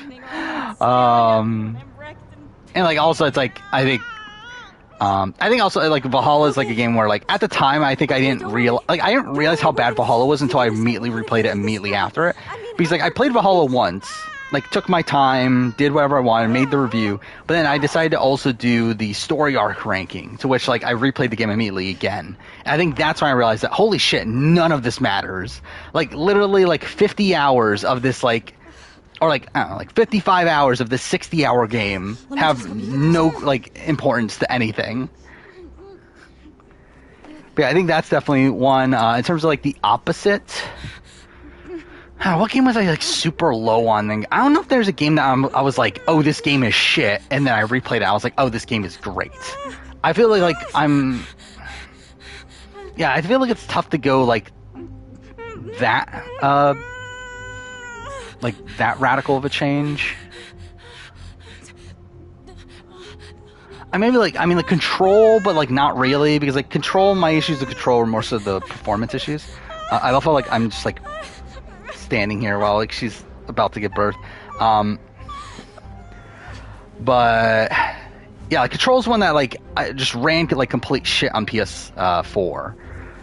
So like I tried to play on PS4 and it really like I just could not do it, and then but when I got the PS5, I tried to replay it again and it was a lot better. And I actually really loved it there. But Again, the first time not liking it, that was more so just like because of the performance issues. Okay, you can do it. Who in a three-way fight? Indiana Jones, Lara Croft, Nathan Drake. I'm probably like, I don't know. I would put my money on Nathan Drake, but I don't know if that's like the realistic answer. I don't know Indiana Jones well enough. And like between like Lara Croft and, I guess which Lara Croft are we talking about? I guess that's the question. Like, is it like reboot Lara Croft? Because if that's the case, then I think for sure Nathan Drake. If it's like OG Lara Croft, then I think it could probably go either way. Oh, breathe. Okay? Breathe, Tuesday. Just keep breathing in. I'm just like remembering, like, like it's gonna be so weird to play Shadow of the Tomb Raider again. We're gonna play the Tomb Raider reboots, and like I have a pretty good memory of Tomb Raiders, of the original, of the 2013, well, the reboot, the 2013 one, and then of Rise of Tomb Raider. But like I have like very little memory of Shadow of Tomb Raider. Despite the fact that I played that game like twice in a row when that came out, I believe. So like it's not like I haven't played it that much, but I still have like almost no memory of it.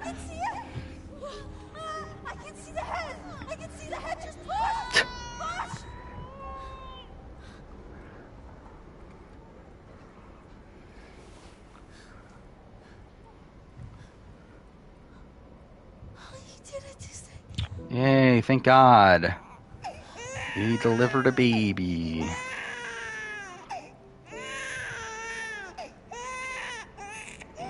Shadow of the Tomb Raider is one of the most realistic graphics I've ever seen. I do not remember that. I feel like, I mean, like, it can't be like Last of Us 2 or even Last of Us Part 1 or, no. I feel like there's definitely probably other games I would assume would look better than Shadow of the Tomb Raider, especially now. Babe. But I always remember Shadow of the Tomb Raider being like a downgrade. Because Shadow of the Tomb Raider was like developed by a different studio. Because Crystal Dynamics did one, in 2013 and Rise, right? And then they shoot it off to like a lesser studio for, was it Square Enix Quebec? Oh no, Eidos Montreal. Okay, I guess completely wrong. Yeah, they did Shadow of the Tomb Raider because Crystal Dynamics had to do Marvel's Avengers. Yeah, I should stream that at some point. That would be something. Streaming the fucking campaign of Marvel's Avengers. Favorite New Game Plus experience? I mean, I fucking loved The Last of Us Part 1. Like, Last of Us Part 1 was so much fun to play. Last of Us Part 1, the remake, I should say. Because like they make it so you can have all your weapons from the very beginning. Because like in the original game, it was like, okay, you just like, it's like a normal New Game Plus, but like you get the weapons at the time that you get the weapons in the original game. In the remake, you can get all the weapons from the very beginning, and I feel like that was like a lot of fun to play around with, like having the assault rifle from the very beginning and like the flamethrower and stuff like that. And also like playing with the cheats on and everything. I don't know. I had a lot of fun with that. I think that's definitely like the example in like recent time. Like beyond that, Understands everything you say. I don't know. I think Origin, like Assassin's Creed Origins, is a big one. Where like I think Assassin's Creed Origins, if I like a lot of my opinion on Assassin's Creed Origins is based around its New Game Plus, because like I've only played its original form like twice, 2 or 3 times. No, actually, no, it's probably 4 times. But like every time I played it in that form, like I've played it to where like I'm doing everything anyway, so I've never really felt the like the leveling issue and everything.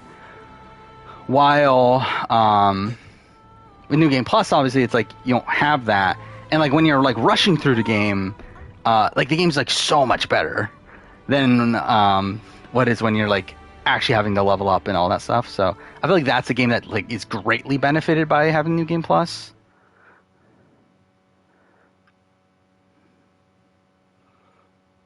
Yeah, I think everything else is like kind of just like fine from what I played. Like I don't think there's any like I don't like Witcher 3 New Game Plus. I know that. I don't like how it's handled there, to where like they allow you to keep all your equipment, but they also like make everything a lot harder. Which again, for me, New Game Plus, I think what makes New Game Plus so much fun to me in most situations is the fact that they, is that you could like really just blow through the game. That the game just like becomes. Okay, I guess we're gonna fucking do the homeless chapter. What? that you can just like blow through all the enemies with all the best weapons, everything. And it's like Witcher 3 kind of like takes away that part of it, where like it allows you to keep all your good shit, but it also makes every enemy like so much harder to where like it's as if you're just playing a regular playthrough anyway. So like at that point, it's like, why am I even playing? It's like playing a normal playthrough of Witcher 3 is probably easier than playing New Game Plus. No, come with you. Where I remember I tried to do like not an official speedrun, but like a quote unquote speedrun on New Game Plus, and like I literally got stuck because like the New Game Plus was like so much fucking harder. And I was getting like one hit killed.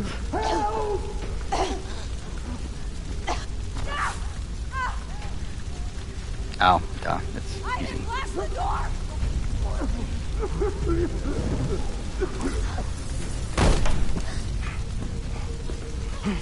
easy. Tuesday and the baby. Ever use Bing? We gotta save him before the whole Like place Bing goes. what? Oh yeah, Uncharted 4, yeah, Uncharted 4 is definitely up there in terms of realistic graphics.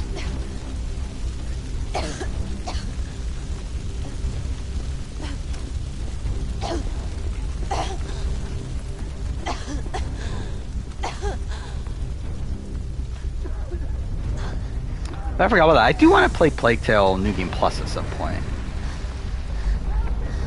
Plague Tale Requiem.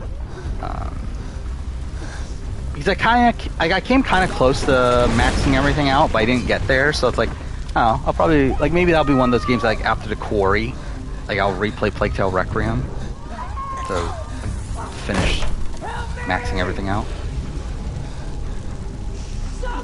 Bing the website? I don't think like not really. Come on, Jimmy! Jump! I mean that's just like a search engine, right?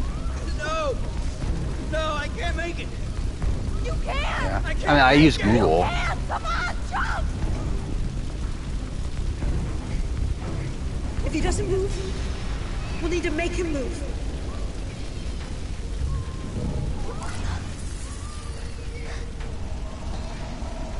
Discount Google? Yeah, I just use Google. What's annoying is that, like, for some reason, like, my, what the fuck's it called? Default search engine keeps on switching back to, like, Yahoo sometimes, and, like, that really fucking is annoying me. Like, I can't not use Google at this point. There's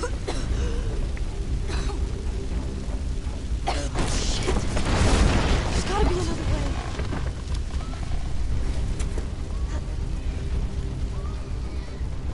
Did Requiem change anything in specifically in terms of combat?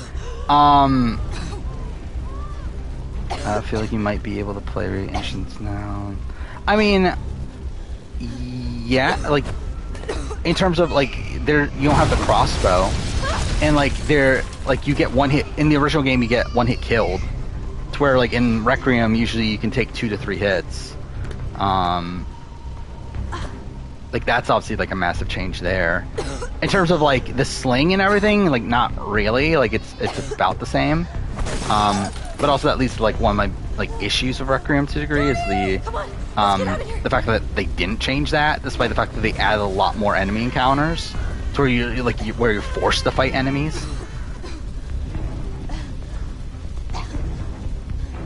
And like the sling combat is still like as janky as it was in the original one. No, a crossbow is not an Innocence. Like really, like in Requiem, the combat system's a lot more aggressive. Oh, also controlling the rats. That's not a thing until like the very, very end. Oh, I need to do this. And even then, it's kind of shit. It's not that great in Requiem, but it's really more so a puzzle mechanic and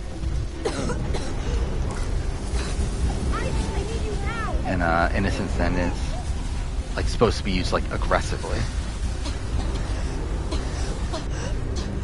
I think Danny and Sarah had a winner on USA. Not really, but not like it's like their win didn't come out of nowhere, but it's not really like it didn't feel like their edit was like being like set up towards win. Like I think Danny's probably you could say more so than Sarah's. Or like Sarah felt like she was coming off as like this more villainous character.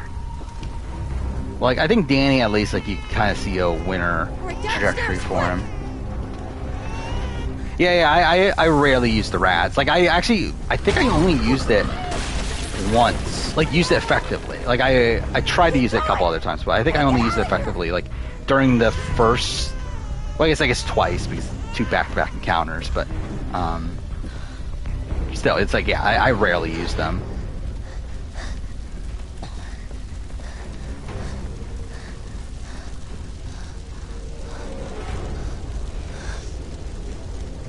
But yeah, it's also like, yeah, I didn't like fully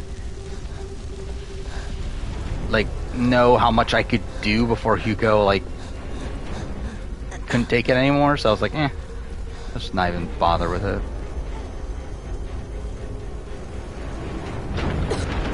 Yeah, that section, yeah. And that there's a section similar to that in the original in Innocence as well, and that section's really janky too. Again, it's like sections like that make you think, like, yeah, they definitely did, like, okay, that was an idiot.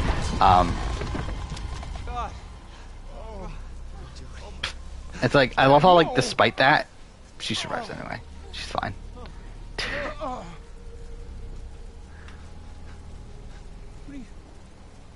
What are you doing?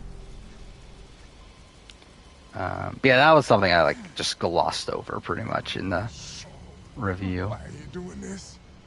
Okay, if I were to redo the review, I definitely would have prepped. I'm never doing a review that way ever again. Of me literally just sitting down immediately after finishing the game and trying to talk about it. Because I just feel like it turned out like really mediocrely, but whatever. At the end of the day, it's fucking Plague Tale. No one, like, not many people played Plague Tale to begin with. Whatever. Yeah, so I'm looking at... So it's 20 views behind both my Plague Tale Innocence and my AC3 video. Only 63 views right now. So... Okay, actually, that's kind of weird. It says 60... So, I'm looking at... Okay, yeah, I don't know if, like, which one's accurate then. Because on the channel, and, like, when I go to when I go to the content thing on the dashboard, it says 79 views, but then when I go to the main page of the dashboard, it says 63 views. So I don't know which one's right. Like, I don't know if, like, is that 63, like, excluding my own views? But, like, I'm pretty sure I didn't watch it, like, 16 times. I watched it, like, a few times, or, like, went back to it, but, like, I'm pretty sure it was 16 times, so, I don't know. Whatever, who fucking cares? Alright, but yeah, we're gonna end in a second. I'm fucking tired, and we finished the homeless chapter somehow. Actually, I don't remember how checkpoints work in this game. Because I feel like if I remember right, are there not any checkpoints in this game outside of the chapter? Actually, no, that can't be right. There's no fucking thing. Jody. Good. Give you, like, the Navajo chapter, which is like a 2-hour chapter, and not give you checkpoints. I remember there being something wonky with this. I'm so fucking tired. Watch yourself out there, Jody.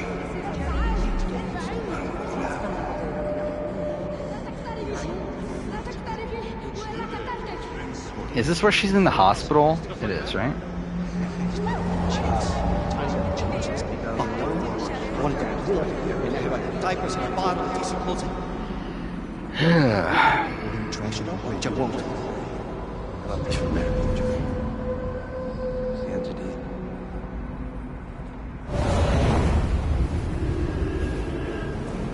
Well, this really goes on for a while.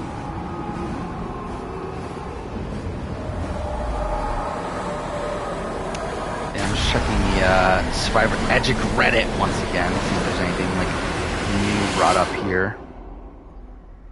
I feel like it's mostly the same. Am I dead? Is game over? We're done with this shit? I guess not.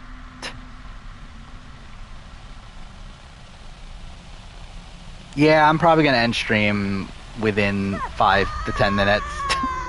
I'm at the end of this like section of the game. I was gonna end it here, but They just watched Survivor. Yeah, Survivor's good. I thought it was a pretty good merch episode. Bring her back! I changed my mind! I want her to see her quickly! Please! Get the baby out of here! But again, not 100% saw on where we're going, like edit-wise at this point. I'm down on Cassidy for sure. I thought this was a pretty bad episode for Cassidy.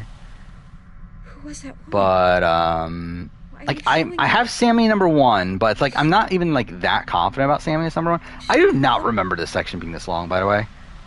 Because like we still have this, and then we have the hospital scene, right? It's like I probably should have ended earlier, but whatever. Oh my God, it's the flash forward. Yeah, I have Sammy number 1. I mean, like, I don't know. Cody is in contention still. Carla's still in contention, but again, I still feel like it's more of a decoy. James, I think, is in contention at this point. But again, I think you're like, if he does win, we're like banking on him having an edit that like no other male has ever had.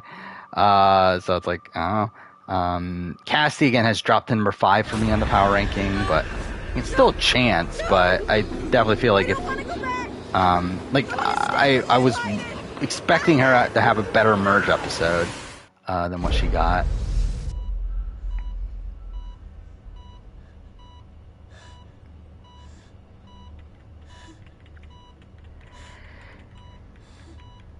Oh my God. Aiden?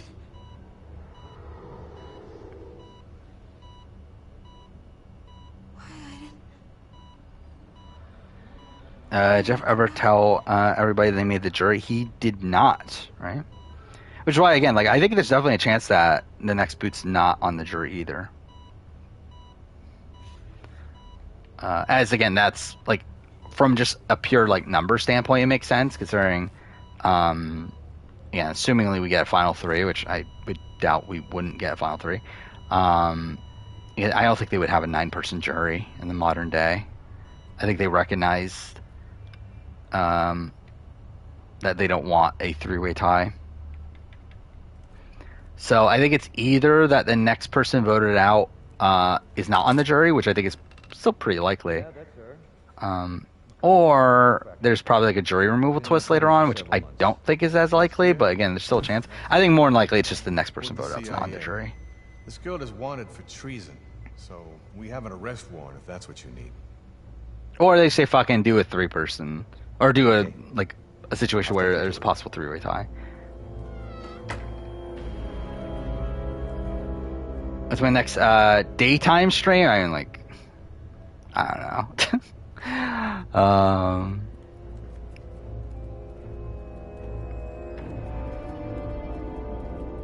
But the problem is that like the only time I have time to like do daytime streams are weekdays, which is like when I don't feel like people would watch. So where is she? That's weird. This is a room. She should be here. Shit. She went out the window. That's impossible. We're on the 5th floor. She couldn't go out the window. Call it in. That girl cannot Do I get away. say this is a final 2? Do I think anyone that helps anyone or benefits anyone's edits? Not like edit wise, I don't think it doesn't matter at all. Like I think they would get like they wouldn't change the editing based on final 2 or final 3. In terms of game, like it probably benefits the people that have no chance in most scenarios. Here we go. It's the beginning of the game.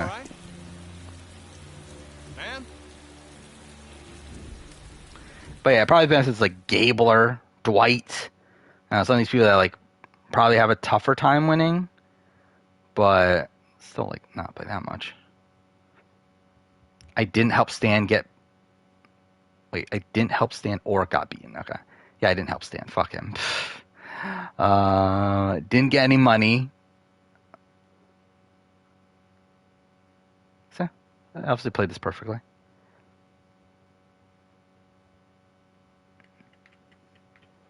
Could see them, Sammy Gabler edit, lean to a final 2. I'm potentially, again, it's not a final 2 though. They're never doing a final 2. Jeff Probst tapes the final 2s. There literally hasn't been a Final 2 since Kageon. Even then, that was like because of the Lindsay quit. And even before that, it's like what, since Tokenshiens? So they're not doing a Final 2. Good episode. Yeah, I thought it was a good episode for James. Yeah, I still like really my complaints about James are still the same, where it's like it just that's not the way they edit male winners typically. But again, like maybe they changed things up, and I think this episode like still opened up the possibility of, or left open the possibility of them having changed things up. So yeah, I think James can win, but yeah. I think we'll end here. It's fucking 3:30 still. I love how like I was saying we were gonna end before 3, and like it's somehow 3:30 almost. But yeah, we'll be back on Sunday, right? It's like I don't know if I can stream before then. Like I mean, like I can obviously, but it's like I don't know if I would wanna take away time from things to do so, because I do want to get the BB Can 1 script done. And it's taken a real long time, but I would really like to get that done at least by the end of the weekend. Yeah, I've been working on it for like 2 days, like all of today and then like the free time yesterday. And like I still only got like, what, not even a third of it done? So, I don't know. Still haven't finished the first section of Persona 5 Royal. I mean, that's kind of how it goes. I would love to stream Persona 5 Royal at some point. The problem is that it would literally take me months to finish on stream. Actually, how long would it take? Let's look this up. So let's say like an average stream is 4 hours. It's 25 streams. Yeah, that's like over 3 months. It would take me over 3 months of streams to finish Persona 5. It's like, fuck me, dude. But yeah, I mean, either way.